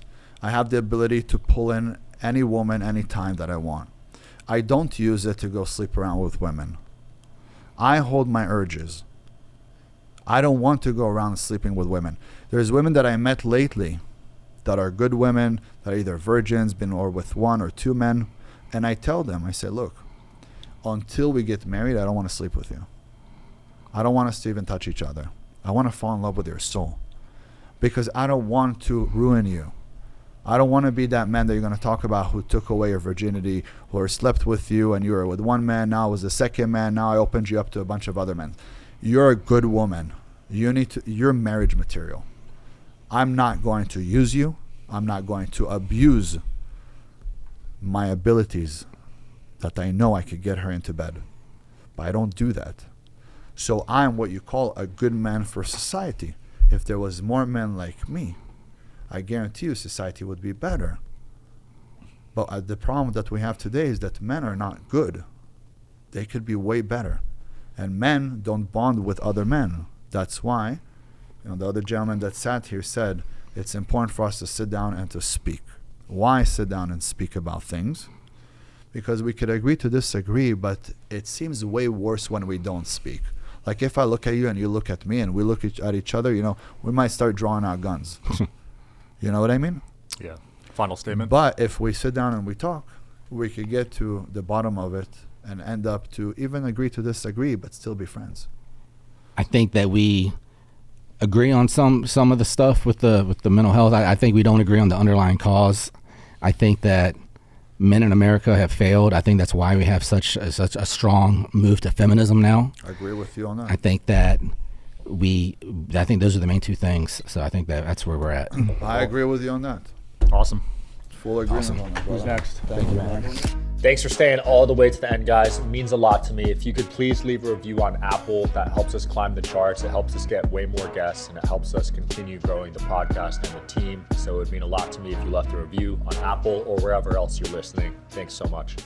What's your biggest disagreement with him after watching him for the past 3 hours? You know, it's funny. I'm listening to you talk and stuff, and I know you're Israeli and American and stuff, but your lingo, like what you're talking about, frankly, I feel like we could get an Iranian guy right from Iran, and he would talk the same way you talk. You don't talk like an American. You don't talk like a liberalized American person. You have traditional fundamental values that probably all across the Eastern world, they have those same fundamental values. And I wanted to bring that up because I know you were bringing up the Iran topic and traditionalism versus what's going on right now. Just want to get your feedback on what I just said. What do you want to get my feedback on? The Iran problem? Well, I don't know about the problem. Culture. What I'm trying to say is culturally where you're going is more traditional, like you would find in the East, where versus the liberalized West. You're of that mindset. Would you think that we've gone too liberal in the West? It's destroying feminism, is destroying all this OnlyFans culture, whatever, is destroying the country, destroying men. Which, by the way, you guys were blaming it all on men. Which both of you guys that were when you were talking, I vehemently disagree with that. I think that's ridiculous. I think this is a product of feminism. I think this is a product of chemicals and mental propaganda. What? What's the name of the guy? By the way, I checked the feminism was coined by a French man. You were right about that, 1800s. Thank you. Wow. Yeah. Okay. We'll put that in the notes. Huh? Yeah. Yeah, like do me a favor. He coined feminism, which is when it started because once he coined it. Something that was invented by a woman. Gotcha. Cool. I mean, you know what it is? This kind of beating on men all the time. Like they're the core of it is just such nonsense because this country's falling apart because men are no longer masculine. Correct. You know, if we're more like Eastern men, it wouldn't be that way. And the other thing I want to bring up, let me just bring this up too. Let's talk about strip clubs and stuff. We're talking about mental health issues, and let's dissect what a strip club is. Like, dudes go to strip clubs. Are you qualified to do so? Yeah. How so? What are your Well, I've seen. own strip clubs? I've seen. Been to a strip club, so have Do you I. want to hop on the mic and talk, or like did you? Absolutely. Qualified to speak about something that you know. And this is exactly the problem that we have today. I know all about strip clubs. Ali, let me talk. this Actually, is let the me problem finish. that Let me we finish have. what I'm. Let me finish what I'm saying. No, this strip is the clubs problem are a that we have bastion today. of mental health issues. The idea that a man's going to go to a strip club, and I know a lot of people go to strip clubs. And you know what is the notion? You got your paycheck at a strip club. I mean, if there's a mental health, it's you. You're the one that's taking your paycheck. I never to get to the girl. I never go to strip clubs. Well, a lot of men why like are you you do. talking about I something you make a living don't off know of it. anything about? You know, but this is the issue. Let me finish what I'm saying. Let me finish what I'm saying then. But All this right, is can I why finish what I'm saying? Drop your paycheck. This is why feminism is an issue. Let me because see let me how a let me woman finish is what I'm going- saying. Let is me going finish what I'm wild. saying. She's not even in the conversation. I know. But let me finish what I'm That's saying. why we don't have marriages. Yeah, I know. Because men exactly. don't want to hear what the are we headache. fighting for? This is my point. When I look at Iran, and I'm not a fan of Iran, but what was inspiring about Iran is like when their country was attacked, tens of millions of people walked on the street. Sean knows this because we've been like exposing all the corruption in this country through podcasting and all that. We can't get people on the streets to go and protest our pharmaceutical industrial complex, the death jabs, the election fraud. Like But you're they'll go saying, free Palestine. huh? But they'll go for free Look, Palestine. that's liberal shit. What I'm trying to say is we can't get people on the streets to protest anything. And then I look at what's happening in Iran, and they're protecting their women. Why aren't we protecting our women? It's because of this nonsense. It's because of the liberalism. And let's talk about mental health issues with men. When you talk about strip clubs, you're talking about dudes that go to strip clubs. Naked girl hops on their lap. Then goes on to the next one. Like literally she's a hazmat fucking issue at the end of it. Like, you know what I mean? Where she's got the spitlets of all these men and men enjoy this. Like, think about that. Think about like your woman that you're getting a lap dance from has been through like 10, 15 dudes, the spitlets, the fucking sweat, whatever. And then they're going to come sit on your lap and you're supposed to get enjoyment from that and blue balls. I mean, this is like actually a thing. It is actually a thing where we sit down and watch and get enjoyment out of it versus a man and a woman, and I know you and I are probably thinking the same thing, actually having a genuine connection, genuine love. Like, you see what I'm saying? Like, this is a mentally unwell society. So what business do we have to go to other parts of the world and be like, you guys are screwed, we're screwed here? So, I agree 1,000,000%. If United States said today, we are not going to help anyone around the world anymore, because Israel really doesn't need America anymore at the moment. We're already good. I agree for America to say we don't help anybody. Now we're going to improve our nation. I agree to that. You need to improve this place. It's a shithole. Matter of fact, I'm moving out of the U.S. You know, it's crazy. A lot of men that I know are doing this right now. And there's a reason why this is happening. I bought a place in Dubai. Yeah. I bought a place in Thailand. Mm-hmm. I bought a place in Israel, and I'm thinking of buying a place in Miami, maybe Florida and the Jewish community, like not Sodom Miami, and Gomorrah, Miami. basically Miami. Like Boca Raton, places like that, where there's Jewish communities, maybe. But I might not have anything in the U.S. Now I'll tell you why. It's because I really feel like the U.S. went to shit. It's shit. And I don't want my children raised in the U.S. So I'll never have a child in the U.S. anymore. I told every woman that I've been speaking to, if we will have children and I choose you to be the mother of my child, I'm 36. Mm-hmm. I'm not sitting here trying to play that lovey-dovey bullshit. You're a good woman. You're pretty. You're going to be a good mother. I understand it's a business arrangement. Mm-hmm. Will I fall in love with her? Maybe. Will it be love like it did when I was 20 years old? No. I know that. Because you're doing it for the children. You But want a I strong mom want for the children. Yes. Mm-hmm. I don't need her to be the sexiest woman. I don't need her to be naked when we're walking outside. I don't need her to have a miniskirt. I need her to be cute, pretty, someone who works with me as a team, There is no problem between me and you. It's me and you versus the problem. And that's how we attack it. We don't attack each other. And you respect me as the man. I'm the man. I'm the head of the house. Does that work for you? Of course. This is how I was brought up. This is how my father was. This is how this. I will never date a woman today that her parents aren't together. Broken family, not for me. Did it before. I will never be with a woman who has a sister that is older than her, that is older than 25 and not married already, because this is what she's looking up to, which means she's not going to want to get married. I need a woman that is in a great environment, that they all think the way that I think. I've tried to change too many women. I will no longer try to change anybody. You want to be a transgender, be a transgender. You want to be gay, be gay. You want to be lesbians, you want to work, you want to be out naked, it's fine. Pull your tits out. It's okay. You know what these women have done? You know how they say feminism, right? Bullshit. Feminism has helped the worst men get what they want. Exactly. Which is get your vagina and your tits easier than ever before. Yeah, they'll do when they say whatever they can to get the pussy, and they're beta men and they're not leaders. And these are the guys probably hanging out at all the strip clubs, most of them. And they're like sitting there telling them, I'll give you the world, this and that, get it, bye, continue, next one. And then women get bitter and say all men suck because they're dating a loser class of compromising men that are betas. Because a man like me will tell you, as a woman, honey, you can't wear this. Not out in public. You could be naked at home, but not out in public. You can't have Instagram showing photos like this and like that. So let me ask you, like the idea that a woman wants to even do that, isn't that a hallmark of mental illness? Like the fact that she wants to be an exhibitionist for the world, get nothing from it, lose her looks over time, then she hits that wall, and now she's depressed for the rest of her life on pharmaceuticals, which is great for the pharmaceutical companies, by the way. It's very good for them. Yeah. So they're saying that by 2030, more than 50% of women over the age of 30 will never have children. I will never date a woman over the age of 24. Because by the time that they're 25, they're already established who they are. So if they're argumentative, that's how they're going to be. They've already been with enough men. They've already done it all. I can't really show her anything. And if she's super hot, she's been to Santorini. She's been to the islands. She's been here, she's been there, she's been on a yacht in Miami, she's been on a private jet. Yeah, and she can't pair bond anymore anyways. What can I show her? I'm going to take her on the jet. She's been on it. I'm going to take her in the Rolls Royce. She's been in it. I don't need that. I need a woman that I come to her like, I worked really hard.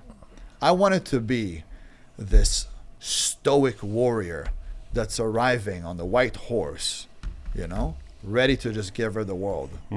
And she needs to accept it. But if she's already has her ways, the world, and she already has a job, she's not going to give up her job for taking care of the children. No, she's already working. So I want someone that's before that.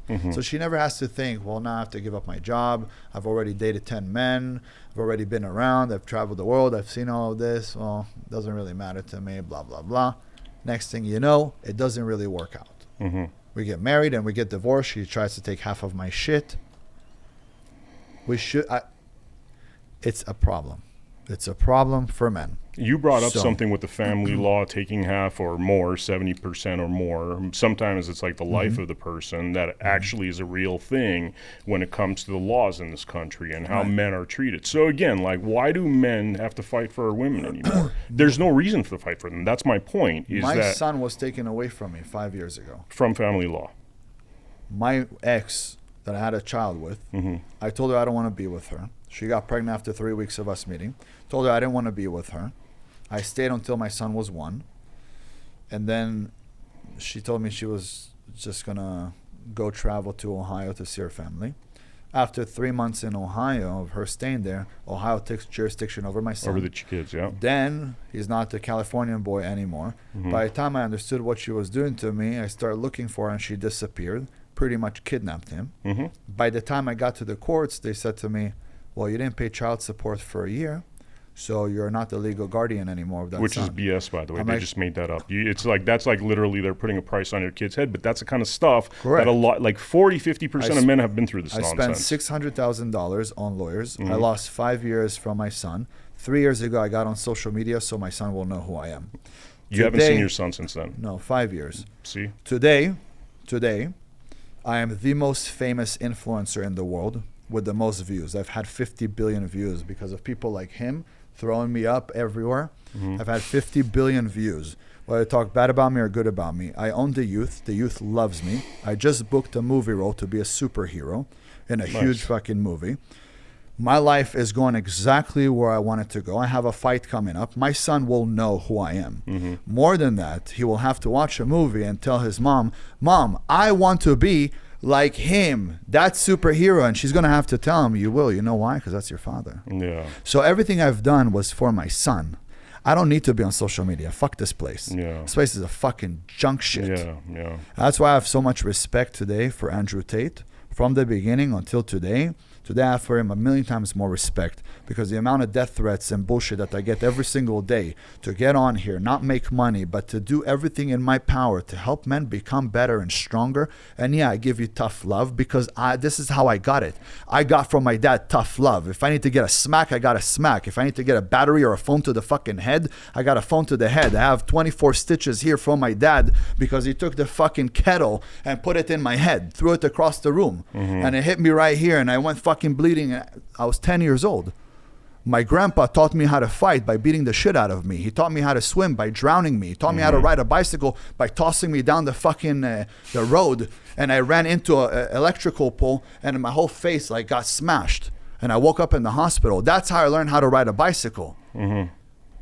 I mean, that's a man's journey right there. But most men are but most men today don't have that. Yeah. The grandpa, the father, they've been extinct. They don't have these dads. It's because of generational, because they took out the father from the family. So now you have all these kids growing up with a single mom. A lot of kids growing up with a single mom. And a lot of kids growing up with a single mom don't know how to be a man. And then they grow up, they don't even know how to like love a woman. So then they go to strip clubs, then they go to OnlyFans, and that's mental illness right there. And then they go to prison. No, I know a lot about this stuff. I was actually a music video director, and I work with a lot of. I mean, I've been around, girl. I've been around. I've been around like 10 times more than you have. It drives me crazy. She thinks she's doing a good thing. She thinks that. I'm totally qualified. I've hung out with celebrities. I've hung out with famous rappers. I'm totally qualified to talk about this. And I've seen. You got to be personally insulting. I'm telling you, I've seen this. I've seen where it goes. They become drug addicts. They become losers. And these are celebrities that fall into that lifestyle. She believes that being naked on stage or on another man that she doesn't know. It's not generalizing. That's fine. Oh, you're not a stripper. Wait, she's not a stripper. It's not generalizing. Fuck, my mistake. She's a star. Yeah. There are differences. And she believes that sleeping with different men. I mean, if you're producing children and you had an example of a child next to you where you're like, look, I went through the world and this is my child and look how great he is, then that's a good example. Actually, I've been married. Yeah, I have been. How many times? I've been once You're not married now? No, I'm not married. I wonder why. See, you got to knock the men. That's how you do. That's how you guys play your fucking game. You got to attack the man when you don't even know the story. You don't even know the story. No, because she's attacking me saying I don't know what I talk about when I've been through all these circles. This reminds me of Israel and Palestine. This reminds me of Israel and Palestine. You're attacking these poor Palestinians. And then saying that she's a problem, but it's your check that you're dropping the I've never ever paid. I haven't even thrown a dollar on the fucking stage at the strip club. You have to understand that I've been to a strip club because I hung out with MMA guys that wanted me to do content for them, and then they took me to strip club. But what I observed, why did you point at me? I never took you to No, a strip because club. you're MMA. You're an MMA guy. So like the reason I even went to strip clubs is because MMA guys want.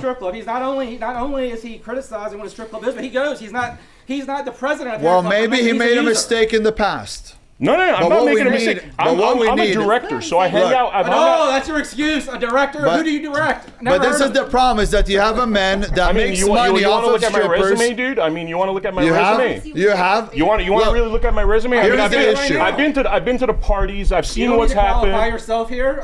This is the issue: is that we have a man that makes money off of strippers, and then we have a Started behind me. No, I'm not actually. Yeah, I'm you saying are. That it's completely fine to do that. UFC. Oh, I did Because this. obviously Yeah, they make money off of and it. I've seen these guys turn. I've seen these guys turn into drug addicts. I've seen This them is go into ridiculous. depression because of that lifestyle. You're stupid. Because of me, I did that. I'm the one stripping. I'm the one that's fucking doing that shit on the stage. You run your mouth and you don't know what you're talking about. No, actually, I know a lot of what I'm talking No, you about. don't. Yeah, I know. I know a lot about what I'm talking Why about. are you Actually, overweight? he seems like he's agreeing with me. He's agreeing with me. Are you too weak to have a diet? I mean, ask him. Well, most men don't know how to shut the fuck up. Well, yeah, but he doesn't know how to stop eating. Sorry. All right. So, Yeah, all right, I'm so, talking so about like their mouth too. Their mouth too. What other assumptions do you and I have? spoke for like 30 Here's- minutes about being in Get shape your and assumptions discipline. out. And look at him. Here's Get it. your assumptions out, and then let me talk. Finish your assumptions. Talk about assumptions. No. Making assumptions about strip clubs, the people who work there, and the people in adult industry. You're making Dude, strip clubs. 90% of strip club. 90% of strippers have daddy issues. They have daddy issues. All right. Not a Can I- qualified fact. All right, Fact can I check say that. something so we don't? Can I say something so we don't yell? All right, look, I'll tell you something. In my past life, I used to interrogate terrorists. Yeah. And one of the things about every terrorist that I interrogated. Do you not speak Arabic, by the way? No. No. Okay. No, a little bit though. Okay. One of the things that I've realized that all of them believe that they were doing the right thing. Mm-hmm. None of them believe that they were wrong. So blowing up a bus or blowing up a school or blowing up themselves is completely fine to do because they are right. Mm-hmm. So everyone is right. She's right in her mind. Mm-hmm. You are right in your mind. He's right in his mind. Everyone is protecting something that they believe that they are right about. The problem is that today, common sense isn't that common anymore. Yeah. People have sold their souls to the devil to make more money. And they believe that what they're doing is right. Unfortunately, it's not right. And I could tell you from my own experience, don't think that I'm this man that never wanted to sleep around with women. I've been with over 4,000 women in my life. I'm the fucking craziest. Man, I love having sex. But today I keep it for one woman. And then when I love her, I have sex with her all day. 15 times a day. No. So that is the truth on why I don't want And my woman to work. why were you banging 4,000 girls? So that wasn't that the indoctrination that taught you when you were growing up that Yes. was actually So something that was supposed to be good for you? I used to watch some porn stars. My favorite one was Phoenix Marie. I used to jerk off to her. And then any woman that looked anything like her, I was all about. Now, I also loved MILFs. For me, I always liked older women. The problem today is that I realized that the MILFs are younger than me. Yeah. They're younger than me. You know, they're 32, 33. Yeah. These MILFs are not even my age anymore. So you kind of get like this new life perspective where you can't see MILFs anymore. Oh, am I going to look at a 45-year-old woman? That's just not going to work. But when I was 18, when I was 20, most of the girls I loved sleeping with were in their early 30s. Because they're a real woman, you know? Yeah. And if you take a woman that, let's say, trains for about 10, 15 years, builds a nice physique, they're at their peak at like early 30s. They look the sexiest. They look the best. So today I want a younger woman only because I prefer her to be more untouched. Yeah. But beautiful women, sexy women, they're usually already in their 30s. And women think that when I say I want a younger woman, it's like, oh, she's not good. It's not that she's not good. I want to have 12 children. Yeah. I want my children to stay away from all that stuff. I want to make sure that I have a wife that is still the sweetness, the naiveness, the one that has not been, like we say, around the corner, you know? Yeah. Like we don't want that. We want a woman that is pure. Yeah. So women have to understand women have access to sex, men have access to relationship and marriages. And when a woman gives that up very quickly, she loses all of her power. But also she loses her power as she gets older because a woman's power is her beauty and a man's beauty is his power. And we become more powerful as we get older. So if they're playing around, they're not getting to an age where most men are not going to want that when they are already successful. They can find a regular man that will want that and will accept it. but he's only accepting it because you're the best thing that he could get. And if he could get better, he wouldn't be with you in the first place. So when you have a man like me that comes and chooses a woman, you know he really chose the woman. He didn't settle for that woman. All right. And it's a beautiful thing. We got two more. You want to make a final statement? I guess we agree on everything. It's weird. We agree on a lot. Yeah, you guys agree on a lot. Yeah. Cool. If you learned anything from this episode or got any value at all, please share this episode with a friend. It helps us grow the channel, it helps us grow the podcast, and it means a lot to us. Thank you so much. What do you got? All right, so I got my pen so I don't get lost. Okay. You were much better at debating me last time. I didn't. Oh, here's a microphone. Might help.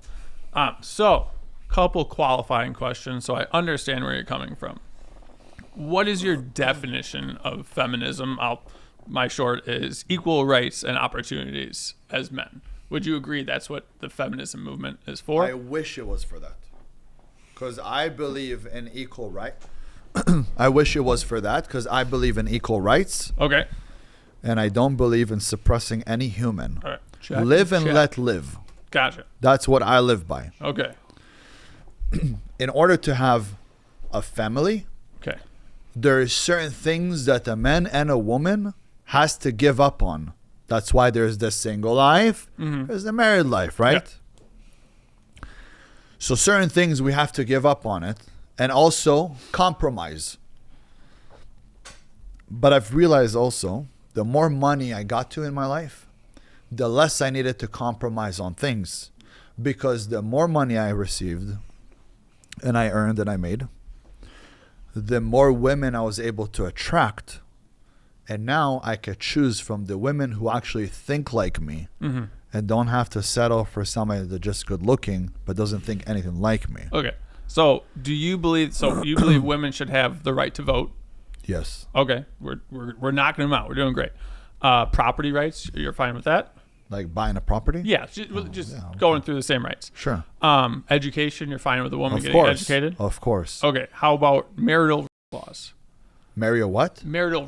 So in many states in the United States, you were allowed to, in the terms back then, rape your wife, but you would not be able to get charged for it because once you once you got married, you were I never even heard of this. Correct. So this is something that's very new to me. So this is why women were looking for their independence.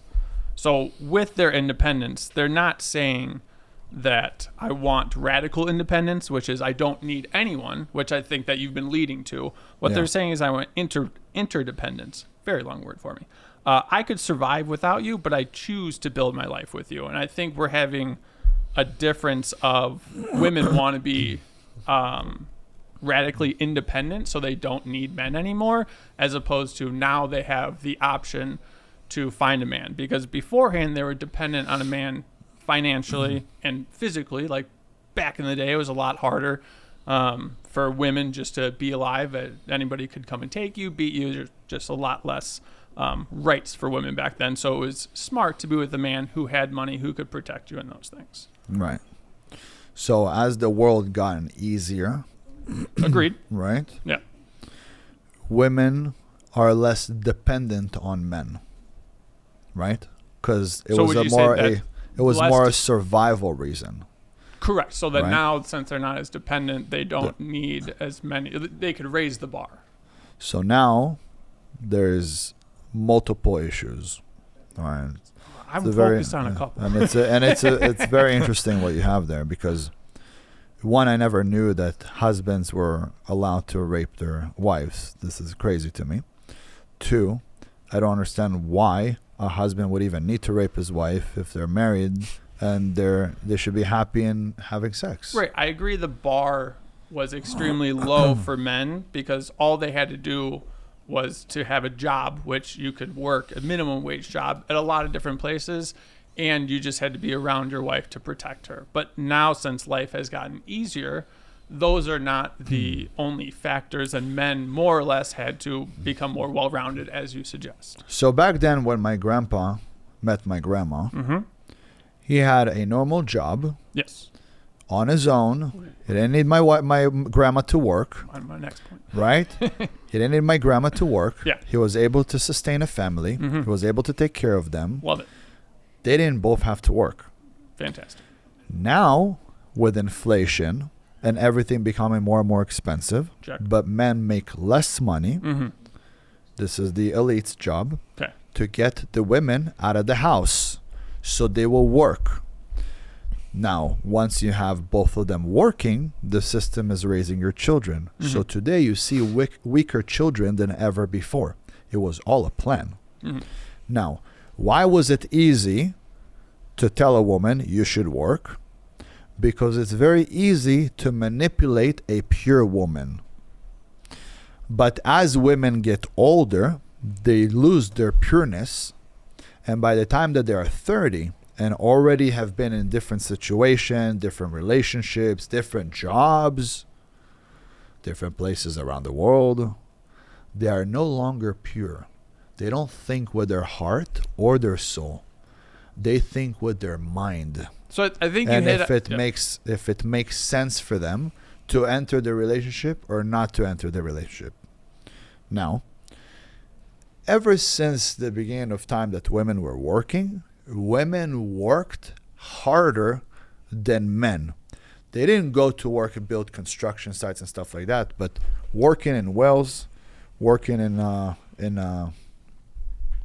factories, a lot of factory workers. Like if you go to Asia, you'll see hundreds of women working in factories, hours and hours and hours and hours. So they work really hard, and they're also very smart. Like, for example, if I give someone to do my accounting, I don't give it to a man, I give it to a woman. So I don't think you're making points for or against feminism. I think we're talking about the same thing that you mentioned, the system in place. So but the system that built feminism, they started, just like I said. But how did they get the women into the businesses? They wanted to break up families. But it was World War II that the women were told, hey, you guys need to come into the factories. Right. And what happened after that is, unfortunately, the pool for workers got expanded. So the corporations no longer had to pay their workers. So that was wage stagnation. They're like, hey, we can minimally provide for our workers and we're going to keep having them. And then the companies also saw, it's like, hey, we have double the amount of people that can be buying stuff from us. So they're like, we need to keep this thing going on. So I think it had less to do with feminism, had more to do with, like you said, the elites ruling the system. And at first they told them just come to work, right? Well, it's, hey, we need to build whatever it is because the men aren't here. They're fighting overseas. I think the beginning before that, they were like, hey, women, you should start smoking because it makes you strong. So they got women to start smoking. But that's not feminism. That is a corporation that is looking for someone to buy something. When you're talking about feminism, you're talking about giving power to women. No. That's how feminism seems like today. But not what it started as. I will give you that. At first, it told you, feminism is the fact that you're gonna have equal rights, and that's why it was easy to bring them towards that side. You're gonna have equal rights. You're gonna work. You're gonna be able to vote. You're gonna be able to buy property, whatever it is. Right? That's what feminism was in the beginning. I'm trying to figure out. You're saying there were people sitting in a room. They said, "Hey, we need to get women into the workforce. Let's start." I'm giving a hypothetical that draws you to a conclusion. I don't want to do that. You don't think that they were taking advantage of the extra consumers, and then that was something of the fault of economic pressure that is forcing women into these things? And men, because like you said, they can't afford to do anything. A woman goes to school or does anything because their partner can't afford. It seemed like it was all a plan. I'm all for all a plan, but right now, my suggestion is from World War II, they went into the offices, the jobs, and from there, the corporation saw consumers. You're saying... Why didn't they go into building houses, putting up bricks, putting up lumber, framing, foundation? They only go into the easy jobs. That is not answering my question, though. I'm posing a how it happened, and now you would say something. The elites had this idea, so they wanted to continue this, but that's not putting it on feminism. Feminism is just equal rights. Okay, so now we have equal rights. Okay. What's next? What do you mean? what's next? Now we have equal Gotta rights, look at my right? sheet. Right? Okay, so we agreed. I agree that we have equal rights, all right? Now that we have equal rights, where did that bring us? So I think, so on my position, lead by example. We want fathers that matter, mothers that matter, masculinity that matters, femininity that matters. Society does have these problems, but I don't believe feminism is not the cause of it. Like you said, you've said it many times, the elites are the ones pulling the strings. They created feminism, and now feminism but this is like anti-family. But this is using like immigrants as a scapegoat for why prices are cheap. The immigrants are here because they are cheap labor, and they want the corporations to be able to pay a small amount of money because that's what the options are. I think it's taking advantage of a situation. All right. You have to understand that when a man wants to marry a woman, he wants to marry a woman that's going to be a real woman. He's not gonna marry just any woman, because now he has to give up his whole life for her. So he's gonna marry a real woman. We talked about earlier what a real woman is. But you gotta give me why feminism takes that away. Because I'll tell you why. I'll tell you why. I interrupted. So when you have a woman that is taught today, and I'll give you for a perfect example, like my ex, who worked before she met me. When she was younger, her mother told her, look, honey, no matter what, you need to learn how to make your own money, because you can't count on a man. That's number one problem. Can I react to that instead of, because I feel like I'm going to get lost. Now she's being, I need to finish it. Now she's getting to a later age where she's now dating. Mm-hmm. And now she thinks, I can't sit there and rely on a man. So now I have to work. So now she starts working. Well, where does she work? She works with women and men. Now men are hitting on her. She has to tell them, I'm not interested. And slowly, because if she'll stay feminine, they're going to feel like they're flirting. So now she has to become more masculine. Now, one thing that you have to understand is that masculinity is essential for survival. So when women go into the workforce, they're not used to working. So it's something new to them. So they start becoming more masculine in order to survive in the workforce with men, and also having to wake up in the morning, get ready, go to work, listen to a boss, come back home, clean for themselves, cook for themselves, go to sleep and do it over and over and over again, and step away from the life of having children, which is the most beautiful thing. So I agree, but the reason behind it, I believe, like you said, wage stagnation. A woman would not have to go to work if she does not want to, if she could rely on a man. Would you give me that? Yes. I can go. No. So that is what I think the main pressure is, and feminism is being used as a scapegoat. But I'm gonna take that win. I think that men are a bunch of pussies today, and they can be counted on, and that is why women have to work. I think it has more to do with the economic pressures and the people that make the decisions, where our monetary, like you said, the Federal Reserve, we have inflation, we have housing problems, and those are causing stress. I got one more point on this. But I came from a home that we didn't have money. Yes. Right? I came from Israel. Correct. I was homeless at 17 because my dad kicked me out of the house. I've dealt with many different issues. I think I was homeless for a day. But at the same time, I still got to the point where I was worth 9 figures. Totally. How did that happen? And still kept a fit body, strong mind, constantly work on myself. If I'm able to get to 9 figures, and if Elon is able to become a trillionaire, I think that a normal man should be able to make 120 grand a year to keep a family. And if he can't live in California making 120 grand a year, he can move to the Midwest. He can move somewhere else where it's much cheaper. Also, today, there's a lot of ways to make money remotely, where you could live in places like Dubai. You can live in Thailand. You can live in Bali, Indonesia. You can live in Costa Rica and take care of your family for very cheap, but make sure that your wife and your children are taken care of and have a good job. Correct. But statistically, it has gotten worse or harder to purchase a home since the 1980s. And all of these issues are economic pressures a man used to be able to purchase a home off minimum wage. It was 5 to 7 years of his annual salary. So yes, 100% people can make more money, but life becomes easier for a woman to stay at home. I think any woman that wants to stay at home, there should not be an economic pressure that is keeping her at whatever work that is. And that's why I said the elites, they did something very smart. Too.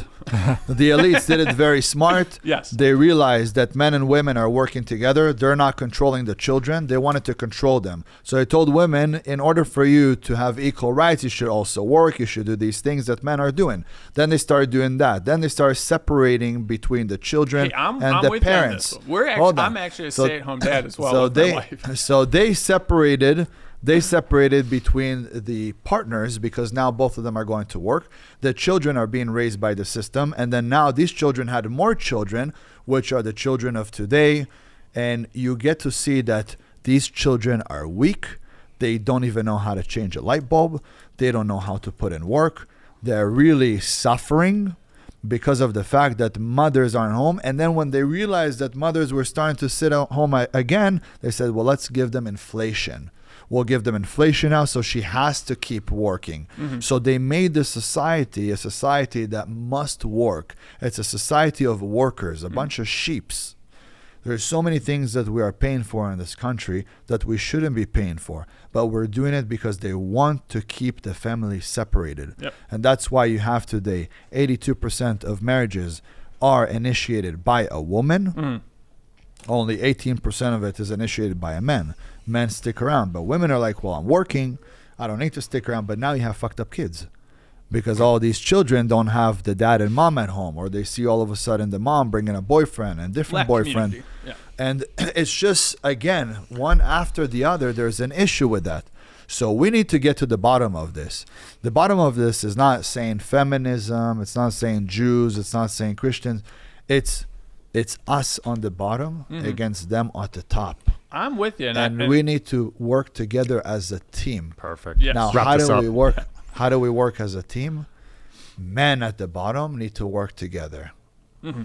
The women at the bottom need to trust their men to believe that they're going to do the best thing for the family. I would suggest trust but verify. But if we have too many cooks in one kitchen, we're not going to be able to cook shit. All right. Anything else you got? No, I think it was fantastic. We agree about a lot of things. I think we did get to economic pressures do not help the family household. And if we were able to keep whatever woman wanted to stay at home with their children, I think that'd be very beneficial. Thanks for watching all the way to the end, guys. Please hit like and subscribe. It helps us grow the show and helps us get bigger guests. Thank you so much. What do you think seeing him debate the past 3 hours? Bro, it was 3 hours, 5 hours. That might have been the 4 most hours, entertaining thing in my life. I loved when you said, Mike, you're a fucking pussy. I love that. That was like my favorite part in the whole. Said it straight to his face, and the guy didn't react. I was like, how do you take that as a man? Yeah, how do you take that? Like, I know you wouldn't let that slide. No way. No way. Depends who it's coming from for me. No. If it's someone I respect, I'll shut up. But yeah. But like, who would win, John Jones or you? Because I know you know some kung fu, and I know you have like a secret technique that you don't want to use. And I don't want to pull him out, but I have 16 in the clip and 1 in the hole. But you said you could beat him fair and square before. King Azoulay is about to make some bodies turn cold. Oh, shit. Prime John Jones we talking right now? I'm talking Prime John Jones. I don't know. No one's beating Prime John Jones. He said he has a chance. So look, I said the only guy who could beat me is John Jones, probably. Okay. Other than that, nobody else. Okay. But he'll still get a fight. Okay. He's still going to get a fight. I'm not some pussy that is just yeah. He's still going to get kicked. He's going to get punched. He's going to get bruised. He's going to get bloody. Okay. Maybe tough fight. It's going to be a tough fight for him. Yeah. It's not going to be an easy walk in the park. Oh, okay, I got you. Now, could I win? Of course I could win. You know how many pounds of pressure it takes to put you to sleep? 3. 3 pounds of pressure on your chin, put you to sleep. So you think nobody could get a lucky shot? Everybody could get a lucky shot. That is true. You would have to be like lottery lucky to hit him, though. I don't know. Yeah, I don't know either. But hey, when you in the John Jones, if you want to test that theory, me and him will take you. Let me know. We'll do it. No. Only me. Okay. All right. You know why I said that too? Why? Because if I get that lucky moment, and I beat him, I just beat the greatest of all times. And you become the greatest of all time. Exactly. You become. And if I didn't beat him, I lose to the greatest of all times. Exactly. So what's the problem? No problem. There is no problem. See, this is what I'm talking about. You Superior see? intellect right here. When them stars were jumping on him, didn't even phase him. No, not at all. Fuck no. I would have said more shit. It's women. I don't know what to say with them. Fuck. Like, What am I gonna do with women? You know. This other one sat in front of me. I don't want you. You don't have to insult me. you were the bigger man there. Your insecurities are crazy. Yeah, I know. When I have to work and my husband has to work. He was more Exactly. stoic. Yeah, he was more stoic, like the lady was saying. Like the Victorian, Kyla, like the yeah. Victorian Stoic, or no? Yeah, or the Greek Stoic. I don't know. But the transgender star, that was Socrates and Aristotle. I think you were both Socrates and Aristotle. You know, I don't know what she was, but she was something. Like it was like debating. Socrates was amazing. Exactly. I think I'm more like Marcus Aurelius, and I kind of think a little bit also like Machiavellian. Machiavellian. Okay. Yeah. Well, in ways I do feel like Alexander the Great. In Greek. some ways. It's my blood right there. I'm part Greek as well. Really? Yeah. Maybe we're related. Maybe. You never know. Distant Maybe. cousin? I've said before, you see, I put right here my father Zeus. This is Zeus right here. Yeah. I told people I'm a demigod. And I found out a month ago that Alexander the Great was telling people that he was half man, half god, that he was a demigod. Yeah. And that's how he scared off people. So you see, everybody that was sitting in front of me was shaking. They didn't know what to expect. Now, let's be real. All of the bullshit that they're talking here, a bunch of fucking idiots. That's what I'm saying. You know why? Yeah. Because I have a pussy there that was encouraging, we're going to go to strip club. Yes. Yeah. And then I have another guy over there that tells me that he's like a Jew, but not a Jew, and he's for Jews to have a country. All the Jews should go there. It should be ran by Christianity. I was confused. He was like asking me about my ethnicity. He was like, you look Aryan. I'm like, what? I didn't know what he was talking about. And then it kind of clicked. I'm like, oh. You know what I realized today in this debate? Oh, yeah. That people are really confused. I know. Also with yesterday's debate, I just realized that people are very confused today. Yeah. Very confused. And everybody has something to say. Yeah. Back in the day, I think people would just speak what they had to say. Yeah. And now they just feel like they have to say something. Like they had something to say, and today they feel like they have to say something. It's like completely different. Yeah, like even me, sometimes I'll just say shit, just for the content, And it's cool. I'm all for the content and all that, and I like that. But there was a lot of stupidity here. I know. A lot of stupidity. But us five here, left here, no stupidity. No. We're all intelligent. No. Yeah. You're actually an intelligent young man. Thank you. I appreciate that. I think the content that you're making is not really helpful for you. Well, because we'll it's not going to build your persona on social media. It's just catching you a little bit of views. But I think if you wanted to really build a persona on social media and something strong, I would change your diet so we could get rid of your acne and you could show them how you look better now. Okay, here's the thing. It was actually completely clear for like 6 months when I got on Accutane and stuff. It was completely clear. And then when I came here, it just flared up. So, I don't know, maybe you put a curse on me or something. Maybe. I don't know. You put some Shaolin monk thing in my drink. But I think if we show what you look like now and then change your diet up completely and then see it all gone, you could inspire a lot of people. That's where this is coming from. You could inspire a lot of people. Yeah, and you could get in the gym, work out, get a nice physique, showing that you're a real man, you're 20 years old, start doing something online, run a business, show people the progress. I think you're going to do way better than making some... You're making some whatever reaction to stupid videos, Well, I mean, okay. Come on, bro. You are They're not funny. I know you ain't talking right now. But They're funny. Yeah, okay. They're funny. But at the end of the day, they're not going to help you long run. Okay. I want to give you something for you for the long run. Because you're 20 years old. You have life ahead of you. But before you're going to notice it, you're going to be 30 and you'll be 40. Yeah. Within a blink of an eye. Yeah. So if your life is going to be a joke, your life is going to be a joke. And you don't think your content's a joke? No. Well, my content, everything that people post outside of my page, it's all about joking around. Yeah. Why? Because I'm bringing in all of the youth. They like the joking. They like the messing around. Yeah. They love it. That's why when they see me places, they're like, "Oh my God, it's King Azoulay." I'm like, they're a hero because I make them laugh. Well, yeah. If I'm gonna be only serious on the other platforms, I'm not gonna be able to attract their attention. It's very true. Getting their attention, it's you have to understand. This is in psychology. I know how to grab their attention. Once I grab the attention, in a couple of years when they grow up, they will listen to the more serious content. Jake Paul okay, did that. what's an example of your serious content? 'Cause like I'm a little confused. All I see is like sometimes I see you post and like it's motivational, but it's like it's memeable. You know what I mean? Well, I think I'm seen at the moment more of a meme, right? But it's starting to transition. One, most people that connect with me are like godly people. So if you have no connection to God, you're not going to connect with me.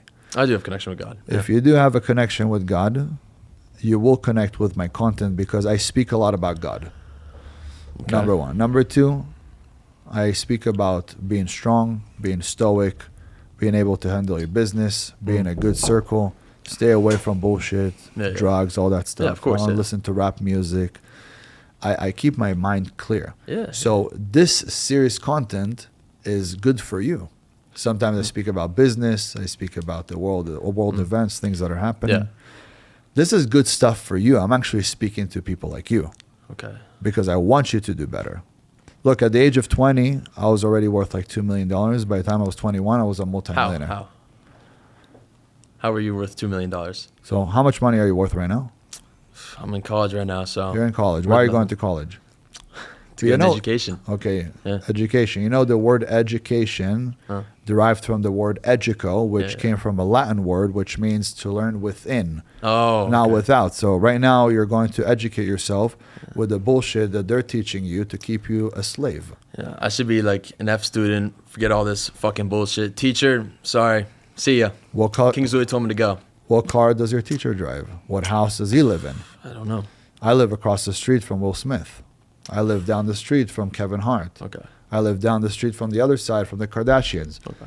Where do you live? Where does your teacher live? Well, I live in Orange County right now, so not a bad place. It's a nice place, and you're a nice guy. But at the end of the day, you want to be a good man that people look up to you. I step into a room, nobody turns me into a joke anymore. Everybody takes me serious. Everybody sees a good, strong man coming in. Yeah. Now, they don't fear me because I don't walk in looking at people trying to make them fear me. But I could guarantee you that if I stepped into this room and stared at everybody like a fucking maniac, which I know how to do, everybody would piss their pants. No. 100%. No. Yes. I've done it in the past. Do the stare down. Is it going to work? I've done it in the past. You know, I don't need you to wet the floor. But I've done it in the past. But today, when I come into a place, people see me. They see a guy that is well put together. He is determined to win. He's fit. He's disciplined. Drives a really nice car. What can I say? Only good things. Who is this guy? I wonder who he is. I'd like to get to know him. But if I stepped into a room right now, and I got pimples all over my face, not a penny in my pocket, and I go to college and I listen to a fucking stupid teacher that can't get me anywhere, how are they going to look at me and hair like a girl? Listen, I'm sorry. I didn't want to bring this up, but I'm not going to listen to somebody who got a conviction with sleeping with a 13-year-old. I'm just saying. I'm sorry. Wait. Okay. I know. So let's fact seriously, check I'm not. Can we fact check it? Yeah, for sure. Fact check it. Sure. Let's fact check I ran out of credits. Huh? I ran out of credits. Let's fact check it. I can look it up manually. No, forget it. I'd rather have pimples on my face. It's like no problem. So let's go back to that. Okay. I love that you mentioned that. Yeah. Thank you very much. First of all, she was 15. That doesn't make it better. Wait. First of all, holy shit. She was 15, not 13. Let's start there. Second. It makes it better, guys. Second. Okay. How old was I? 18. 18. My 18th birthday. All right. Now, was it sleeping with her or was it getting a blowjob? Once again, that doesn't make it better. Hold on. What was it? I'm about to say it again. Hold on. Was it a blowjob or was it sleeping with her? It was a blowjob. Okay. We're getting better. Now, was the case dismissed or not? Was it dismissed? You signed a plea deal. You signed a plea deal. Let's grab my phone. You signed a plea deal. I remember this. Hold on, you're on here, so I want to show you. All right, show me. I want to show you. Show me. Got the court documents? Yep. First of all, Ben Azoulay, search him up on the sex offenders list. No offense. Not a sex offender. I didn't say you were a sex By offender. the way, I never said but that. if I were to have sex with her, it would have Case been. dismissed. Do you see her name? What's her name right there? What's her name? Can we say Where is it? it? Or? Yeah, you could say everybody already knows. Can I even say it? Yeah, say it. Oh, Hillary. K. Okay. Yeah, Kaplan. All right. Okay. All Am right. I supposed to know who that is? So like That's the girl. That's the girl. no, but like no, but like is that like okay? I got you. I got you. What I'm saying is that something that was almost 20 years ago, Yeah. that I paid my dues, I went to courts, I went through all the troubles. The courts were okay with me to leave and to continue my life. Yeah. And 20 years later, someone wants to bring that up. Do you know that Cristiano Ronaldo was accused of rape here in Vegas and I paid didn't a know woman? that. I didn't know that. No. Okay. But Do you know, I have to say this though. You know that Donald Trump I have was to say this accused though. of. You okay? You have wait, 100. one second, You have 100 different one second. backstories filled One like that sound second, like but hold on, total listen, bullshit. Let's Go on. You can't tell one me more that thing, all but those this is stories are great for a bullshit. clip. This is great for a You clip. can't tell me all those stories aren't bullshit. One second. Come on. One second. The next thing was Donald Trump accused of. All right. Yeah, he was. Yes. Was Mike Tyson accused of? I believe so. Yeah. Okay. So, in my opinion, if you have not been accused of rape yet, you're not famous enough. Fuck. You're not famous enough if you didn't get accused of rape as a man. I hope that day doesn't come. And You'll never be famous and you'll never be rich. But if you will, they're going to come after your money. And guess what? Because with that, I got a $51 million lawsuit. Well, my there you friend. go. But I didn't have $51 million. So the idiots, what the fuck were they thinking?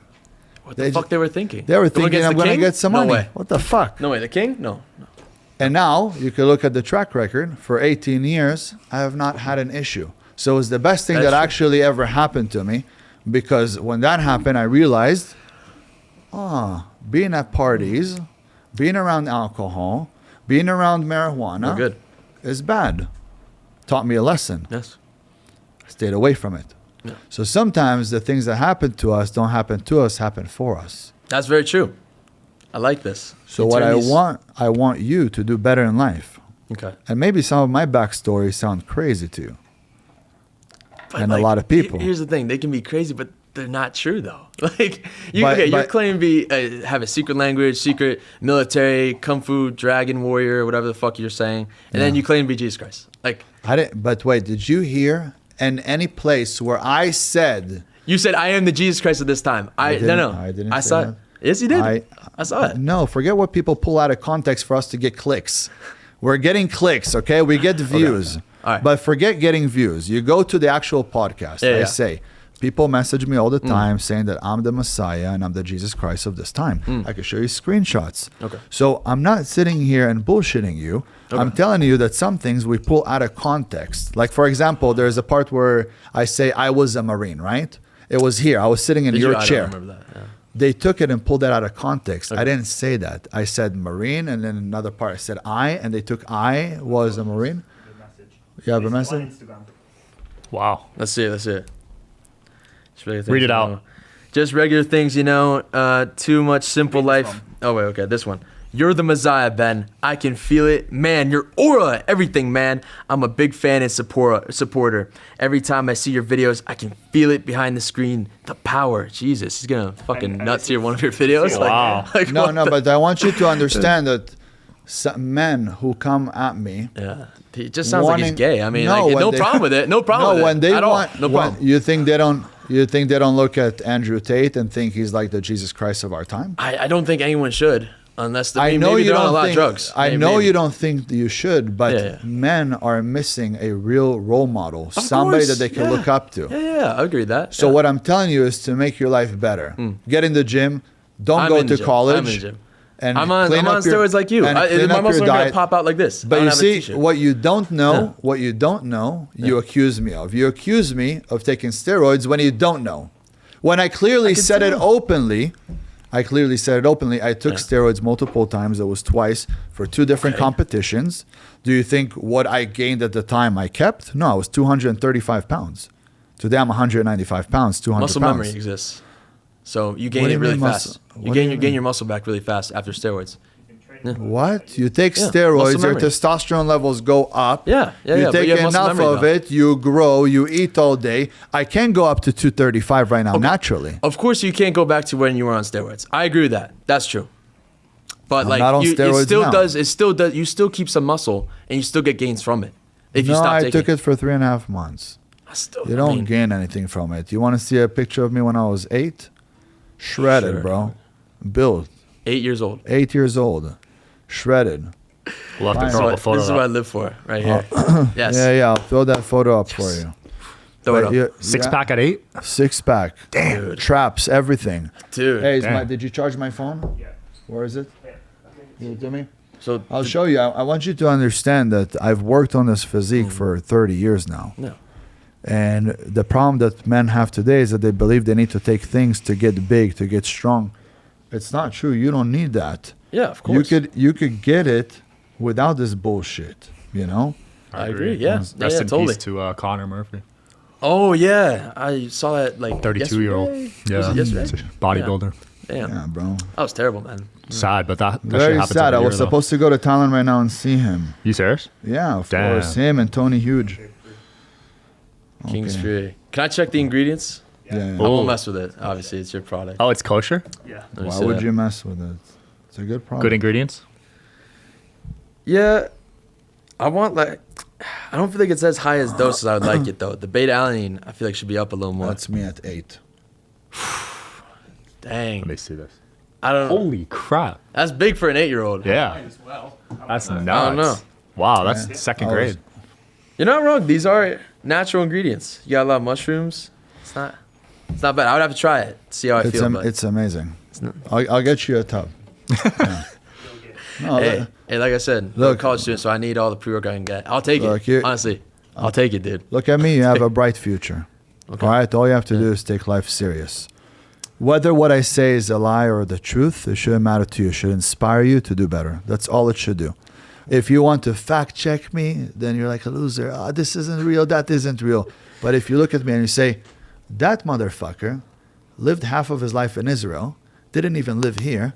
He came here and he became fucking worth tens of millions of dollars. How did you get your millions of dollars? Genuinely curious. If he could do it, Genuinely. I could do it. How did you get it? I'm genuinely curious. But that's the way that you should think. Now I'll tell you how I did it. Okay. First of all, I started with doing sales. Okay. As soon as I started doing sales, after 3 months, the owner turned me into one of the partners. Okay. And the reason is because when you do sales, you take 45% to 50% commission, and he had the expenses of the office. And he just opened up that business. Yeah. He said, you know what, you're making more than me. You want to become a partner. Yeah. So I did. After about a year, I found out that he was stealing from me.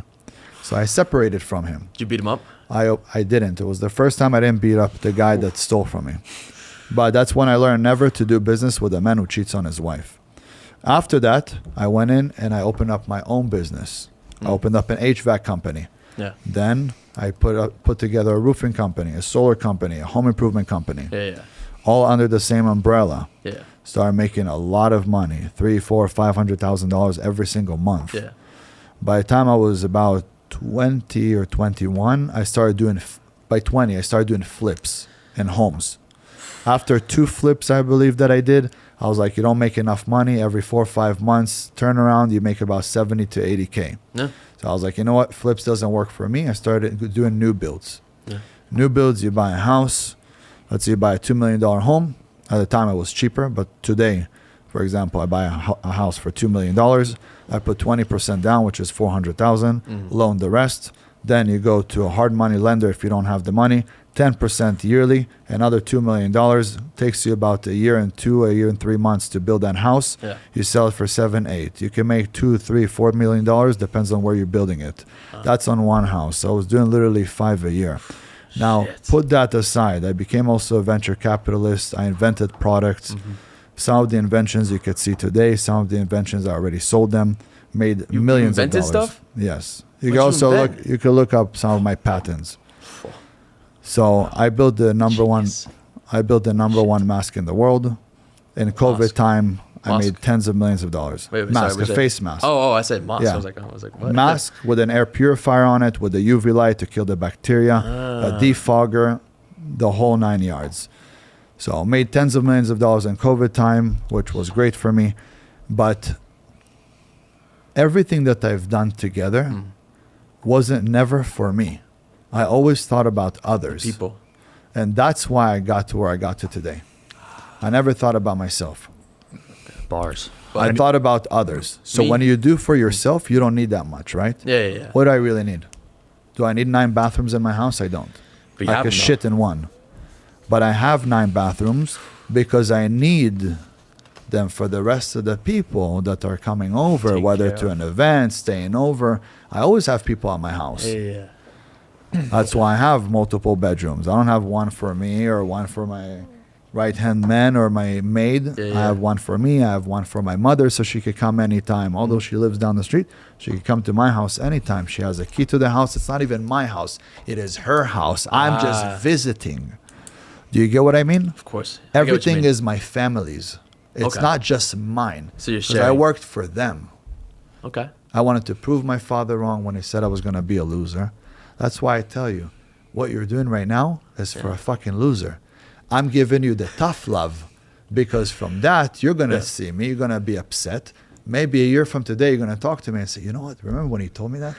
You hit a button. And that button that you hit, I'm now worth $5 million. Well, hey, listen, by this time next year, if I'm worth $5 million, I'll be like, you predicted it, but it ain't going to be because of you. I'm just going to say that. But It's you not going to predicted be it, because though. of me. It's all going to be because of you. I'm just going to trigger something. Like, for example, I always say feelings aren't real. Yeah. Feelings are a reaction to a perceived wound that hasn't been healed. So you have a wound since you're a child and you're reacting to it. And that's why you have a feeling. So right now you have a certain feeling because there is a wound that hasn't been healed. So you're looking at me thinking... You're projecting, actually. I don't have any wound. I don't know about you, but I don't care. I mean, it's fine to have a wound or like mentally. So why'd you say wound like that? It's like, sounds weird. But anyway. But I want you to know, I want you to know that you could get far in life. Thank you you. have everything it takes. Yeah. You just need to be guided a little bit and you're going to do extremely well. I'm just going to... You have a bright keep doing future. my thing. Yeah, thank you for saying that, though. I appreciate that. You have a bright future. I appreciate I'm that. telling you. Yeah. I see your future and it could be beautiful. Thank you. All right. I see it too. I know it's going to be great. Check out everyone's social media handles below, guys. Peace. Fair enough.